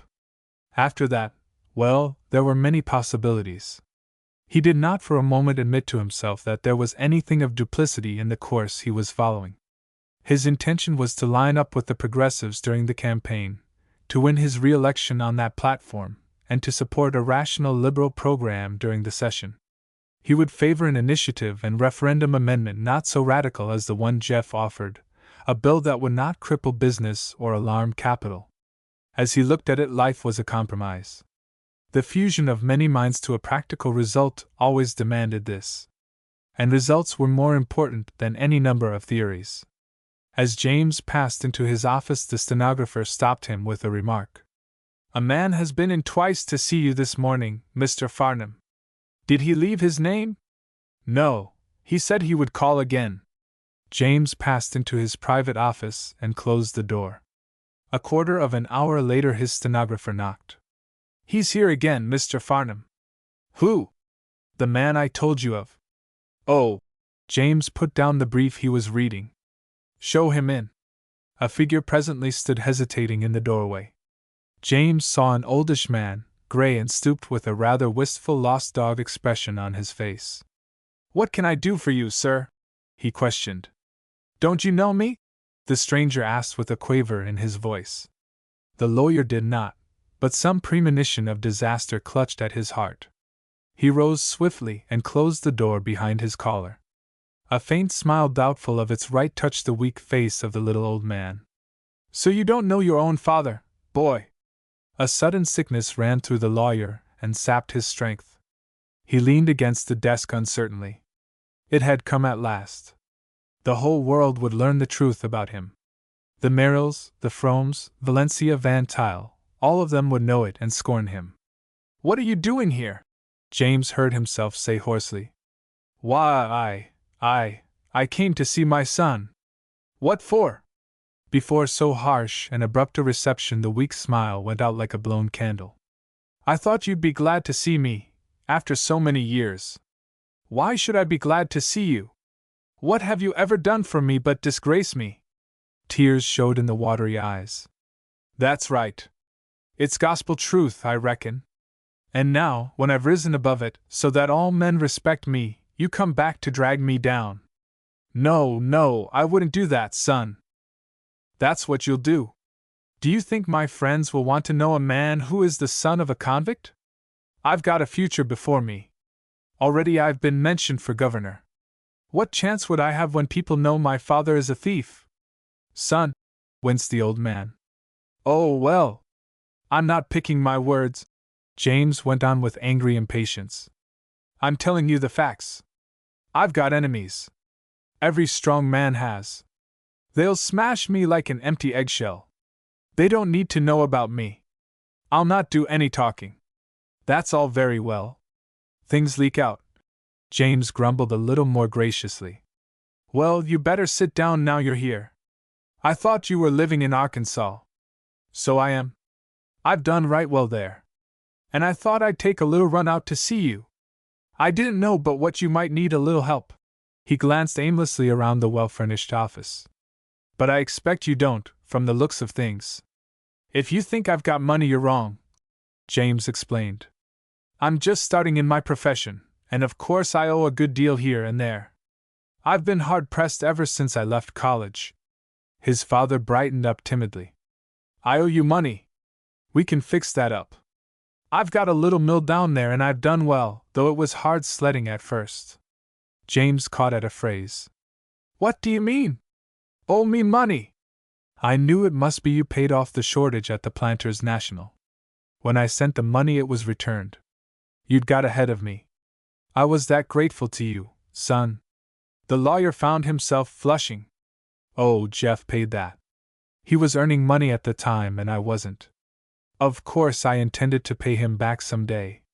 Did Jeff do that? Then you and he must be friends. Tell me about him. There's not much to tell. He's managing editor of a paper here that has a lot of influence. Yes. Jeff has been a staunch friend to me always. He recognizes that I'm a rising man and ought to be kept before the public. I wonder if he's like his father. Can't tell you that. His son replied carelessly. I don't remember Uncle Phil much. Jeff's a queer fellow, full of utopian notions about brotherhood and that sort of thing. But he's practical in a way. He gets things done in spite of his soft-headedness. There was a knock at the door. Mr. Jefferson Farnham, sir. James considered for a second. Tell him to come in, Miss Brooks. The lawyer saw that the door was closed before he introduced Jeff to his father. It gave him a momentary twinge of conscience to see his cousin take the old man quickly by both hands. It was of course a mere detail, but James had not yet shaken hands with his father. I'm glad to see you, Uncle Robert, Jeff said. His voice shook a little. There was in his manner that hint of affection which made him so many friends, the warmth that suggested a woman's sympathy, but not effeminacy. The ready tears brimmed into his uncle's eyes. You're like your father, boy. I believe I would have known you by him, he said impulsively. You couldn't please me better, sir. And what about James? Would you have known him? The old man looked humbly at his handsome, distinguished son. No, I would never have known him. He's becoming one of our leading citizens, James is. You ought to hear him make a speech. Demosthenes and Daniel Webster hide their heads when the Honorable James K. Farnham spellbinds, Jeff joked. I've read his speeches, the father said unexpectedly. For more than a year I've taken the world so as to hear of him. Then you know that James is headed straight for the Hall of Fame. Aren't you, James? Nonsense! You've as much influence in the state as I have, or you would have if you would drop your fight on wealth. Bless you, I'm not making a fight on wealth, Jeff answered with good humor. It's illicit wealth we're hammering at. But when you compare me to James K., I'll have to remind you that I'm not a silver-tongued orator or Verdon's favorite son. The father's wistful smile grew bolder. Somehow Jeff's arrival had cleared the atmosphere. A scriptural phrase flashed into his mind as applicable to this young man. Think no evil. His nephew did not regard him with suspicion or curiosity. To him he was not a sinner or an outcast, but a brother.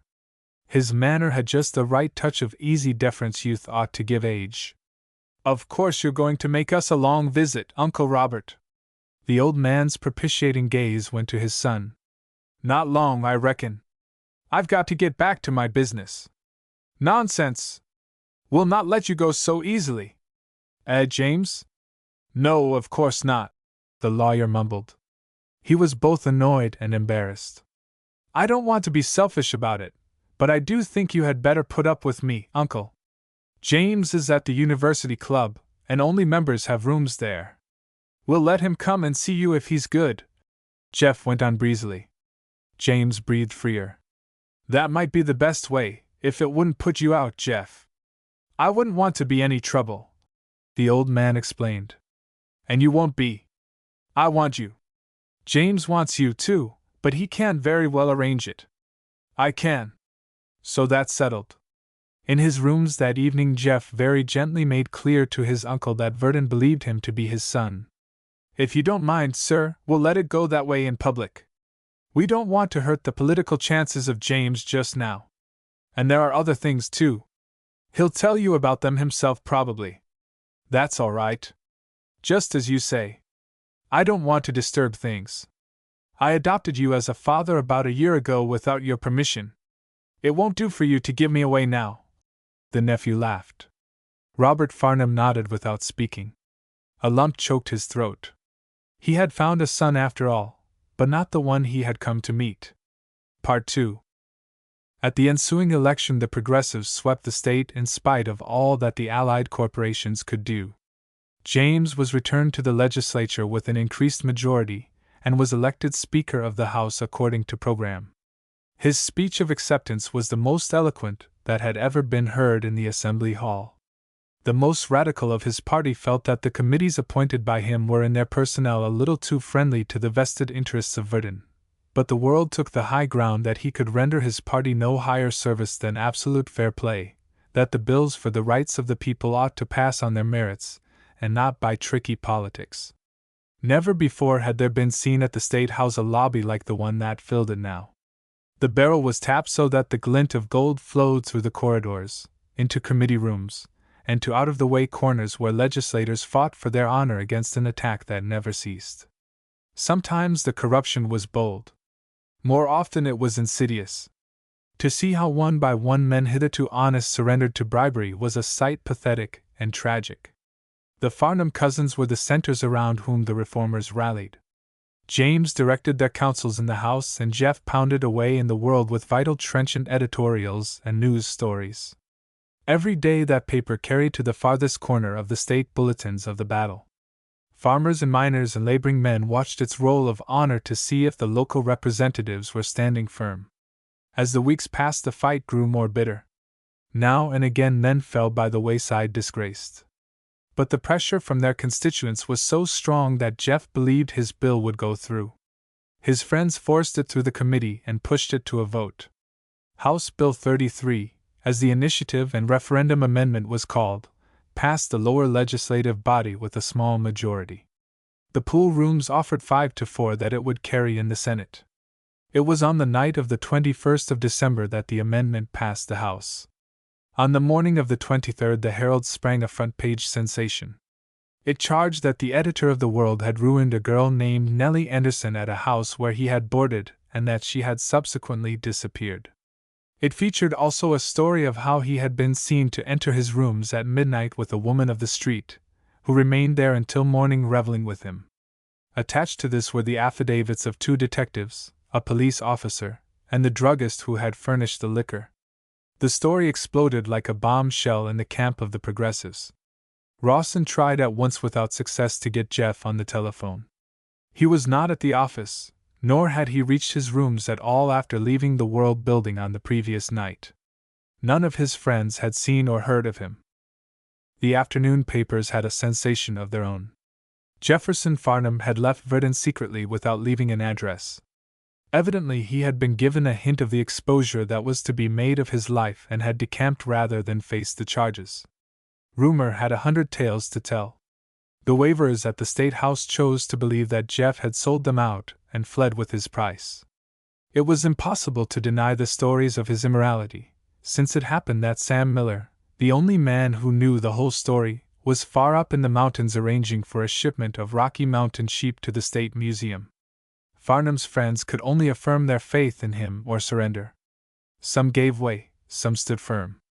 The lobbyists and the opposition went about with confident, "I told you so," smiles writ large on their faces. Within a few days it became apparent that the reform bill would be defeated in the Senate. Its fate had been so long tied up with the people's belief in Jeff that with his collapse the general opinion condemned it to defeat.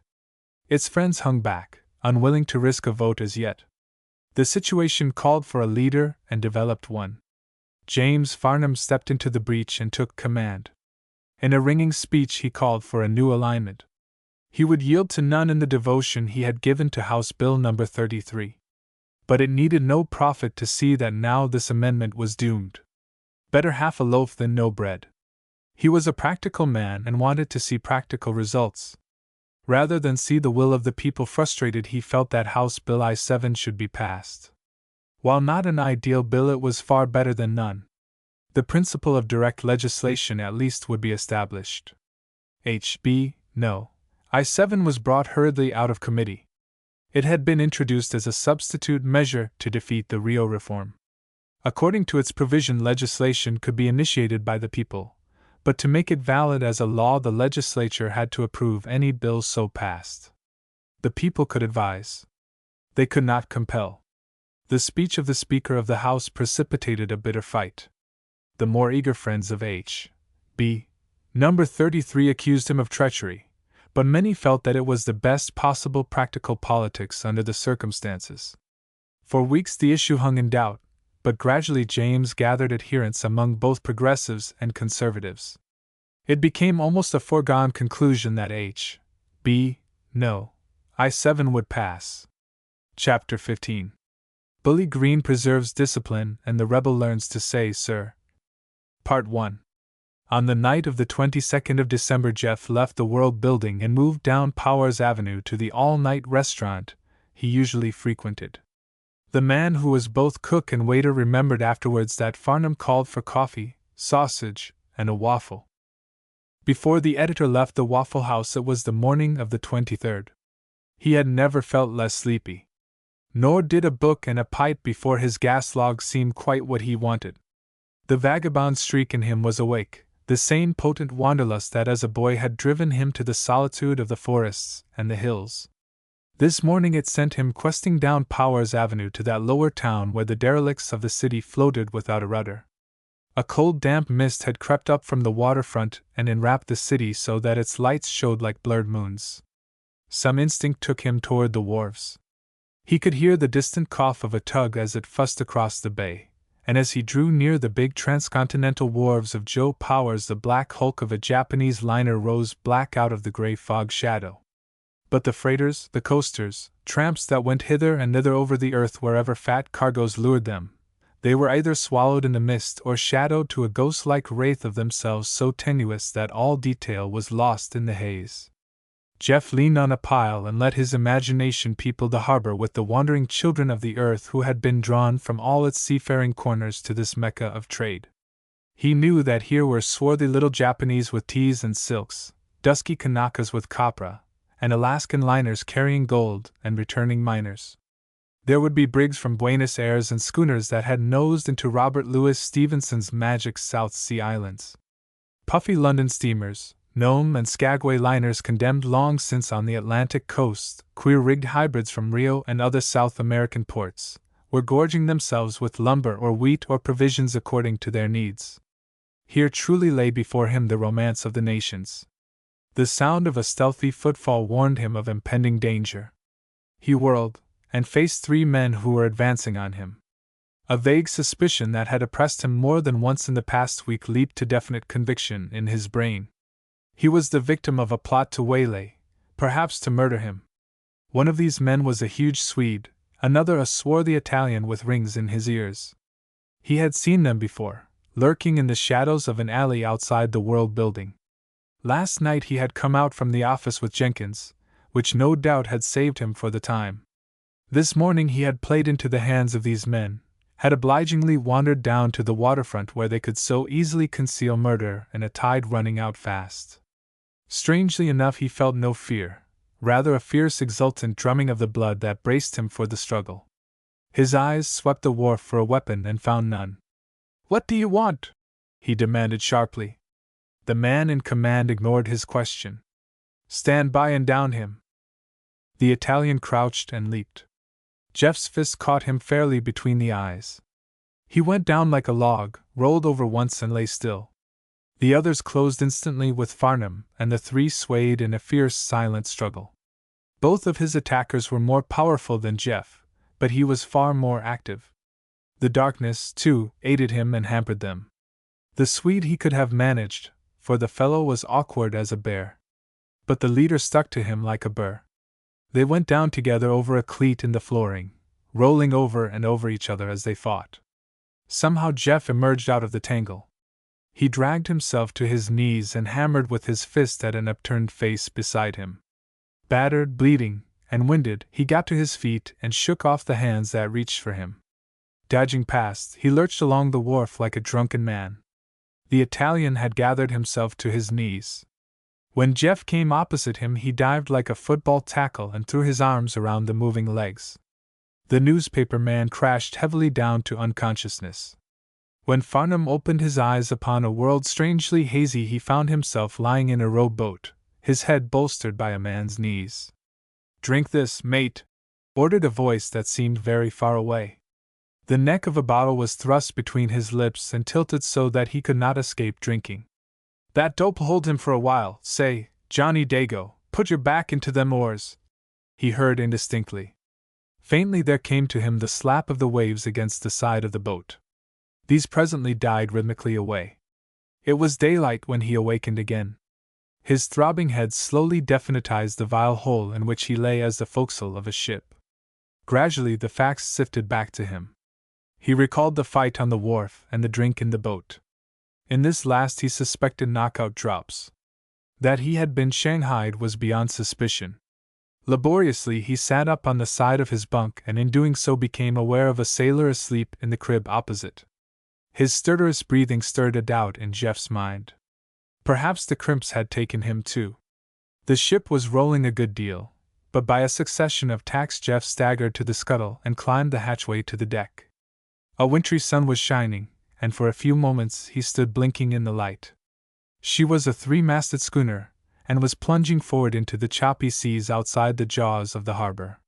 He whiffed the salt tang of the air and tasted the flying spray. An ebb tide was lifting the vessel forward on a freshening wind, and trim as a greyhound she slipped through the cat's paws. A thick-set, powerful figure paced to and fro on the quarterdeck, occasionally bellowing an order in a tremendous voice like the roar of a bull.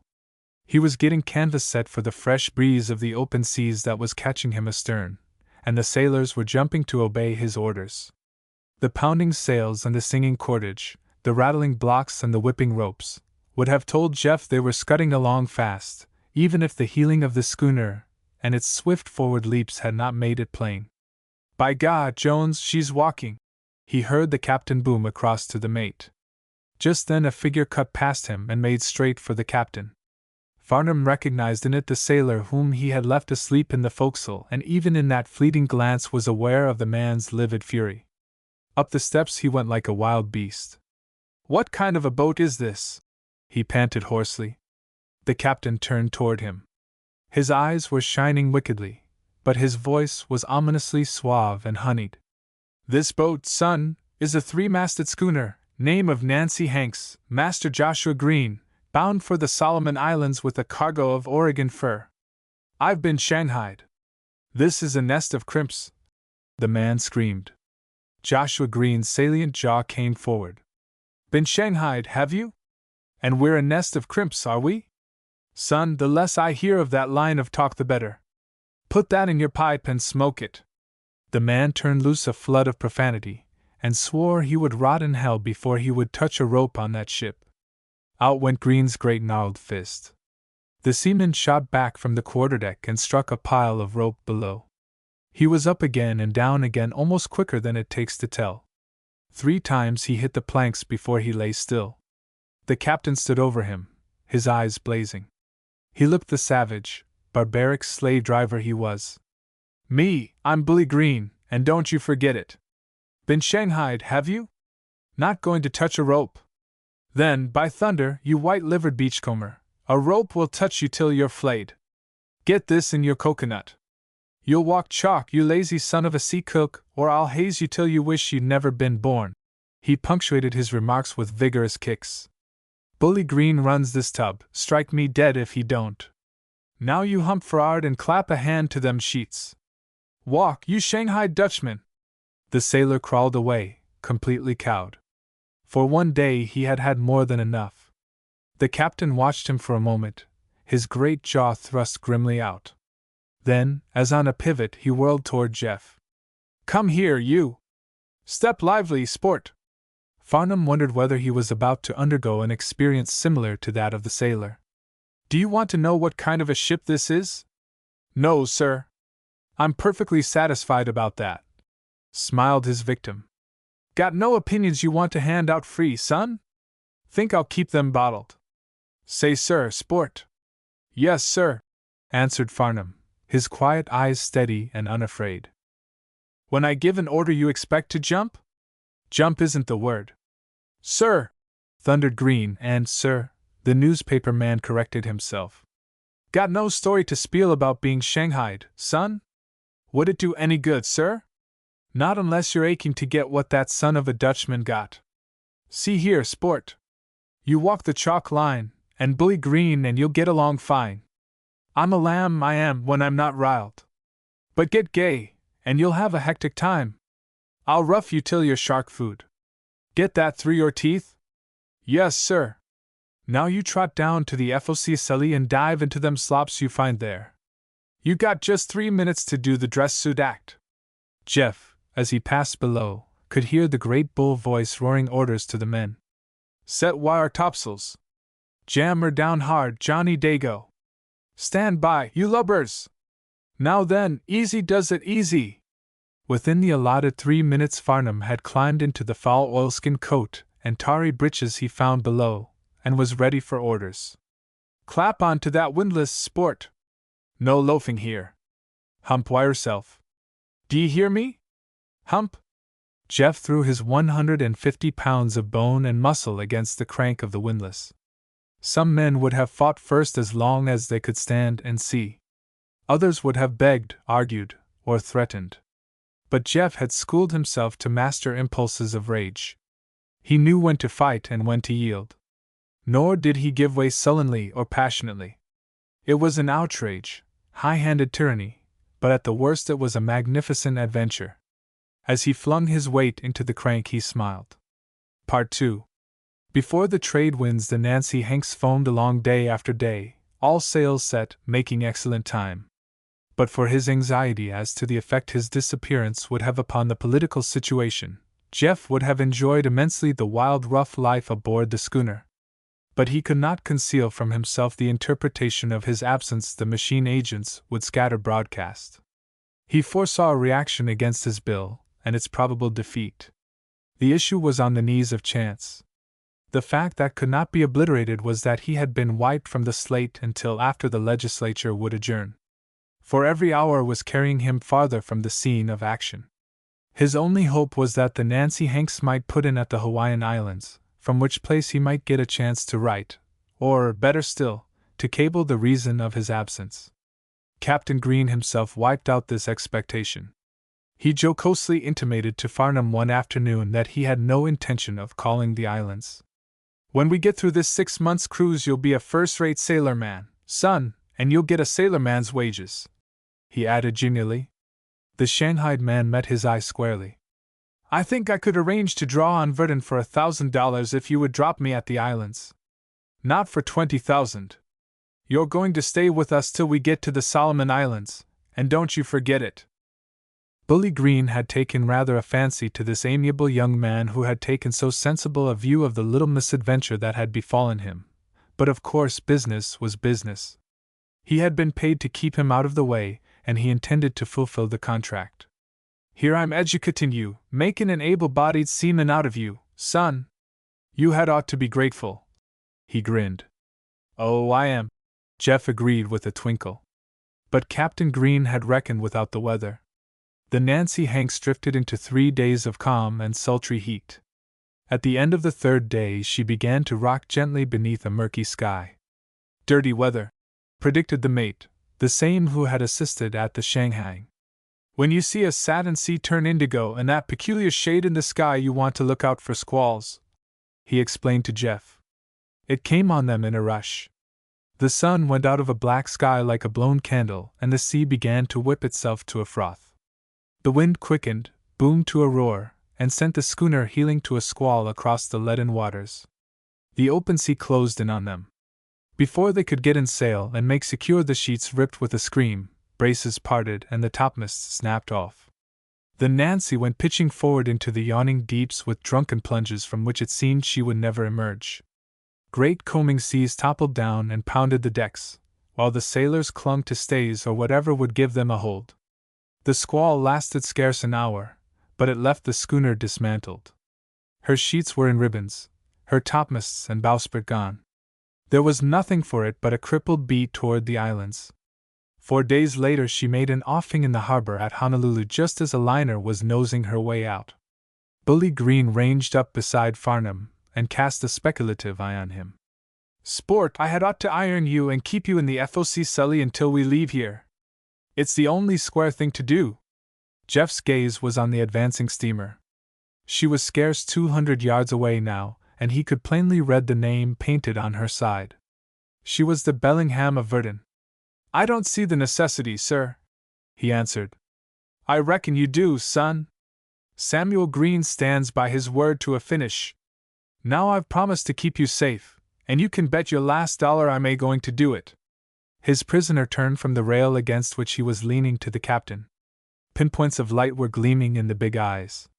How much safer do you want me than this? Green expectorated at a chip in the water and shifted his quid. You've got brains, son. No telling what you might try to do. But see here. You're no drunken beachcomber. I know a gentleman when I see one. Give me your word you'll not try to skip out or send a message back to the States, and I'll go easy on you. I'm so dashed kind-hearted I am that. Jeff leaped to the rail, stood poised an instant, and dived into the blue Pacific. Well, I'll be.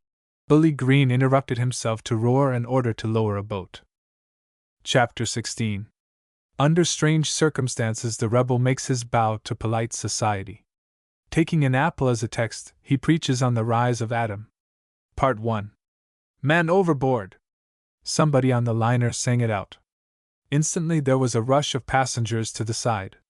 From the schooner a boat was being lowered and manned. I see him. He's swimming this way.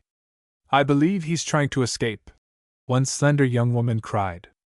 Nonsense, Alice! He fell overboard and he's probably so frightened he doesn't know which way he is swimming. This suggestion was from the beautiful blonde with bronze hair who stood beside her under a tan parasol held by a fresh-faced globetrotter. Don't you believe it, Val? Look how he's cutting through the water. He's trying to reach us. Oh, I hope they won't get him. Somebody get a rope to throw out. By Jove, you're right, Miss Alice, cried the Englishman. It's a race, and it's going to be a near thing. He disappeared and was presently back with a rope. Come on! Come on! Screamed the passengers to the swimmer. He's ripping strong with that overhead stroke. Ye gods, it's close! Exclaimed the Britisher. It was.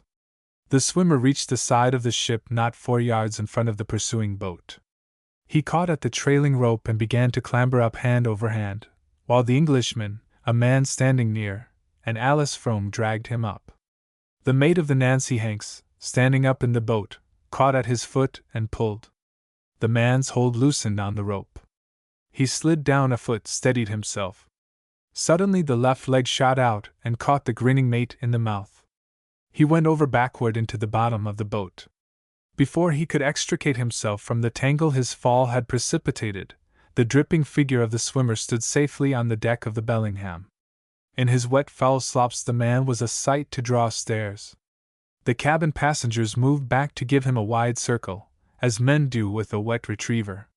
"What does this mean, my man?" demanded the captain of the Bellingham, pushing forward. He was a big red-faced figure with a heavy roll of fat over his collar. "I have been shanghaied, sir. From Verdun. I'm the editor of the World of that city." "That's a lie," proclaimed the mate of the Nancy Hanks, who by this time had reached the deck. "He's a nutty deck-swabber we picked up at Frisco." "Why, it's Mr. Farnham!" cried a fresh young voice from the circle. The rescued man turned. His eyes joined those of a slim golden girl, and he was struck dumb. "You know this man, Miss Frome?" the captain asked. "I know him by sight." She stepped to the front. "There can't be any doubt about it. He's Mr. Farnham of Verdun, the editor of the World." "You're quite sure?" "Quite sure, Captain Barclay. My cousin knows him, too." The captain turned to Mrs. Van Tuyl. She nodded languidly. Barclay swung back to the mate of the Nancy Hanks. "I know you're kind, my man, and I can tell you that I think the penitentiary would be the proper place for you and your captain, with my compliments to him." "Better come and pay him yourself, sir," sneered the mate. "Get off my deck, you dirty crimp!" roared the captain. "Slide now, or I'll have you thrown off." Mr. Jones made a hurried departure. Once in the boat, he shook his fist at Barclay and cursed him fluently. The captain turned away promptly. "Mr. Farwell, if you'll step this way, the steward will outfit you with some clothes. If they don't fit, they'll do better than those togs you're wearing." The English youth came forward with a suggestion. "Really, I think I can do better than that for Mr. Farr." He hesitated for the name. "Farnham," supplied the owner of it. "Ah, you're about my size, Mr. Farnham. If you don't mind, you're quite welcome to anything I have." "Thank you very much." "Very well. Mr. Farnham, shake hands with Lieutenant Beecham." And with the sense of duty done, the worthy captain dismissed the new arrival from his mind. Jeff bowed to Miss Frome and followed his broad-shouldered guide to a cabin. He was conscious of an odd elation that had not entirely to do with a brave adventure happily ended. The impelling cause of it was rather the hope of a braver adventure happily begun. Part 2. "By Jove, I envy you, Mr. Farnham. Didn't know people bucked into adventures like that these tame days. Think of actually being shanghaied. It's like a novel. My word, the ladies will make a lion of you." The Englishman was dragging a steamer trunk from under his bed. It needed no second glance at his frank boyish face to divine him a friend worth having. Fresh-colored and blue-eyed, he looked very much the country gentleman Jeff had read about but never seen. It was perhaps by the gift of race that he carried himself with distinction, though the flat straight back and the good shoulders of the cricketer contributed somewhat, too. Jeff sized him up as a resolute, clean-cut fellow, happily endowed with many gifts of fortune to make him the likable chap he was. Beecham threw out some clothes from a steamer trunk and left the rescued man alone to dress. 10 minutes later he returned. "Expect you'd like an interview with the barber. I'll take you round. By the way, you'll let me be your banker till you reach Verdun?" "Thank you. Since I must." From the barber's shop the Englishman took him to the dining saloon. "Awfully sorry you can't sit at our table, Mr. Farnham. It's full up. You're to be at the purser's." Jeff let a smile escape into his eyes. "Suits me. I've been at the Boss for several weeks. Beastly outrage. We'll want to hear all about it. Miss Frome's tremendously excited. Odd you and she hadn't met before. Didn't know Verdun was such a big town." "I'm not a society man," explained Jeff. "And it happens I've been fighting her father politically for years. Miss Frome and Mrs. Van Tuyl are about the last people I would be likely to meet." From his seat Jeff could see the cousins at the other end of the room. They were seated near the head of the captain's table, and that officer was paying particular attention to them, perhaps because the Bellingham happened to be one of a line of boats owned by Joe Powers, perhaps because both of them were very attractive young women. They were types entirely outside Farnham's very limited experience. The indolence, the sheathed perfection, the soft sensuous allure of the young widow seemed to Jeff a product largely of her father's wealth. But the charm of her cousin, with its sweet and mocking smile, its note of youthful austerity, was born of the fine and gallant spirit in her. Beecham sat beside Miss Frome, and the editor observed that they were having a delightful time. He wondered what they could be talking about. What did a man say to bring such a glow and sparkle of life into a girl's face?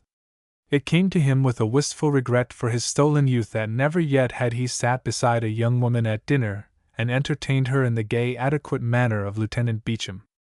James could do it, had done it 100 times. But he had been sold too long to an urgent world of battle ever to know such delights.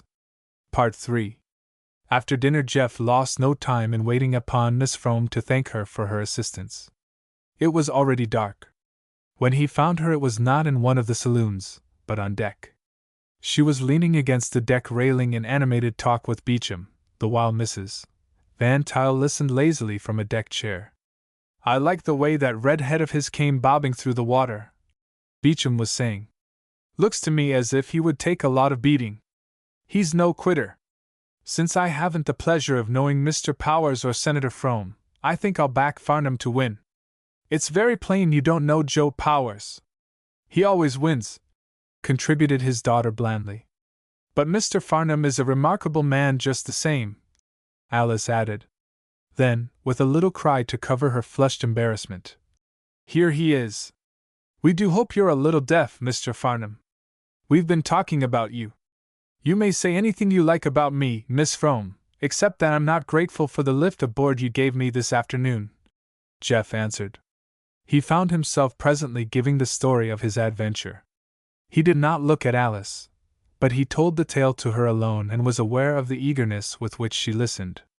"But why should they want to kidnap you? I don't see any reason for it," Alice protested. A shadowy smile lay in the eyes of Mrs. Van Tuyl. "Mr. Farnham is in politics, my dear." A fat pork packer from Chicago joined the group. "I've been thinking about the Sharks, Mr. Farnham.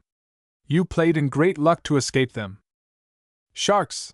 Jeff heard the young woman beside him give a gasp. In the moonlight her face showed white. "These waters are fairly infested with them," the Chicagoan explained. "We saw 2 this morning in the harbor. It was when the stewards threw out the scraps. They turned over on there." "Don't!" cried Alice Frome sharply. The petrified horror on the vivid mobile face remained long as a sweet memory to Jeff.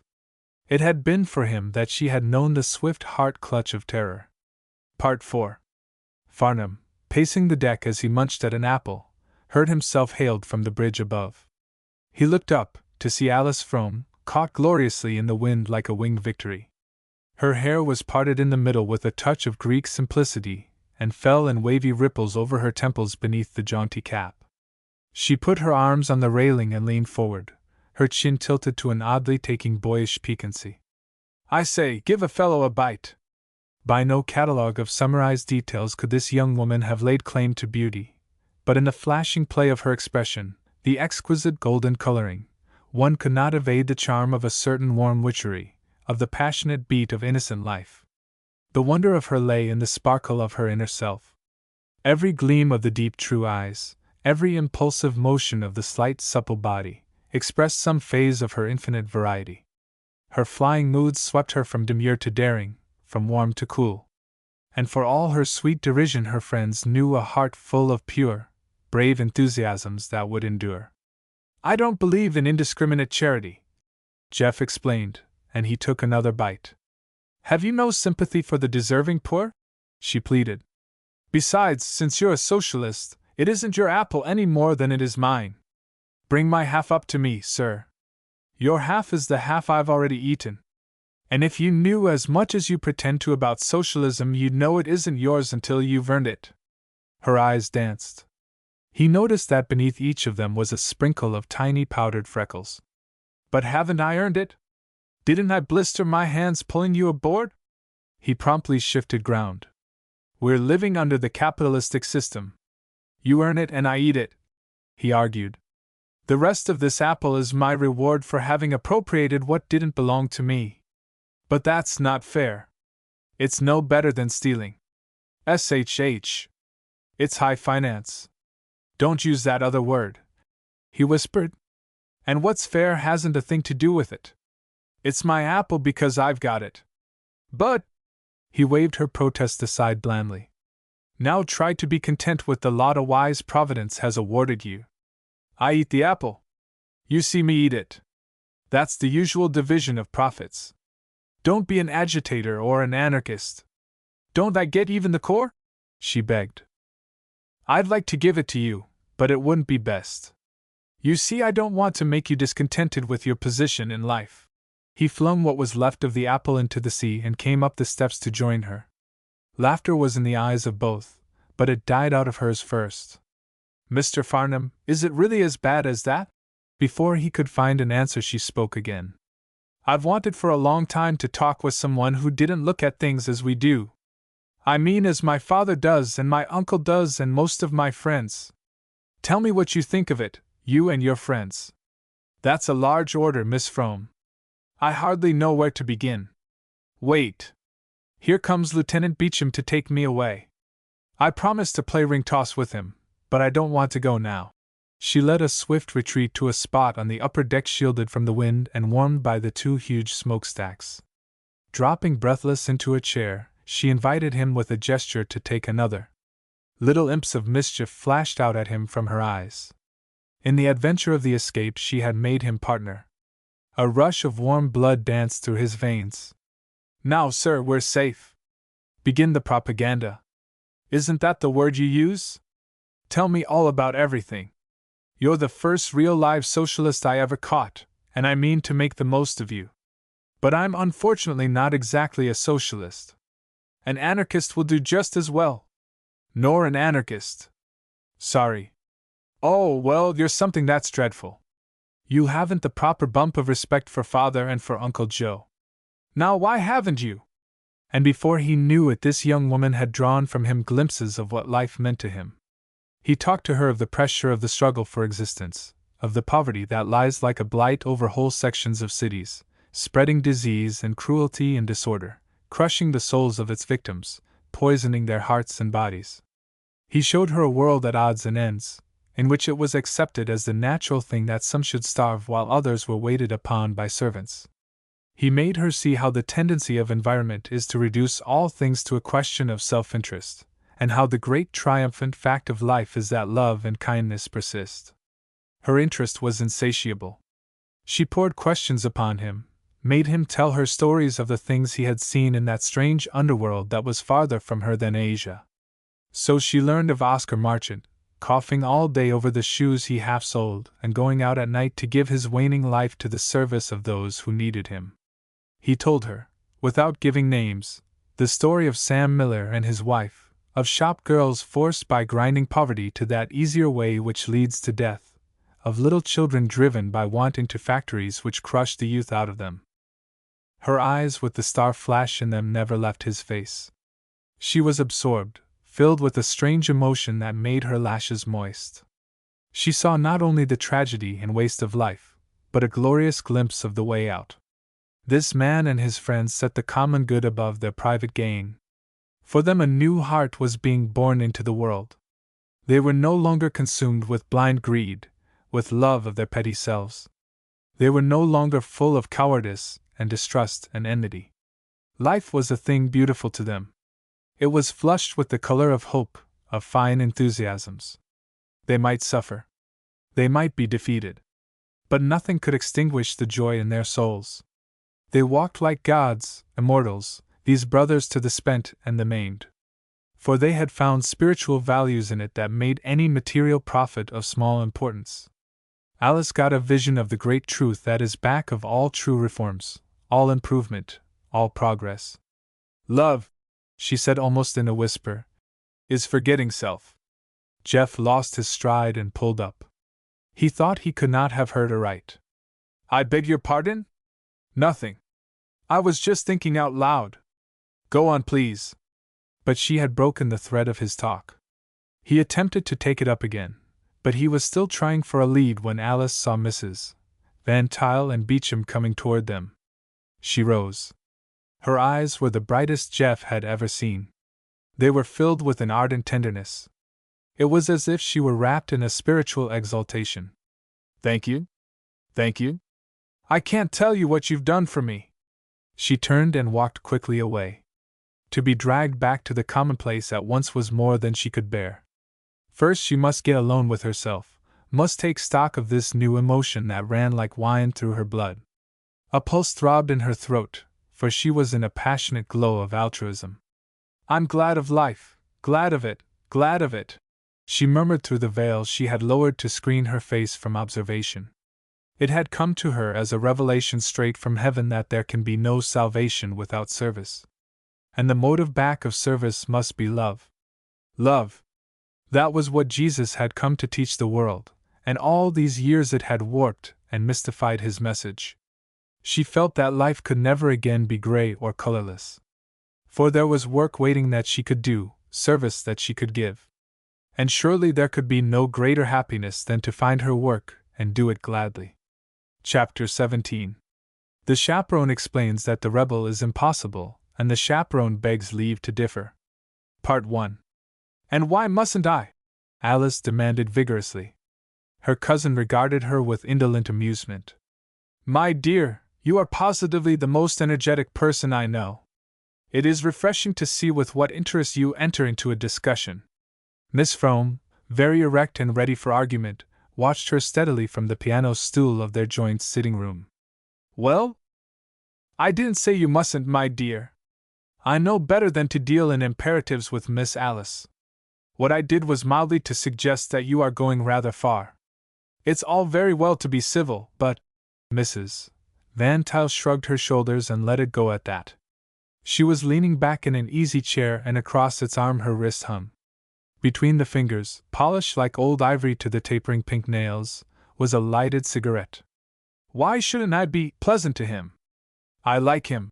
Her color deepened, but the eyes of the girl did not give way. There was in them a little flare of defiance.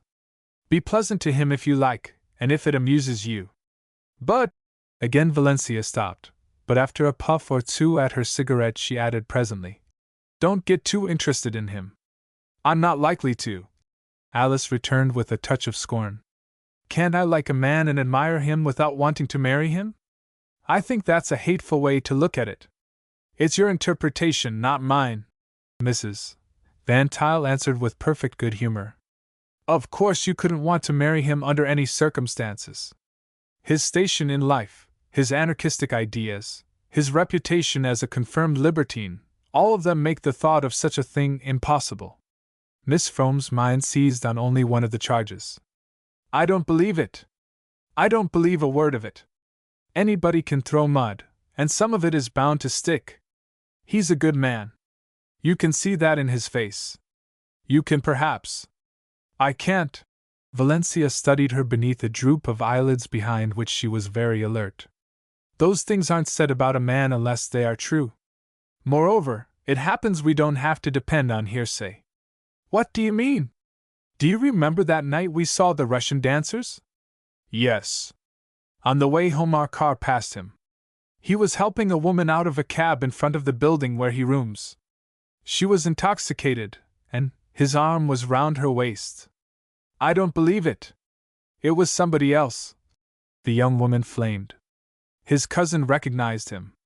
So did I. There must be some explanation. I'll ask him. Ask him? Valencia's level eyebrows lifted. Really, I don't think that will do. Better quietly eliminate him. You mean treat him as if he were guilty when, I am sure he is not. Mrs. Van Tuyl's little laugh rippled out. You're quite dramatic about it, my dear. The man's of no importance. He's a poser, a demagogue, and one with a vicious streak in him. I understand, of course, that you're interested only because he's different from the other men you know.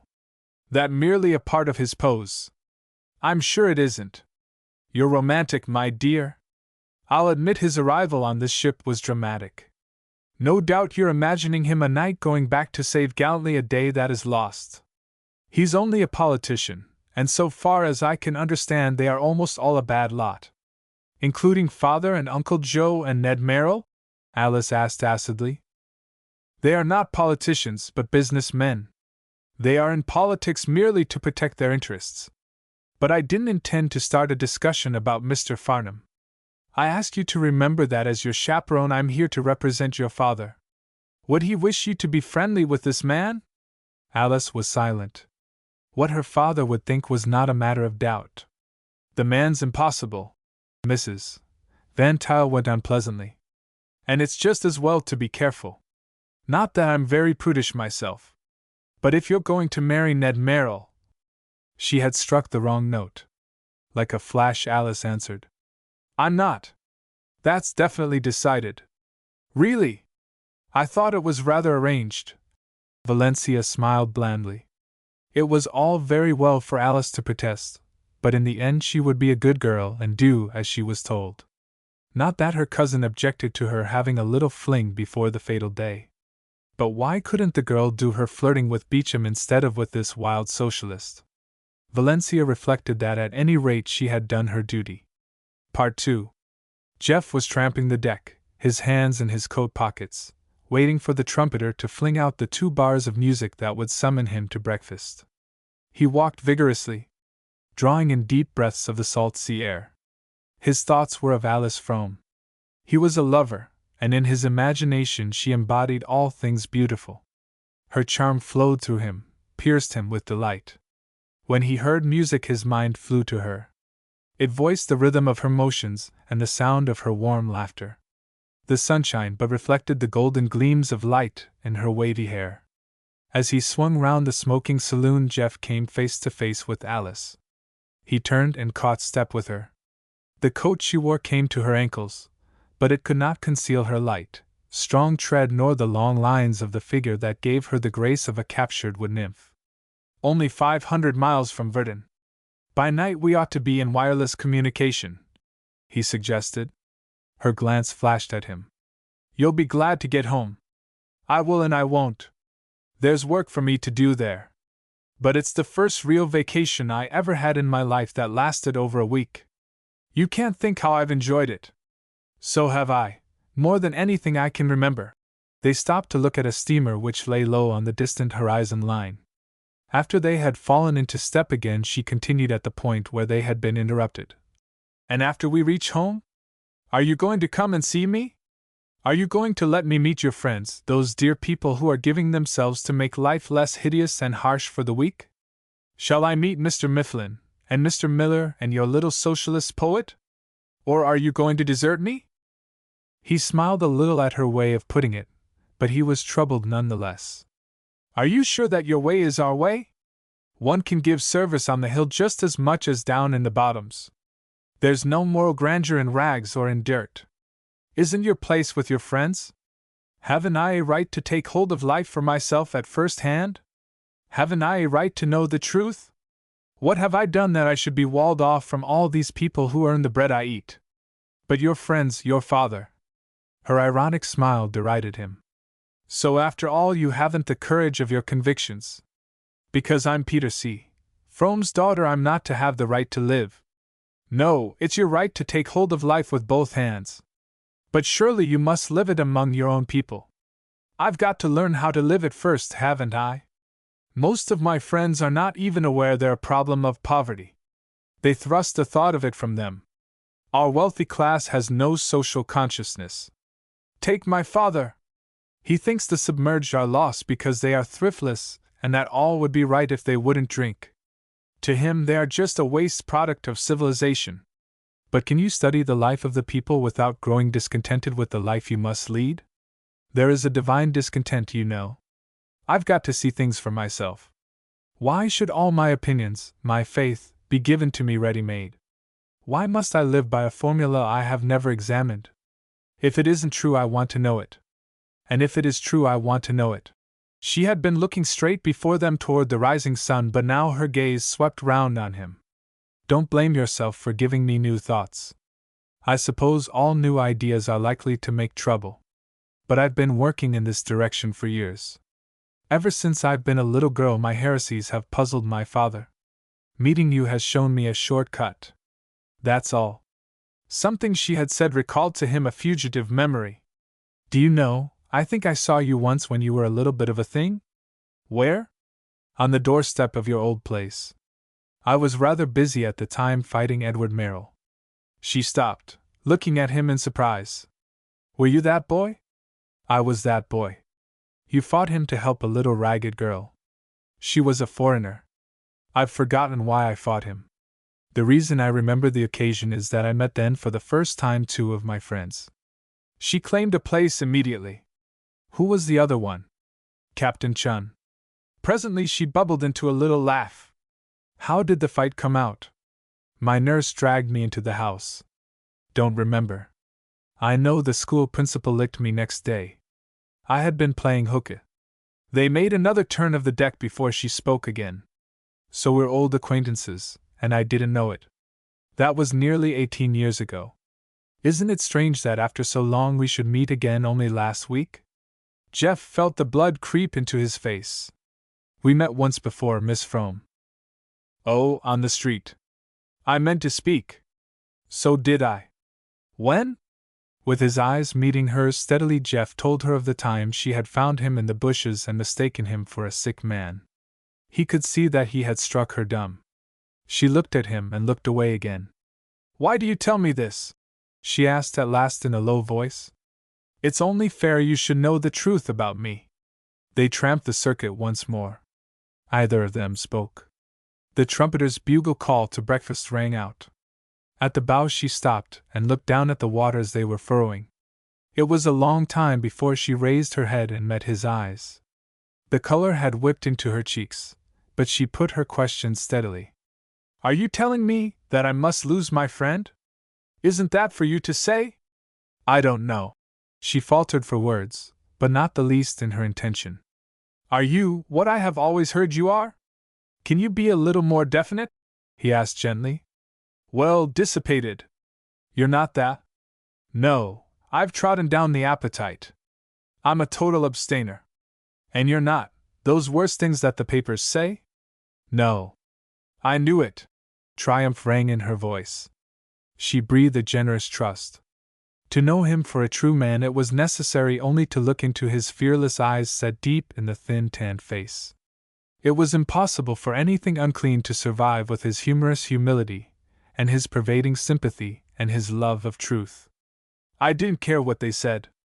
I knew it all the time. Her sweet faith was a thing to see with emotion. He felt tears scorch the back of his eyes. The thing you know is bad enough. Oh, that is nothing, now. It doesn't matter. Lieutenant Beecham emerged from a saloon and bore down upon them. Mrs. Van Tuyl has sent me to bring you to breakfast, Miss Frome. Mornin', Mr. Farnham. And I'm ready for it, we've been round the deck ever so many times. Haven't we, Mr. Farnham? She nodded lightly to Jeff and walked away with the Englishman. The sunshine of her warm vitality was like quicksilver in Farnham's veins. What a gallant spirit, at once delicate and daring, dwelt in that vivid slender form. A snatch of Chesterton came to his mind. Chapter 18. The Pillars of Society are given in illustration of a Ruhrback. Part 1. Rawson sat in the rotunda of the Pacific Hotel in desultory conversation with Captain Chun, Hardy and Rogers. He brought his clenched hand down on the padded leather arm of the big chair. They'll jam it through tomorrow. That's what they'll do. James K. Farnham's been playing mighty pretty politics, and he has got the votes to deliver the goods. Hardy nodded as he knocked the ash from his cigar. Now that it's all over, we can see James K.'s trail easily enough. He meant to defeat the initiative and referendum amendment, and he meant to do it without losing his popularity. He's done it too. Jeff's disappearance made it certain our bill wouldn't go through. James jumps in with a hurrah and passes one that isn't worth the powder to blow it up. But he's going to claim it as a great victory for the people, and if I know that young man, he'll get away with his bluff. Yet it's certain as taxes that he's been working for Joe Powers all the time. I wouldn't put it past him to have engineered some deal to get rid of his cousin, Chun suggested. Rawson shook his head. No, not respectable enough for James. And he's not fool enough to run his head into a trap. But I'd bet my head Big Tim gave him a tip it was to be pulled off. J.K. had to know. Otherwise he wouldn't have been in a position to play the game for them. But he didn't know any details, just a suggestion. Enough to wise him without making him responsible. And the play he's been making in the papers. Offering a reward for information about Jeff, insisting publicly that he has absolute confidence in his cousin's integrity while he shakes his head in private. If you want my opinion, that young man is a whited sepulchre. I never did believe in him. Rogers turned to Captain Chun with an incredulous smile. But you still believe in Jeff? Frankly, it looks to me like a double sellout. The old Confederate's eyes gleamed. Sir, I've known that boy since he was a little tad. He's never told me a lie. He's square as they make them. I used to believe in his cousin James, too, Rogers commented. Oh, James. He's another proposition. Rawson's voice was sour with disgust. He just naturally looked to see where his bread was buttered. He's as selfish as the devil for all that suave, cordial way of his. Right from the first his idea has been to make a big personal hit. And he figured out he could do it easier with Joe Powers back of him than against him. James K.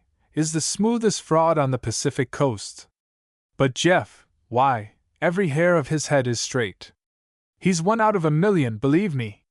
You've said it, Chun agreed. Rogers smiled across at them. He's left a lot of good friends behind him anyhow. But it's strange he could drop off the earth without a soul knowing about it. The men who murdered him know about it, Rawson answered significantly. Captain Chun shook his head. No, that boy will turn up yet. But not in time to save us. We're licked. There's not 1 chance in 1,000,000 for us. That's the discouraging feature of it, to be sold out after we had won our fight. Rawson agreed with Hardy. Yes, we're licked. Even if Jeff were to show up, with all these stories against him, we wouldn't be able to stem the tide now. Mr. Raw W. Son, Mr. Raw W. Son. The sing-song voice of a bellhop echoed through the rotunda. Captain Chun's walking stick flagged the lad and brought him sliding across the polished floor. Telegram for Mr. Rawson. The big politician ripped it open and ran his eyes rapidly over the yellow slip. From his lips burst a sudden oath of surprise. By Jupiter, the miracle's happened! Jeff is alive and on his way here. He's sent me a wireless from out at sea somewhere. What? Captain Chun let out a whoop of joy. Listen here. Rawson read aloud his message. Shanghaied on schooner Nancy Hanks. Escaped at Honolulu. Back in Verdun tonight. Keep up the fight. Didn't I say Jeff was alive? Didn't I say he would come back and beat those robbers yet? The owner of the world demanded. Don't get excited. It may be a fake. This from Hardy, who was almost as much moved himself. Fake nothing. We'll go down to the telegraph office and make sure it's 0K. Won't this make a bully story for the world? Shanghaied in big letters across the top, and underneath a red-hot roast of the old City Hall gang's methods of trying to defeat the will of the people. Rawson laughed aloud as his imagination pictured the story. The old soldier's eyes gleamed. I'll run twice as many copies as usual. We'll plaster the state with them, calling for mass meetings everywhere to insist on the legislature passing our bill. Go easy, gentlemen, advised Rogers. If it's true, we hold a trump card, but we want to play it mighty carefully so as to make it carry as much dynamite as possible. The company could give no information more definite than that the message had come from the Bellingham, which was still a couple of 100 miles out at sea. In view of the value of the news from a strategic slant, his friends succeeded in keeping the lid on Captain Chun's enthusiasm until the party was safe aboard a fast yacht steaming out of the harbor to meet the Bellingham. The old Confederate's first impulse had been to run an extra immediately, but he was argued out of it. We don't want to go off half-cocked. We've got a beautiful comeback if we play it right. That is, if Jeff's got any proof. But we better wait and let Jeff run the newspaper end of it, Captain. This was Hardy's view, and it was endorsed by the others. Another thing. This story has got to come just like an explosion on James K. Farnham's supporters. We've got to sweep them right back to our bill. Now if we break the force of it by giving them warning, that swarm of lobbyists will get busy and stay busy all night, Rawson added. Jim Dunn, the star reporter of the World, was hurriedly summoned by telephone. Chun explained to the city editor that Dunn and the staff photographer were needed to cover a big story, but of what the story was no mention was made to the office. As soon as Dunn and Quillen reached the wharf, the fly-by-night shot out of the dock. Part 2. In the wintry afternoon sunlight, Beecham and Alice were playing a match of shuffleboard against Jeff and the daughter of a Honolulu missionary. The game had reached an exciting and critical stage when they noticed that the ship was no longer quivering from the throb of the engines. "A steam yacht, probably from Verdun," the ship purser remarked to the first mate as they passed. The players gave up their game to watch the boat that was being lowered from the deck of a yacht close at hand. Into it stepped 5 men in addition to the crew. Presently Jeff, leaning against the rail, borrowed the glasses of a man near. After Alice had looked, she handed them to Farnham. He gave a little exclamation of surprise. "I beg your pardon?" the girl beside him murmured. "They are my friends, Miss Frome. Come to meet me, I expect. The little man in gray with one arm is Captain Chun." She was all excitement at once. "Then they must have received your message?" "Probably." Jeff was the first man to meet Captain Chun as he walked up the steps. The gray little man gave a whoop of joy. "David!" Their hands gripped. Rawson fell on Farnham from behind and pounded him jubilantly. Instantly the editor was the center of a group of eager, urgent well-wishers. Alice explained to Captain Barclay what it was all about, and stood back smiling while questions and answers flew back and forth. "What about our Bill?" Jeff inquired as soon as the first hubbub had quieted. "Dead as a doornail. Your cousin has substituted HB-I7. They will pass it tomorrow or the next day." A swift sickness ran through Farnham. "James gone back on us?" "That's what. He's double-crossed us." Rawson snapped the words out bitterly. Why, surely not James." Jeff's mind groped for some possible explanation. "Says our bill was lost anyhow, and it was a question of getting through Garman's bill or none. But Garman's bill was framed by Ned Merrill. It doesn't give us anything." Rawson nodded grimly. "That's the idea. We're to get nothing, but it's to be wrapped up like a Christmas present so as to fool us. And isn't there any chance at all for our bill?" "Just this one chance." Rawson leaned forward and spoke in a low voice, driving his hand down on the deck railing. "That you've got a charge of dynamite up your sleeve to throw into their camp. If you can't stampede them, we're down and out." Jeff and his allies presently moved away together to hold a conference of ways and means. The boat crew pulled back to the yacht. The engines began to throb once more. The Bellingham gathered momentum and was soon plunging forward at full speed. Part 3. With a queer little surge of pride in him, Alice watched Jeff and his friends move away. They depended on him. Unless he could save it, their fight was lost. To her, he was a prophet of the better civilization that would some day rise on the ruins of an individualism grown top-heavy. But he was neither a dreamer nor a weakling. His idealism was sane and practical, and he would fight to the last ditch when he must. And this was another strange thing about him, that though his democracy was a faith, vital and ardent, it was tempered with the liberal spirit. He could make allowances, held no grudges, would laugh away insults at which another man would have raged. Out of her very limited experience, Alice decided that he was a great man. That he was so warm and human with it all was one of his seizing charms. No boy could have been more interested in winning the shuffleboard game than he. The fat pork packer from Chicago came leasing toward her. He took the steamer chair beside Alice, and jerked his head toward the spot where Jeff had disappeared. "Now, if you want my notion, Miss Frome, that's the kind of a man that breeds anarchy. I've seen his paper. He fills it full of stuff that makes the working man discontented with his lot. A troublemaker, that's what he is. Stops the wheels of industry. Gets in the road of the boosters to croak hard times." Alice observed the thick rolls of purple fat that bulged over his collar. "Progress now," he went on. "I'm for progress. Develop the country. That gives work to the laborers and keeps them contented. But men like Farnham are always hampering development by annoying capital.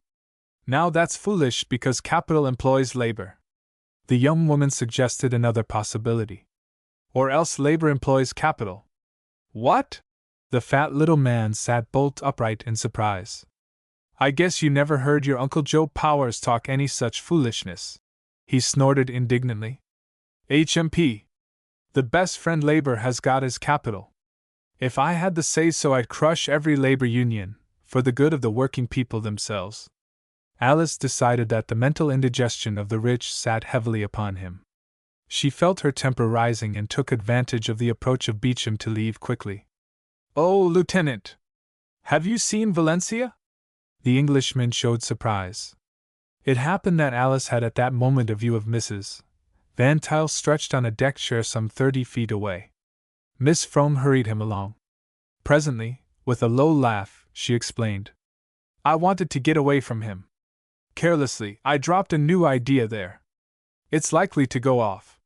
You know how dangerous they are. To people who haven't many. Had it anything to do with making money? Not directly. Then you needn't be alarmed on our stout friend's account. He's immune to all ideas not connected with that subject."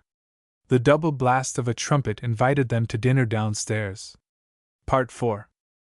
Dunn was sitting in the smoking room writing his story of the kidnapping when a ruddy young Englishman stopped opposite him. "You're Mr. Dunn, are you not? Reporter for the World?" "Yes." The newspaper man looked him over with a swift, trained attention. "A young lady would like to see you for a few minutes. She is interested in this shanghaiing of Mr. Farnham." Dunn's black gimlet eyes searched Beauchamp's face. "All right. Glad to see her." Dunn's story was being transferred to his pocket as he rose. He followed his guide to the ladies' writing room. A slender young woman was standing in front of the bookcase. She turned as they entered. Beecham introduced the reporter to her, but Dunn failed to catch the name of this rather remarkable-looking young lady. "You are to write the story of Mr. Farnham's adventure?" she asked. The reporter's eyes narrowed very slightly. "What story?" "The account of the shanghaiing." "Oh, I know all about it. Have you all the facts?" "I'll be glad to hear what you know, miss." She answered his hesitation by mentioning her name. Dunn grew more wary. "Miss Alice Frome, daughter of Senator Frome?" "Yes." "Anything you have to say I'll be pleased to hear, Miss Frome." To his surprise, she broke through the hedge of reserve he had withdrawn behind. "You distrust me. You think because I'm Senator Frome's daughter that I must be against Mr. Farnham. Is that it?" "I didn't say that," he sparred. "I'm not against him. It's because I'm anxious to see him when that I want to be sure he has given you the whole story." "Why shouldn't he give me the whole story?" "Because he isn't the kind to boast." "Did he tell you about the sharks?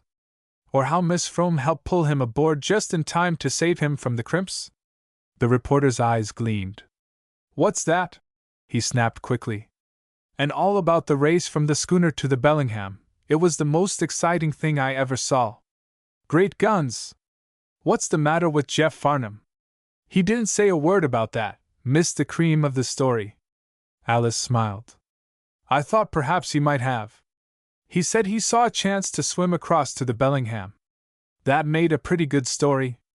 But sharks, and the Shanghaiers chasing him, and a young lady helping to haul him aboard to safety, and that young lady Miss Alice Frome. Say, this is the biggest story that ever broke in Britain. If I fall down on it, I'm a dead one sure enough. You think it will help Mr. Farnham's fight for his bill? Help it? Say, I'd give $50 to see James K. Farnham's face when he reads the World tomorrow morning. The town will go right up in the air. Hundreds of telegrams are going to pour into members of the Assembly from their constituents. We'll make a Yale finish of this yet. It's lucky Miss Frome recognized Mr. Farnham. Otherwise I suppose he would have been sent back to the Nancy Hanks." "Oh, Miss Frome recognized him?" Jeff said one of the passengers did. He couldn't remember who. "I don't suppose my name is necessary to the story. Just say a young woman on board," Alice suggested. Dunn's black eyes questioned her. "Are you for us, Miss Frome?" She smiled. "I'm for you. Against Senator Frome and Mr. Powers? I think the bill ought to be passed. I'm not against anybody. Well, I'll tell you this. It will help the story a lot to have you in it. Some people might say we framed the whole thing up. But with Senator Frome's daughter starring in it. Oh no, Mr. Farnham's the star. Well, you're the leading lady. Don't you see how it helps? Clinches the whole thing as genuine. It's as good as putting the senator himself on the stand as a witness for us. We've just got to have you. It will really help, you think? No question. Very well. And photographs. You'll stand for one, of course. Now really I don't see. They can't get back of a photograph. It carries conviction. Of course we've got pictures of you at the office, Miss Frome. But I want to play fair with you. Besides, I want them to show the ship setting. She laughed. Don't worry. Your enterprising photographer caught me twice before I knew it. And he got one of my cousin, Mrs. Van Tuyl. She doesn't know it, though. Good boy, Quillen. Now, if you'll begin at the beginning, Miss Frome, I'll listen to your story. When she had finished, his eyes were gleaming. It's the biggest scoop I ever got in on. Sounds too good to be true. Part 5. At Gillam's Point, Jeff and his friends, with Dunn and Quillen, left the Bellingham on the launch which brought the pilot. They caught the fast express a half-hour later and reached Verdun shortly after midnight. His hat drawn down over his eyes and muffled to the ears in an ulster so that he might not be recognized, Farnham took a cab with Captain Chun, Dunn and Quillen for the office of the World. He slipped into the building and his private room unnoticed by any member of the staff. Dunn presently brought to him Jenkins, the make-up man. Rip your front page to pieces. We've got the story of a lifetime. Captain Chun exploded. Jenkins opened his eyes and grinned at Jeff. That's what Jim tells me. Have you got the proof to hang the thing on Big Tim? I've got a letter he wrote to Captain Green of the Nancy Hanks. It's on City Hall stationery of the last administration. Funny he used that paper. Someone usually makes a slip in putting a deal of this kind through. And the letter? Just a line, signed with O'Brien's initials. The terms agreed on are satisfactory. I found the letter in Green's cabin. As I thought I might make use of it, I helped myself. Bully! We'll run a facsimile of it on the front page. Dunn's story covers the whole affair. I don't like some features of it, but our friends say it ought to be run as it stands. I've written 3 columns of editorial stuff dealing with the situation. And here's a story calling for a mass meeting in front of the State House tomorrow morning. You'll speak to the people? I'll say a few words. Hardy and Rawson will be the speakers. Pity we've lost your cousin. He'd stir them up. The muscles stood out on Jeff's lean jaw. James was a subject he could not yet discuss.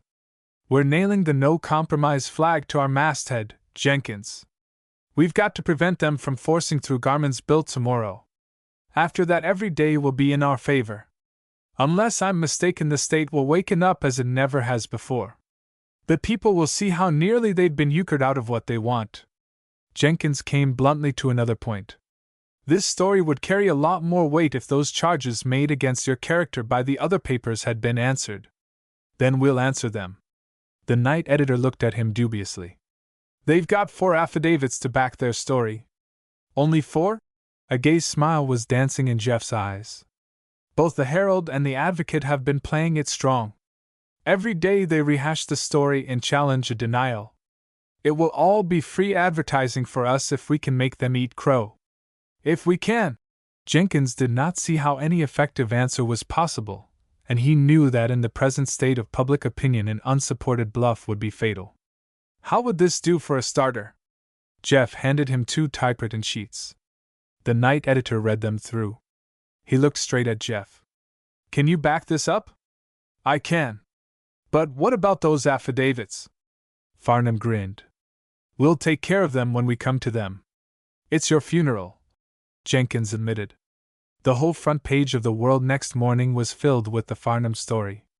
As part of it there were interviews with Alice Frome, with Captain Barclay, and with other passengers.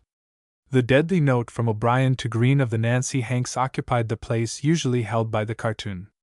Beneath it, exactly in the center of the page, was a leaded box with the caption, "A challenge." It ran as follows.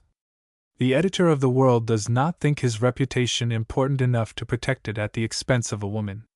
Yet he denies absolutely the import of the charges made by the Herald and the Advocate. That the matter may be forever set at rest, the World challenges the paper's name to a searching investigation.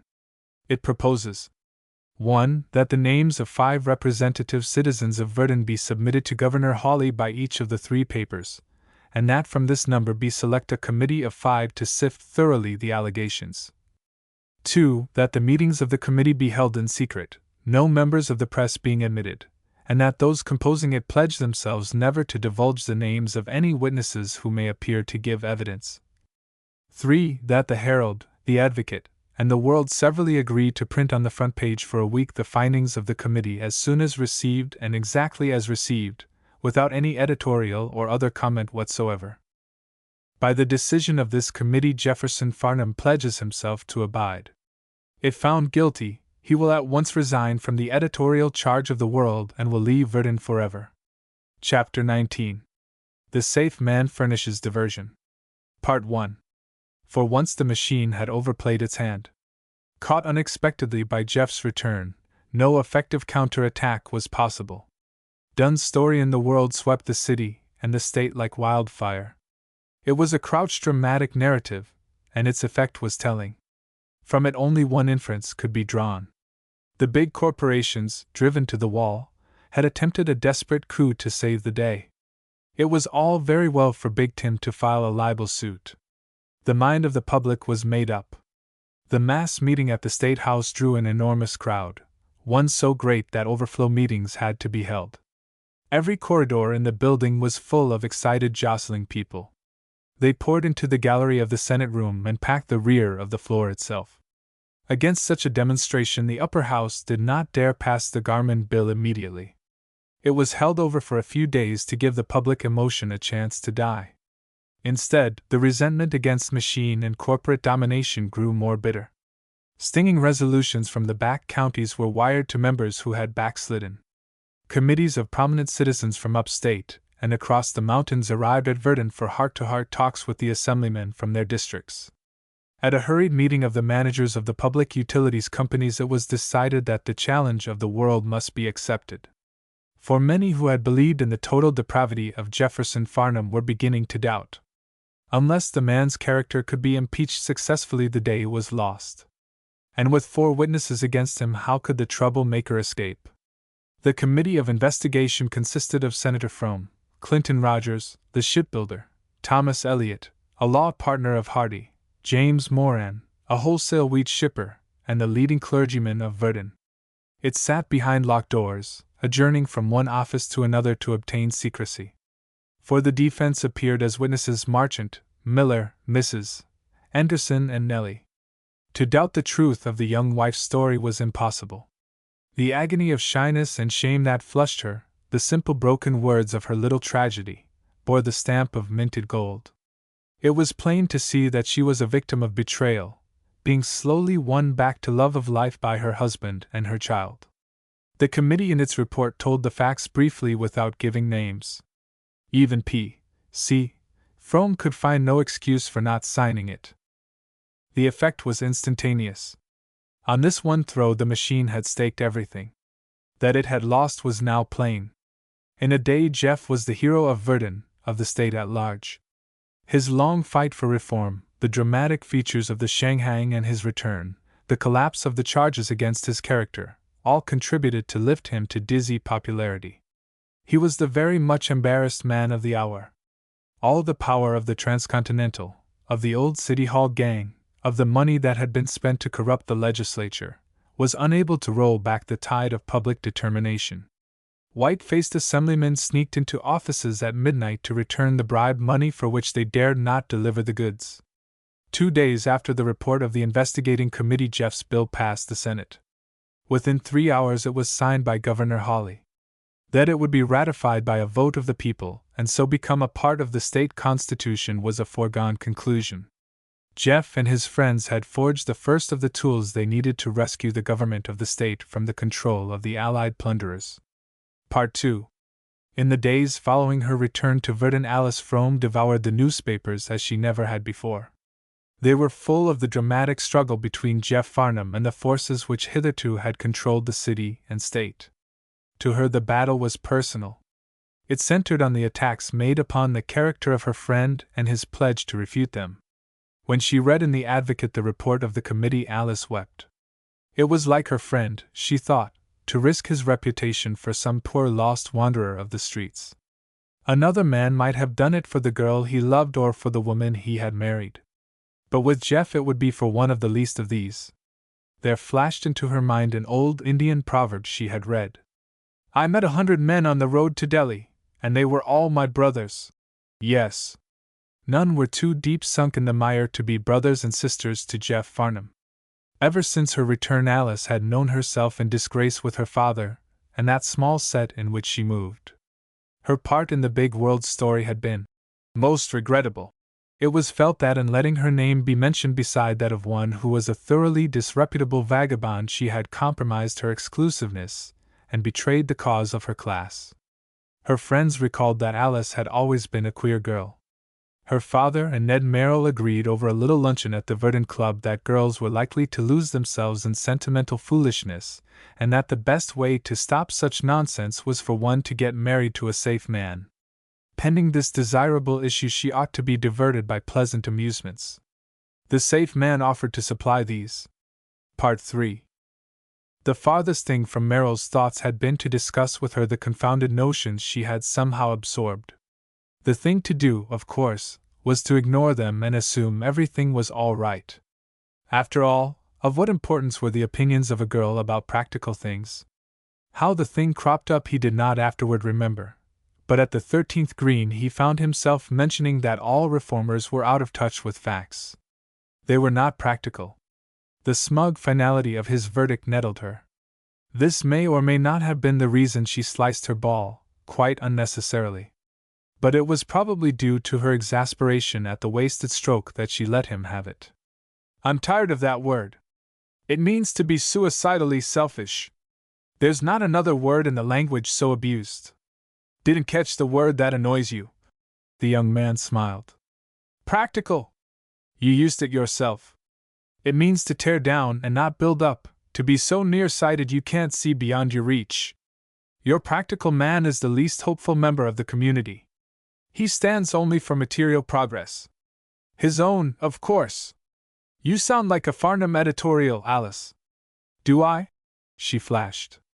Then I'll give you the rest of it. He, your practical man, is rooted to class traditions. This would not be good form or respectable. That would disturb the existing order. So let's all do nothing and agree that all's well with the world. Merrill greeted this outburst with a complacent smile. It's a pretty good world. I haven't any fault to find with it, not this afternoon anyhow. But Alice, serious with young care and weighted with the problems of a universe, would have none of his compliments. Can't you see that there's a... She groped and found a fugitive phrase Jeff had once used. A want of adjustment that is appalling? It doesn't appall me. I believe in the survival of the fittest. Her eyes looked at him with scornful penetration. They went through the well-dressed, broad-shouldered exterior of him, to see a suave, gracious Pharisee of the modern world. He believed in the God of things as they are because he was the man on horseback. He was a formalist because it paid him to be one.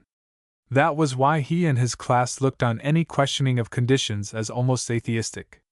They were born to the good things of life. Why should they doubt the ethics of a system that had dealt so kindly with them? She gave him up. What was the use of talking about such things to him? He had the sense of property ingrained in him. The last thing he would be likely to do was to let any altruistic ideas into his head. He would play safe. Wasn't he a practical man? She devoted herself to the game. To see her play was a pleasure to the eye. The long lines and graceful curves of her supple young body never appeared to better advantage than at golf. Her motions showed the sylvan freedom of the woods. Ned Merrill appreciated the long, light tread of her, the harmony of movement as of a perfect young animal, together with the fine spiritual quality that escaped her personality so unconsciously. At the 15th hole he continued her education. This country is founded upon individualism. It stands for the best chance of development possible to all its citizens. When you hamper enterprise, you stop that development. She took him up dryly. I see. So you and Father and Uncle Joe have developed your individualism at the expense of a million other people's. You have gobbled up franchises, forests, or lands, coal mines, and every other opportunity worth having. As a result, you're making them your slaves and crushing out all individuality. Not at all. We're really custodians for the people. We administer these things for their benefit because we are more fit to do it. How do you know you are? The very fact that we have succeeded in getting what we have is evidence of it. All I can see is that our getting it and keeping it, you and I and Uncle Joe and 1,000 like us, is responsible for all the poverty in the world. We're helping to make it every time we eat a dinner we didn't work to get. Alice made a beautiful approach that landed her ball within 4 feet of the hole. Presently Merrill joined her. That was a dandy shot, he told her, and watched Alice hole out. I don't agree with you. For instance, I work as hard as other men. But you're not working for the common good. His impatience reached words. That sort of talk is nonsense, Alice. I don't know what has come over you of late. She smiled provokingly and changed the subject. Why argue with him? The slant with which they got at things was different. Like her father, he had the mental rigidity that is death to open-mindedness. Briskly she returned to small talk. You're only 3 up. Part 4. On their way back to the clubhouse, the safe man recurred to one phase of their talk. You ought not to need any telling as to why I work, Alice. She shot one swift, annoyed glance at him. When Ned Merrill tried the sentimental, she liked him least. Oh, all men like to work, I suppose? Uncle Joe says it's half the fun of life. Most men work for some woman. I'm working for you, he told her solemnly. A little giggle of laughter floated across to him. What are you laughing about? He demanded. Oh, the things I notice. Just now it's you, Ned. If you'll explain the joke, you wouldn't understand it. Dear me, what are you so stiff about? Merrill brought things to an issue. Look here, Alice. What's the use of playing fast and loose? I'd like to know where we're at. Would you? Yes, I would. You know all about the arrangement just as well as I do. I haven't pushed you. I've stood back and let you have your good times. Don't you think it's about time for us to talk business? Just as soon as you like, Ned. Well then, let's announce it. That we're not engaged to be married and never will be. Is that what you want to announce? He flushed angrily. What's the use of talking that way? You know it has been arranged for years. I'm not going through with it. I told Father so. The thing is outrageous, she flamed. I don't see why. Our people want it. We are fond of each other. I never cared for any girl but you. Let's stick to the business reasons, Ned. Hang it, you're so acid about it. I do care for you. Her dry anger spurted out. That's unfortunate, since I don't care for you. I know you do. Just now you're vexed at me. Yes, I am, she admitted, nodding her head swiftly. But it doesn't make any difference whether I am or not. I've made up my mind. I'm not going through with it. You promised. I didn't, not in so many words. And I was pushed into it. None of you gave me a fair chance. But I'll not go on with it. But why? Because I'm an American girl, and here we don't have to marry to amalgamate business interests. I won't do it. I'd rather be. She gave a little shrug of her shoulders. The passion died out of her voice. Oh, well. No need getting melodramatic about it.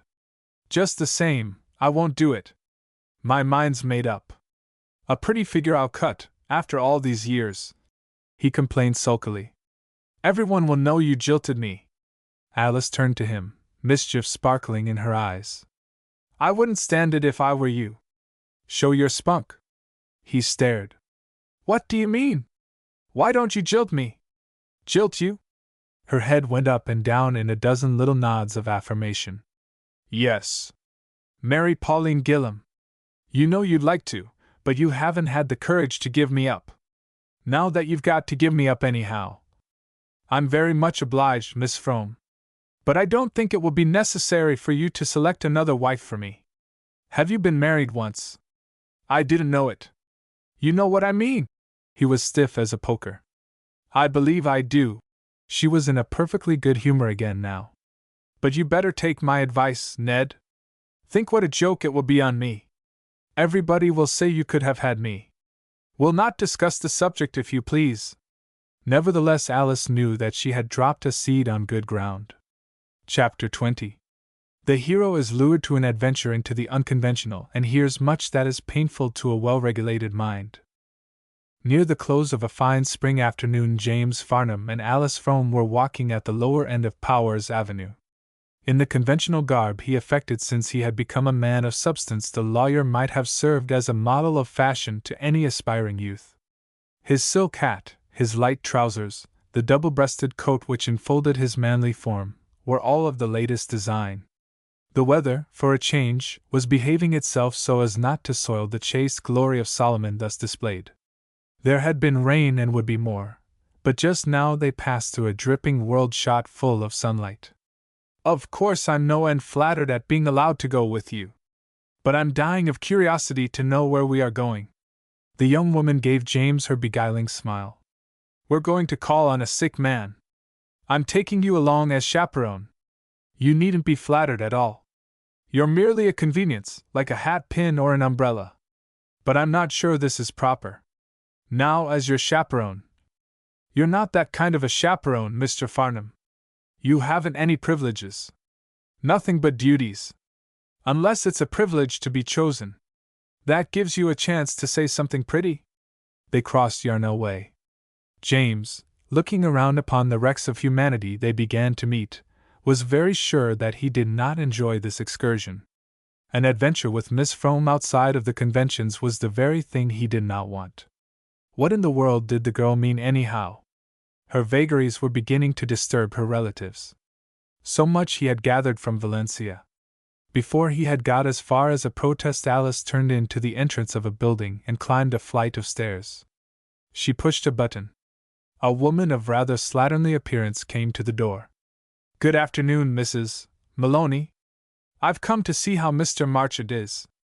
The landlady brushed into place some flying strands of hair. Well, now, Miss Frome, he's better today. The nurse is with him. If you'll just knock at the door, 'twill be all right. While they were in the passage, James interposed an objection. My dear Miss Frome, I really don't think.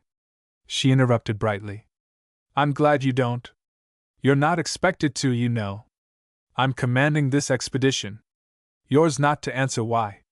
Yours but to do and die. And she knocked on the door of the room at which they had stopped. It was opened by a nurse in uniform. James observed that she, too, like Mrs. Maloney, brightened at sight of the visitor. Mr. Marchand will be pleased to see you, Miss Frome. He was. His gladness illuminated the white face through the skin of which the cheekbones appeared about to emerge. A thin, blue-veined hand shot forward to meet hers. Oh, comrade, but I'm glad to meet you. I think you know Mr. Farnham. The man propped up in bed nodded a little grin at the lawyer. We've met. It was years ago in Jeff's rooms.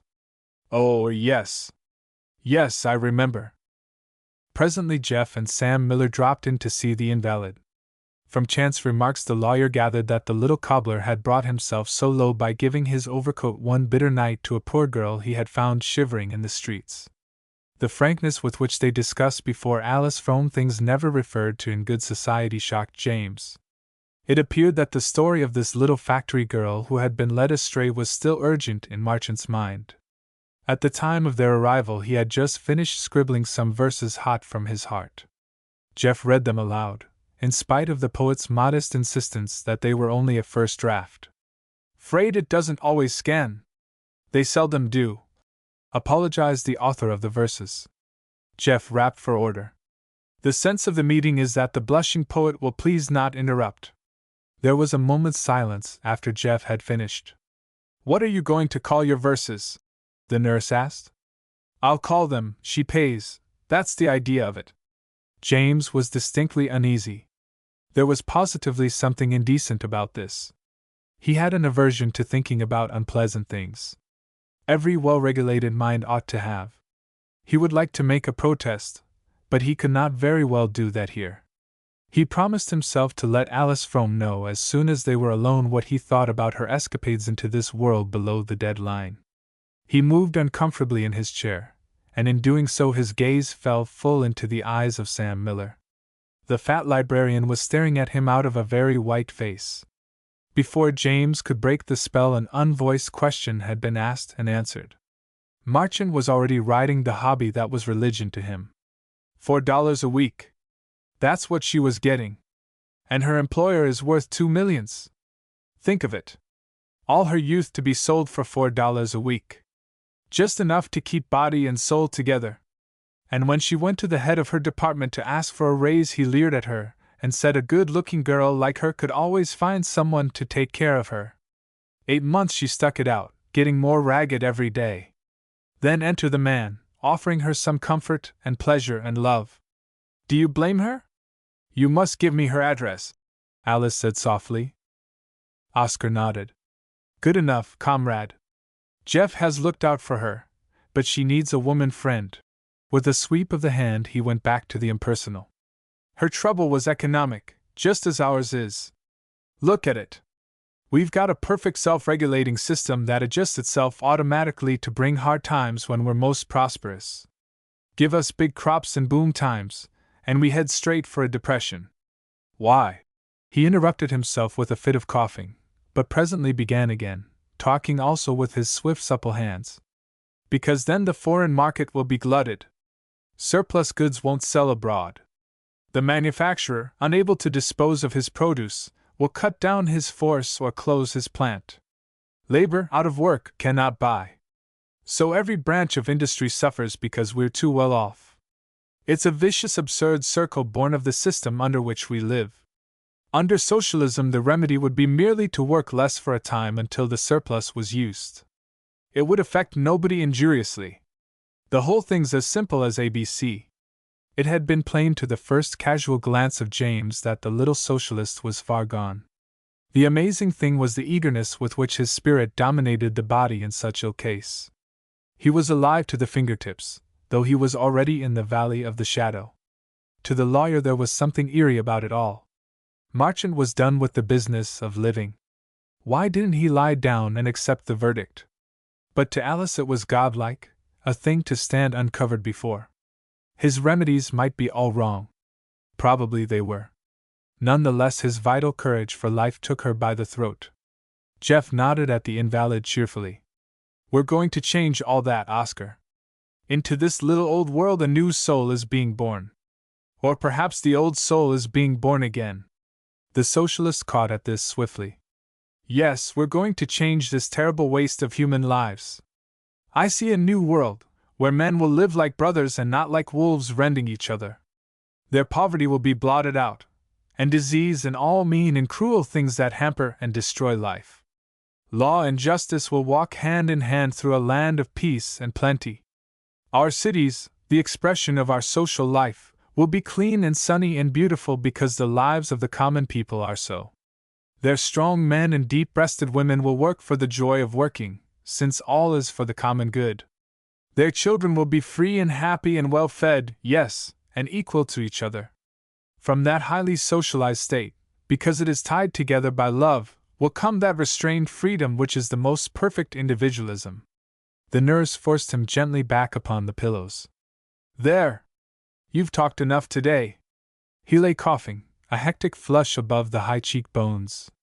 Presently, at a look from the nurse, his guests departed. Outside the building, Miller left the rest abruptly. Flanked by the two cousins, Alice crossed Yarnell Way back to that world to which she had always belonged. James laid down the law to her concerning the folly of such excursions into the unconventional. Alice listened. She discovered that his viewpoint was exactly like that of Ned Merrill. Any deviation from the conventional was a mistake. Any attempt to escape from existing conditions was a form of treason. Trade, property, business, respectability, good form, these were the shibboleth they worshipped. It was just because she did not want to believe this of James Farnham that she had taken him with her to call on Marchant. It was in a sense a test, and he was answering it by showing himself complacently callous and hidebound. Surely he had not always been like this, a smug and well-clad Pharisee, afraid to look at the truth. In those early days when they had been friends, with the possibility of being a good deal more, there had been an impetuous touch of ardor she could no longer find. Her cool glance ran down his figure. The man was taking on flesh, the plump, well-fed look of one who has escaped moral conduct by giving up the fight. Fat cushioned the square jaw and detracted from its strength. For the first time she observed a hardening of the eye. The visible deterioration of an inner collapse was being writ on him. Alice sighed. After all, she might have spared herself the trouble. He had chosen his path and he must follow it. At the corner of Powers Avenue and Van Alt Street James left them. It was natural that the talk should revert to Marchant. "Oscar finds your visits a very great pleasure," Jeff told her. "The dear man. Her eyes were shining softly. "Isn't he brave and optimistic?" "Yes." Both of them were thinking how soon the arm of that unseen god of love and law he worshipped would enfold him. Alice smiled tenderly, and for the moment the street in front of her danced in a mist. "And his perfect state. Shall we ever realize it? We must hope so. Perhaps not in the form he sees it, but in the way we work it out through a species of evolution. Think of the progress we have made in the last 5 years. How many dark corners in the long disused houses of our minds have been flooded with light?" "Yes." "Why have we made more progress in the past few years?" Jeff's eyes held a gleam of humor. "This is a big country with enormous resources. There used to be room for all the most active plunderers to grab something. But lately the grabbing hasn't been so good. We have discovered that the most powerful robbers are doing their snatching from us. So we've suffered a moral awakening." "You don't believe that?" she said quickly. "There's a good deal in the bread and butter interpretation of history. The push of life, its pressure, drives us to think. Out of thought grow new hopes and a broader vision. And then? Pretty soon the thought will flood the world that we make our own poverty, that God and nature have nothing to do with it. After that we'll proceed to eliminate it. By means of Mr. Marchant's perfect state. Not by any revolution of an hour probably. Society cannot change its nature in a day. We'll pass gradually from our present state to a better one, the new growing out of the old by generations of progress. But I think we will pass into a form of socialism. It will be necessary to repress the predatory instinct in us that has grown strong under the present system. I don't much care whether you call it democracy or socialism. We must recognize how interdependent we are and work together for the common good." They had come to the car line that would take her home. Up the hill a trolley car was coming. "May I not see you home?" Jeff dared to ask. "You may." They left the car at Lakeview Park and crossed it to the brakes. Every step of that walk led Jeff deeper into an excursion of endearment. It was amazingly true that he trod beside her an acknowledged friend, a secret lover. The turn of her head, the shadowy smile bubbling into laughter, the gracious undulations of the body, indeed the whole dear delight of her presence, belonged for that hour to him alone. Chapter 21.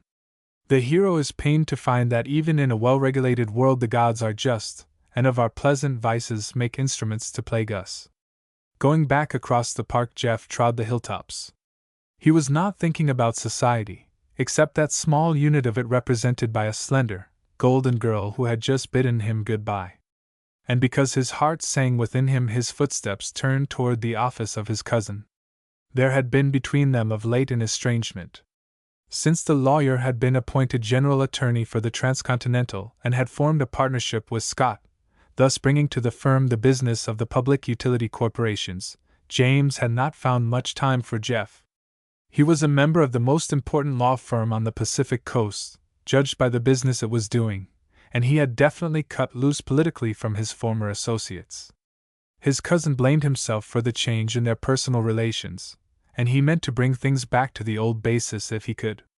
It was past office hours, but a light in the window of the junior member's private office gave promise that James might be in.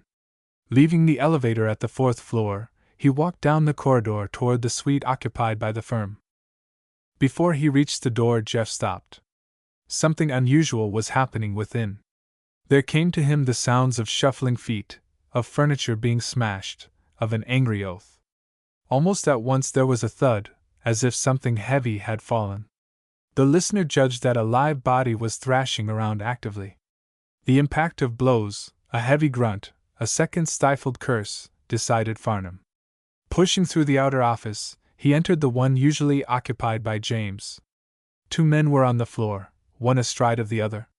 The man on top was driving home heavy jarring blows against his opponent's face and head. Jeff ran forward and dragged him away. "Good heavens, Sam! What's the matter?" his friend demanded in surprise. Miller waited panting, his fists still doubled, the lust of battle in his eyes. "The damned cad! The damned cad!" was all he could get out. From the floor James Farnham was rising. His forehead, his cheek, and his lips were bleeding from cuts. One of his eyes was closing rapidly. There was a dogged look of fear in the battered face. "I tripped over a chair," he explained, glaring at his foe. "Damn you then, stand up and fight." Disgust and annoyance were pictured on the damaged countenance of the lawyer. "I don't fight with riff-raff from the streets." With a lurch, Miller was free from Jeff and at him again. James lashed straight out and cut open his lip without stopping him. Jeff wrenched the furious man back again. A moment later he made a discovery. The fear of his cousin was not physical. "Here. Stop it, man. What's the row about?" Jeff hung on with a stranglehold while he fired his questions. Sam turned a distorted face toward him. "Nellie." The truth crashed home like a bolt of lightning. James was the man who had betrayed Nellie Anderson. The thing was incredible, but Jeff knew instantly it was so. Except where the blood streamed down at the face of the lawyer was colorless. His lips twitched. "Is this true, James?" The sullen eyes of the detected man fell. "It will ruin me. It will ruin my career. And all because in a moment of fearful temptation I yielded. God help me." "God help you." The angry scorn in Miller's voice burned like vitriol. "God help you. You selfish villain and coward. You pursued her. You hounded her. You made your own temptation, and hers. And afterward you left her to bear a lifetime of shame, to kill herself if she couldn't stand it. When I think of you, smug liar and hellhound, I know that killing isn't good enough for you." "Steady, old man," counseled Jeff. Miller began to tremble violently. Tears gathered in his eyes and coursed down his fat cheeks. "And I can't stamp him out. I can't expose him without hurting her worse. I've got to stand it without touching him." Faintly Jeff smiled. James did not look quite untouched. He was a much battered statue of virtue, his large dignity for once torn to shreds. Miller flung himself down heavily in a chair and buried his face in his hands. James began to talk, and as he talked his fluency came back to him. "It's the only stain on my life record, the only one. My life has been an open book but for that. I was only a boy, and I made a slip. Ought that to spoil my whole life, a splendid career of usefulness for the city and the state? Ought I to be branded for that one error?" Miller looked up whitely. "Shut up, you liar! If it had been a slip you would have stood by her, you would have married the girl you had ruined. But you left her, to death or worse. She was loyal to you. She kept your secret, you damned villain. I wrung it out of her today when I went home only by pretending that I knew. And you let Jeff bear the blame of it without saying a word. I know now why her name wasn't unearthed by the reporters. You killed the story because you were afraid the truth would leak out. You haven't a straight hair in your head. You sold out Jeff's bill. You're for yourself first and last, no matter who pays the price. That's your interpretation of my career. But what does Verdon think of me? No man stands higher among the best people of the community. To hell with you and your best people. I say you're nothing but a whited sepulchre," snarled Miller. Suddenly he reached for his hat and left the office. He was stifling. He knew that if he stayed he could not keep his hands from his enemy's throat. James wrung his hands. "My God, Jeff, it's awful. To think that a little fault should come out now to ruin me. After I've gone so far and am on the way to bigger things. It's ghastly luck. Can't you do something? Can't you keep the fellow quiet?" I'll pay anything in reason. Jeff looked at him steadily. I wouldn't say that to him if I were you. Oh, I don't know what I'm saying. He mopped the blood from his face with a handkerchief. I'm half crazy. Did he mark me up badly? James examined himself anxiously in the glass. He's just chopped my face to pieces. I'll have to get out of the city tonight and stay away till the marks are gone. But the main point is to keep him from talking. Can you do it? For once Jeff's toleration failed him. He's right. You are a selfish beggar. Don't you ever think of anyone except yourself? I'm not thinking of myself at all, but of someone else. You're wronging me, Jeff. This is not the time to go back on me, now that I'm in trouble. You've got to help me out. You've got to keep Miller quiet. If he talks, I'm done for. His cousin looked at him with contemptuous eyes. Can't you see, haven't you fineness enough to see that Sam Miller would cut an arm off before he would expose his wife to more talk? Your precious secret's safe. It's all very well for you to talk that way, James complained. I don't suppose you ever were put into temptation by a woman. You're not a ladies' man. I'm the kind they take a shine to for some reason. Now this Anderson woman. Sharply Jeff cut in. That's enough. When you speak of her, it won't be in that tone of voice. You'll speak respectfully of her. She's the wife of my friend, and before she met you was innocent as a child. What do you know of her? I tell you, Jeff, there's a type of woman that's always smiling round the corner at you. I don't say I did right to yield to her. Of course I didn't. But hang it, I'm not a block of wood. I've got red blood in my veins. The whip of youth drove me on. You've probably never noticed it, but she was a devilish pretty girl. He was swimming into his phrases so fluently that Jeff knew he would soon persuade himself that he had been the victim of her wiles. So, no doubt, in one sense he had. She had laid her innocent bait to win his friendship, with never a thought of what was to come of it. It happened, of course, while you were rooming there. The editor shot at him. James nodded sullenly. His cousin knew now that more than once he had put away doubts of James. When Sam Miller told him of her disappearance, he had thought of the lawyer, and had dismissed his suspicions as unworthy. He had always believed James to be a more moral man than himself, and he had turned his own back on the temptation lest it might prove too great for him. It would have been better for Nellie if he had stayed and fought it out to a finish. James began further explanations. Look at it the way it is. She put herself in my way. 2 steps carried Jeff to him. Without touching James, he stood close to him, arms rigid and eyes blazing. Don't say that again, you liar. You ruined her life. You let her suffer. She might have died for all of you. She nursed your child and never whispered the name of its father. Sam Miller is charging himself with the keep of your daughter.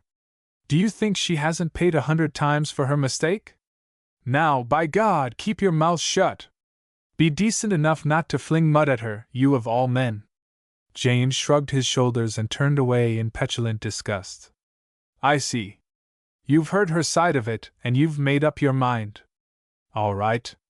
I've nothing more to say. I've never heard her side of it.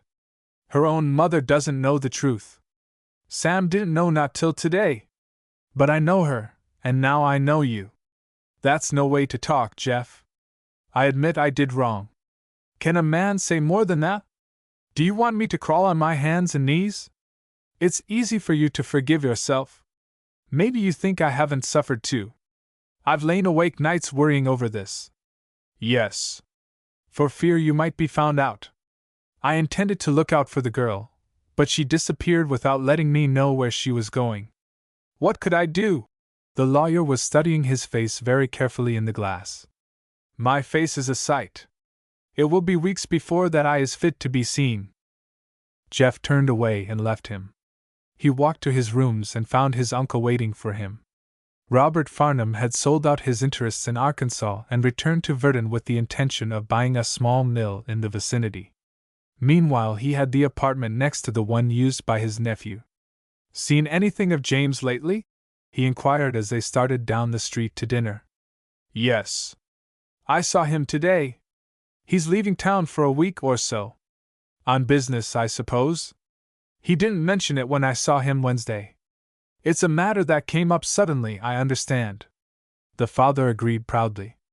There were moments when he had doubts of James, but he always stifled them by remembering what a splendid success he was.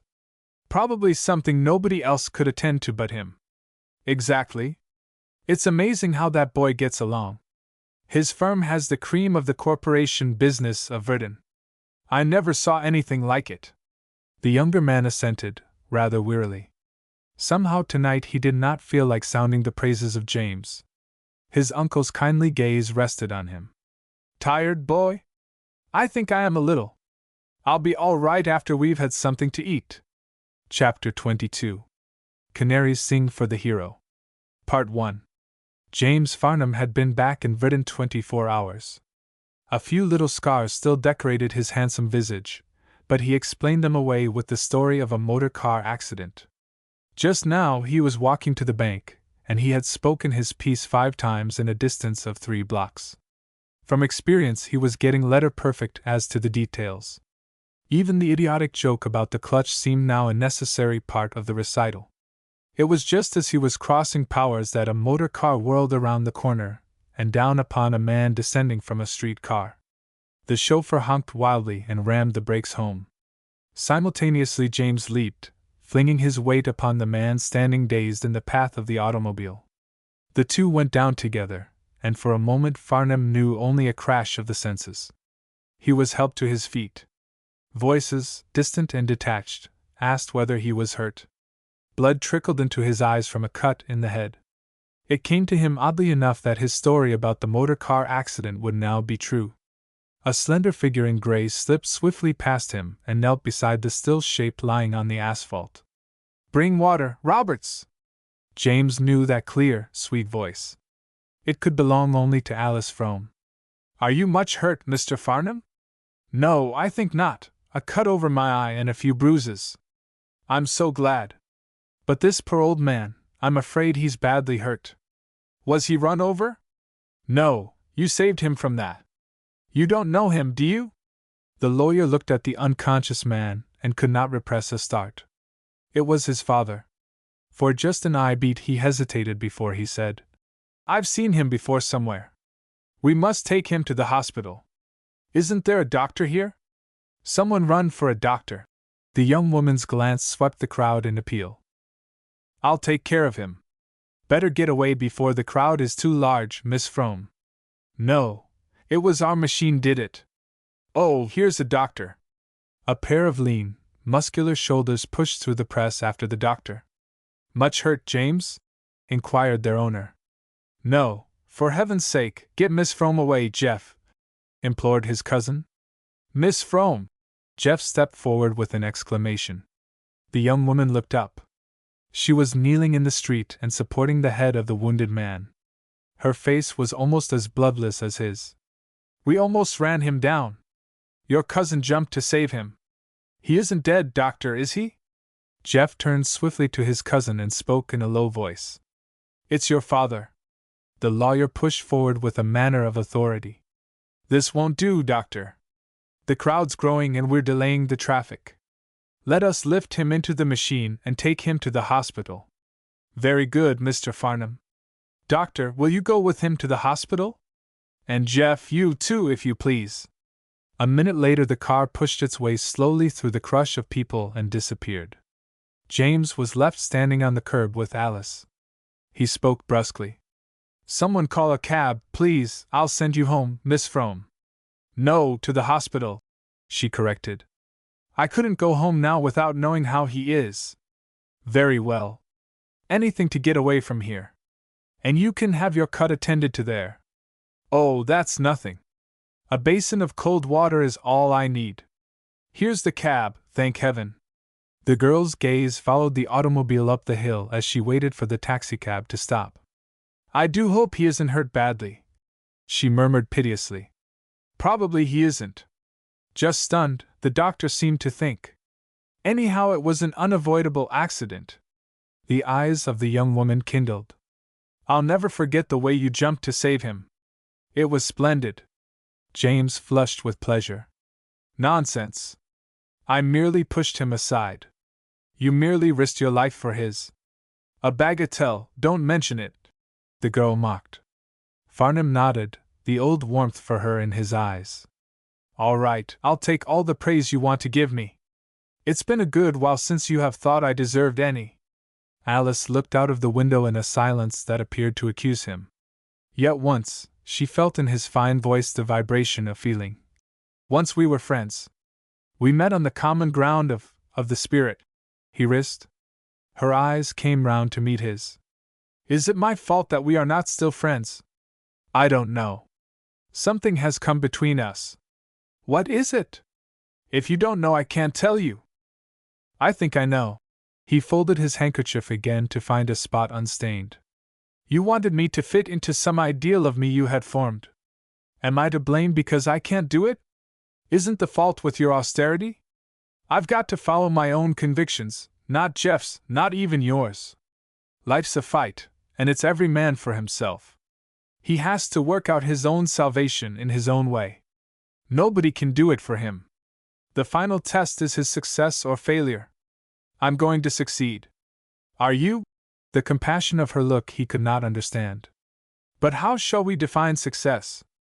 It's getting power and wielding it. But doesn't it depend on how one wields it? Yes. It must be made to produce big results. Now my idea of a successful man is your uncle, Joe Powers. And my idea of one is your cousin, Jefferson Farnham. The young man sat up. You're not seriously telling me that you think Jeff is successful as compared with Joe Powers? Yes. In my opinion, he is the most successful man I ever met. James was annoyed. I expect you have a monopoly in that opinion, Miss Frome, unless Jeff shares it. He doesn't. The lawyer laughed irritably. No, I shouldn't think he would, he added a moment later. I don't suppose Jeff is worth $100. Probably not. And Joe Powers is worth 100 millions. That settles it. I must have been wrong. Alice looked at him with a flash of demure daring. Valencia said something to me the other day I didn't quite understand. Ought I to congratulate you? What did she say? He asked eagerly. Oh, I'll not tell you what she said. My question was in first. You may as well, though it's still a secret. Nobody knows it but you and me. And Valencia. I didn't know she knew it yet. Alice stared. Not know that she is going to marry you? Then it isn't really arranged? It is and it isn't. Oh. I know it and she suspects it. Is this a riddle? Riddle is a good word when we speak of your cousin, he admitted judicially. Perhaps I asked a question I ought not to have. Not at all. I'm trying to answer you as well as I can. Last time I mentioned the subject she laughed at me. So you've asked her? No, I told her. And she said? Regretted that other plans would not permit her to fall in with mine. Then I don't quite see how you are so sure. That's just what she says, but I've a notion she is planning the trousseau. Alice flashed a sidelong look at him. Was he playing with her? Or did he mean it? You'll let me know when I may safely congratulate you, she retorted ironically. Now is the best time. I may not see you this evening. Oh, it's to be this evening, is it? To the best of my belief and hope. His complacency struck a spark from her. You needn't be so cocksure. I dare say she won't have you. His smile took her into his confidence. That's what I'm afraid of myself, but I daren't let her see it. That sounds better. I think she wants to eat her cake and have it too. Meaning, please? That she likes me, but would rather hold me off a while. Alice nodded. Yes, that would be like Val. Meanwhile, I don't know whether I'm to be a happy man or not. Her fine eyes looked in their direct fashion right into his. I must say you appear greatly worried. Yes, he smiled. You must be tremendously in love with her. Yes, thank you. Why are you going to marry her then, if she'll let you? Now I'm having Joe Powers' railroads and his steamboats and his mines thrown at me, am I not? He asked lightly. No, I don't think that meanly of you. I know you're a victim of ambition, but I don't suppose it would take you that far. He gave her an ironical bow. Thanks for this testimonial of respect. You're right. It wouldn't. I'm going to marry Joe Power's daughter, Deo Valenti, because she is the most interesting woman I know and the most beautiful one. Oh, that's the reason. These, plus a sentimental one which I can't uncover to the cynical eyes of my young cousin that is to be, are my motives, though, mind you, I'm not fool enough to be impervious to the railroads and the ocean liners and the mines you didn't mention. I hope my reasons satisfy you, he added coolly. If they satisfy Val, they do me, but very likely you'll find they won't. The doubt adds a fillip to the situation. Her eyes had gone from time to time out of the window. Now she gave a sigh of relief. Here we are at the hospital. Oh, I do hope that poor man is all right. I'm sure he is. He was recovering consciousness when they left. James helped her out of the cab and they went together up the steps. In the hall they met Jeff. He had just come downstairs. Everything's all right. His head must have struck the asphalt, but there seems to be no danger. Alice noticed that the newspaper man spoke to his cousin and not to her. Part 2. Though Valencia Van Tuyl had not made up her mind to get married, James hit the mark when he guessed that she was interesting herself in the accessories that would go with such an event. The position she took in the matter was characteristic. She had gone the length of taking expert counsel with her New York modiste concerning gowns for the occasion, without having at all decided that she would exchange her present independence for another venture into stormy matrimonial seas. Perhaps I shan't have to make up my mind at all. She found amusement in chuckling to herself. What a saving of trouble it would be if he would abduct me in his car. I could always blame him then if it did not turn out well.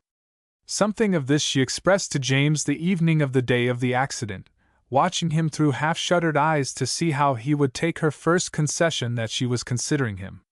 He took without external disturbance her gay, embarrassed suggestion, the manner of which might mean either shyness or the highest expression of her art. I'd kidnap you fast enough, except that I don't want to rob you of the fun of getting ready. How long will it take you? Would my birthday be too soon? It's on the 4th of June. Too soon for what? She asked innocently. For my birthday present, Valencia Powers. She liked it that he used her maiden surname instead of her married one. It seemed to imply that he loved her in the swift, ardent way of youth. Are you sure you want it? The lawyer appreciated her soft, warm allurement, the appeal of sex with which she was so prodigally endowed. His breath came a little faster. He won't be happy till he gets it. Her faint laughter rippled out. That's just the point, my friend. Will he be happy then? And, which is more important to her, will she?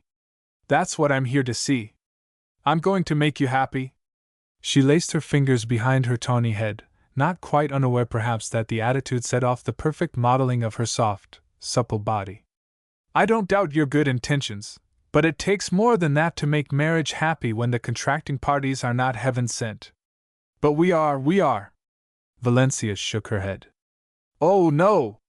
There will be no rapturous song of birds for us, none of that fine wantonness that doesn't stop to count the cost. If we marry, no doubt we'll have good reasons, but not the very best one, that we can help it. He would not consent to that. You're not speaking for me. The birds sing, Valencia. Canaries in a cage, she mocked. You've forgotten two things. Yes? That you are the most beautiful woman on earth, and that I'm a man, with red blood in my veins. Under lowered lids she studied him. This very confident, alert American, modern from head to heel, attracted her more than any other man. There was a dynamic quality in him that stirred her blood. He was efficient, selfish enough to win, and yet considerate in the small things that go to make up the sum of existence. Why not then? She must marry some time, and she was as nearly in love as she would ever be. What are your reasons for wanting me? We smoke the same Egyptians, he mocked. That's a good reason, so far as it goes. And you're such a charming puzzle that I would like to domesticate it and study the eternal mystery at my leisure. Then it's as a diversion that you want me. A thing of beauty and a joy forever, the poet puts it. But diversion if you like. What greater test of charming versatility for a woman than that she remain a diversion to her husband, unstaled by custom and undulled by familiarity.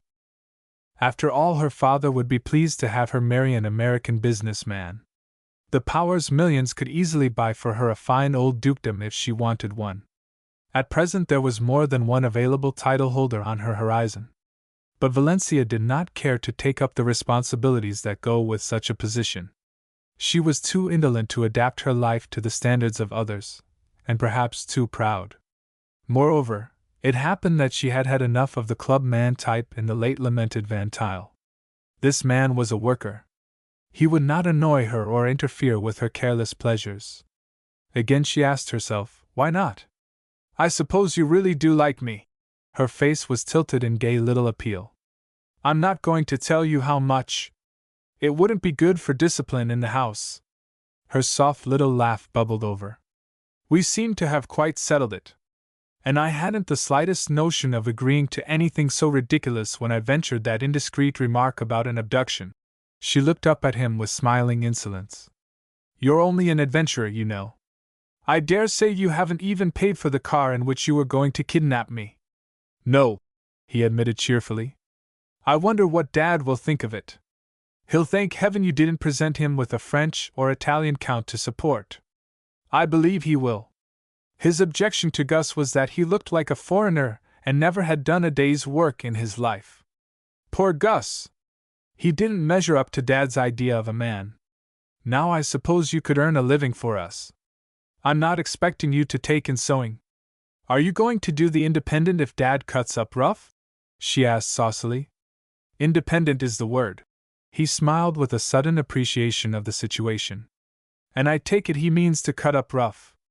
I wired him today I was going to ask you to marry me. You didn't. Yes. But wasn't that a little premature? Perhaps it wouldn't have been necessary. Or did you take me for granted? There was always the car for a kidnapping in case of necessity. He joked. Why did you do it? I wanted to be above board about it even if I am an adventurer. What did he say? How could you put it in a telegram? Red consoles maroon sweet post delayed. Dear me! What gibberish is that? It's from our private code. It means, going to marry your daughter if she is willing. With your consent, I hope. And he answered? I'll take the English version, please. Consent refused. No fortune hunters need apply. That is not a direct quotation, but it conveys his meaning accurately enough. So I'm to be cut off with a shilling. Her eyes bubbled with delight. I reckon so. Of course I had to come back at him. How, may I ask? She was vastly amused at this novel correspondence. Oh, I merely said in substance that I was glad to hear it because you couldn't think now I wanted to marry you for your money. I added that if things came my way we would send him cards later. One doesn't like to slang one's wife's father, so I drew it mild. I don't believe a word of it. You wouldn't dare. That she admired and at the same time distrusted was so apparent that he drew a yellow envelope from his pocket and handed it to her. This is his latest contribution to the literature of frankness. You see, his feelings overflowed so promptly he had to turn loose in good American talk right off the bat. Couldn't wait for the code. She read aloud. Your resignation as General Counsel Transcontinental will be accepted immediately. Turn over papers to Walker and go to the devil. It was signed. Powers. That's all, is it? No further exchange of compliments. She wanted to know. That's all, except that he is reading my resignation by this time. I sent it 2 hours ago. In it I tried to convey to him my sense of regret at being obliged to sever business relations owing to the fact that I was about to contract family ties with him. I hoped that he would command me in any way he saw fit, and was sorry we couldn't come to an agreement in the present instance. I don't believe you're a bit sorry. Don't you realize what an expensive luxury you're getting in me and how serious a thing it is to cast off heaven knows how many millions? Oh, I realize it. But you expect him to come round when he has had time to think it over? It's hard for me to conceive of anybody not wanting me for a son-in-law, he admitted cheerfully. Valencia nodded. He'll like you all the better for standing up to him. He's fond of Alice because she's impudent to him. I didn't mean to be impudent, But I couldn't lie down and let him prove me what he called me. If you're that kind of a man, I'm almost glad you're going to make me marry you, she confided. He leaned over her chair, his eyes shining. I'll make you more than almost glad, Valencia. You're going to learn what it is to, oh, damn it. He was impersonally admiring her whistler when the maid brushed aside the portieres. She had come to bring Mrs. Van Tuyl a telegram. No answer, Pratt.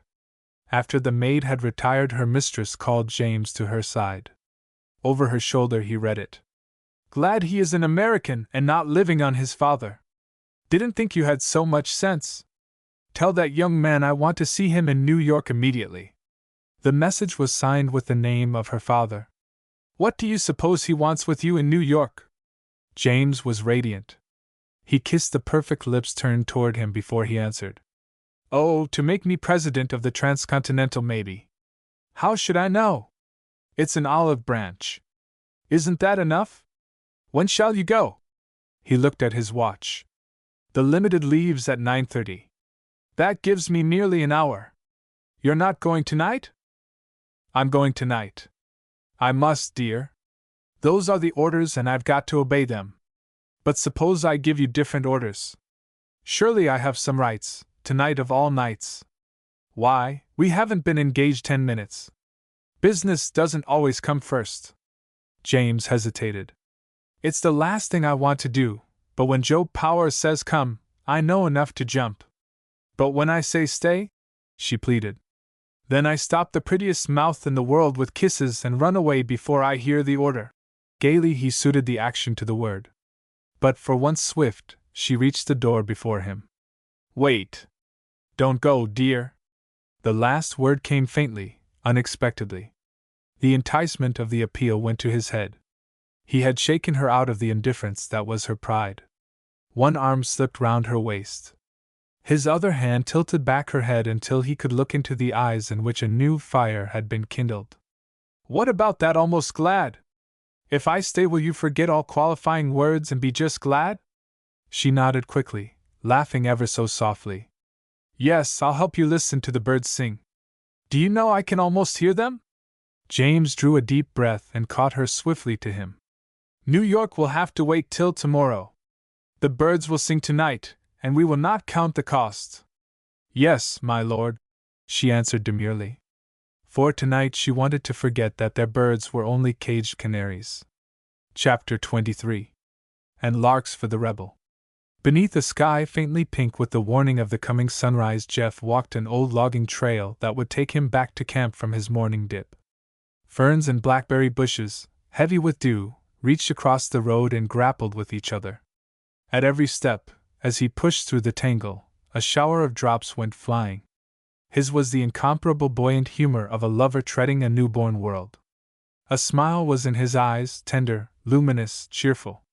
He thought of the woman whom he had not seen for many months, and he was buoyed up by the fine spiritual edge which does not know defeat. Win or lose, it was clear gain to have loved her. With him he carried a vision of her, young, ardent, all fire and flame. One spoke of things beautiful and her face lit from within.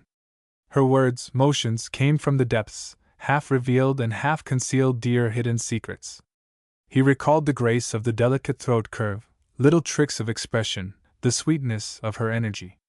The forest broke, opening into a clearing. He stood to drink in its beauty, for the sun, peeping over a saddle in the hills, had painted the place a valley of gold and russet. And while he waited, there came out of the woods beyond, into that splendid setting, the vision that was in his mind. He was not surprised that his eyes were playing him tricks. This was after all the proper frame for the picture of his golden sweetheart. Lance straight and slender, his wood nymph waded knee-deep through the ferns. Straight toward him she came, and his temples began to throb. A sylph of the woods should be diaphanous. The one he saw was a creature of color and warmth and definiteness. Life, sweet and mocking, flowed through her radiantly. His heart sang within him, for the woman he loved out of a world of beautiful women was coming to him, light-footed as Daphne, the rhythm of the morning in her step.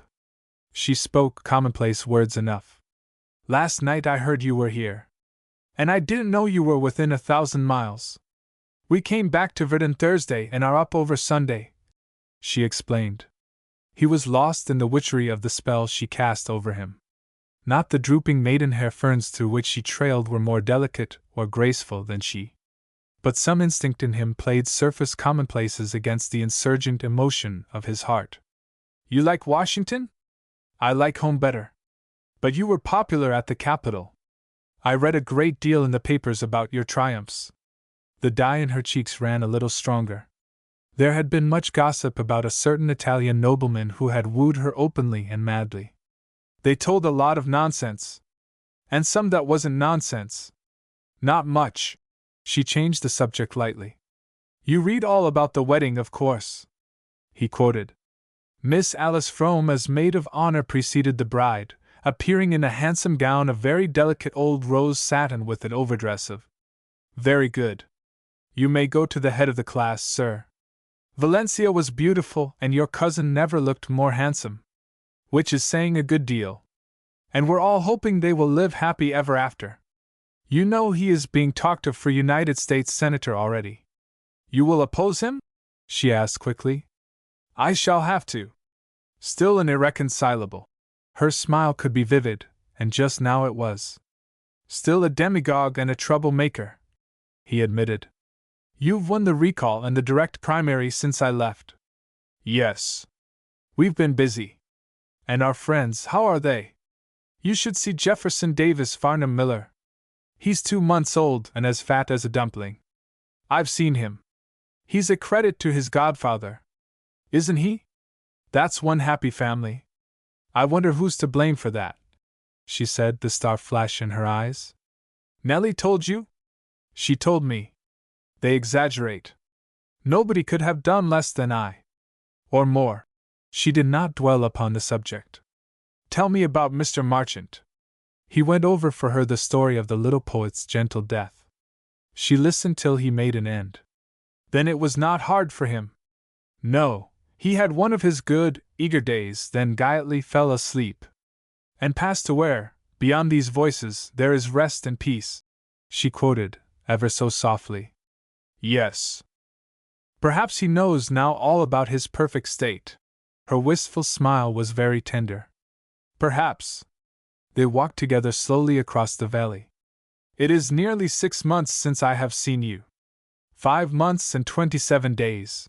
The words had slipped out almost without her volition. She hurried on, ashamed, the color flying in her cheeks. I remember because it was the day we ran down your cousin and that old gentleman. It has always been a great comfort to me to know that he was not seriously injured. No, it was only the shock of his fall. What was his name? I don't think I heard it. There was just an instant's silence before he pronounced. Farnham, Mr. Robert Farnham. A relative of yours? Yes. Across her brain there flashed a fugitive memory of 3 words Jeff had spoken to his cousin the day of the accident. It's your father. But how could that be? She had always understood that both the parents of James were dead. The lawyer had denied knowing the man whose life he had saved. And yet she had been sure of the words and of a furtive, frightened look on the face of James. According to the story of the Herald, the father of Jefferson, a former convict, was named Robert. But once, when she had made some allusion to it, Captain Chun had exploded into vigorous denial. It was a puzzle the meaning of which she could not guess. He has several times mentioned his wish to thank you for your kindness, Jeff mentioned. I'll be glad to meet him. Swiftly she flashed a question at him. Is he James Farnham's father? Haven't you read the papers? He is said to be mine. But he isn't. He isn't. I see it now. James was ashamed to acknowledge a father who had been in prison. Your enemies made a mistake and you let it go. It's all long since past. I wouldn't say anything about it to anybody. Of course you wouldn't, she scoffed. Her eyes were very bright. She wanted to laugh and to weep at her discovery. You see, it didn't matter with my friends. And my reputation was beyond hope anyhow. It was different with James. She nodded. Yes. It wouldn't have improved his chances with Valencia, her cousin admitted. Jeff permitted himself a smile. My impression was that he did not have Mrs. Van Tuyl in mind at the time. They had waded through the wet ferns to the edge of the woods. As her eyes swept the russet valley through which they had passed, Alice drew a deep breath of pleasure. How good it was to be alive in such a world of beauty! A meadow lark throbbed its 3 notes at her joyfully to emphasize their kinship. An English pheasant strutted across the path and disappeared into the ferns. Neither the man nor the woman spoke. All the glad day called them to the emotional climax toward which they were racing. Womanlike, Alice attempted to evade what she most desired. He was to be her mate. She knew it now. But the fear of him was in her heart. "Were you so fond of him? Is that why you did it for him?" she asked. "I didn't do it for him." "For whom then?" He did not answer. Nor did his eyes meet hers. They were fixed on the moving ferns where the pheasant had disappeared. Alice guessed. He had done it for the girl because he thought her in love with his cousin. A warm glow suffused her. No man made such a sacrifice for a woman unless he cared for her. The meadow lark flung out another carefree ecstasy. The theme of it was the triumphant certainty that love is the greatest thing in the world. Jeff felt that it was now or never. "I love you. It's been hidden in my heart more than 8 years, but I find I must tell you. All the arguments against it I've rehearsed 1,000 times. The world is at your feet. You could never love a man like me. To your friends I'm a bad lot. They never would consider me a moment." Gently she interrupted. "Is it my friends you want to marry?" The surprise of it took him by the throat. His astonished eyes questioned for a denial. In that moment a wonderful secret was born into the world. She held out both hands with a divine frankness, a sweetness of surrender beyond words. "But your father, your people. Where thou lodgest I will lodge, thy people shall be my people." She murmured it with a broken little laugh that was a sob. Even then he did not take her in his arms. The habit of reverence for her was of many years' growth, and not to be broken in an instant. "You are sure, dear, quite sure?"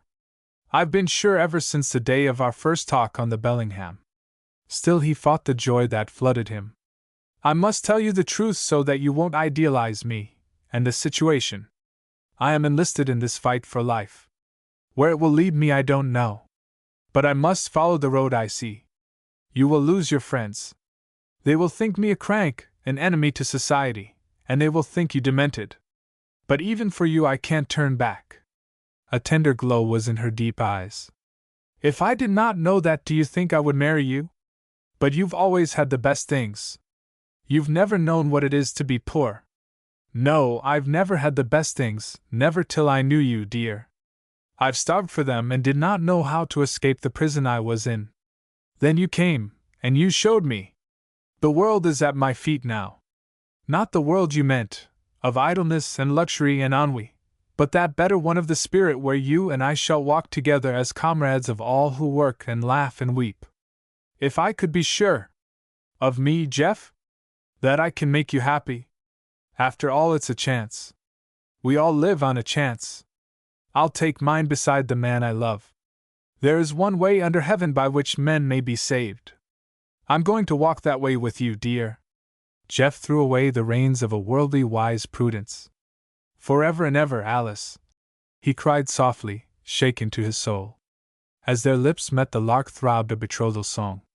They went slowly through the wet ferns, hand in hand. It was amazingly true that he had won her, but Jeff could scarce believe the miracle. More than once he recurred to it. "You saw what no other young woman of your set in Verdun did, the human in me through my vagabondage. But why? There's nothing in my appearance to attract. Valiant in velvet, light in ragged luck." She laughed. "And I won't have you questioning my taste, sir. I've always thought you very good-looking, if you must have it. If you're as far gone as that." His low laughter rang out to meet hers, for no reason except the best of reasons, that they walked alone with love through a world wonderful.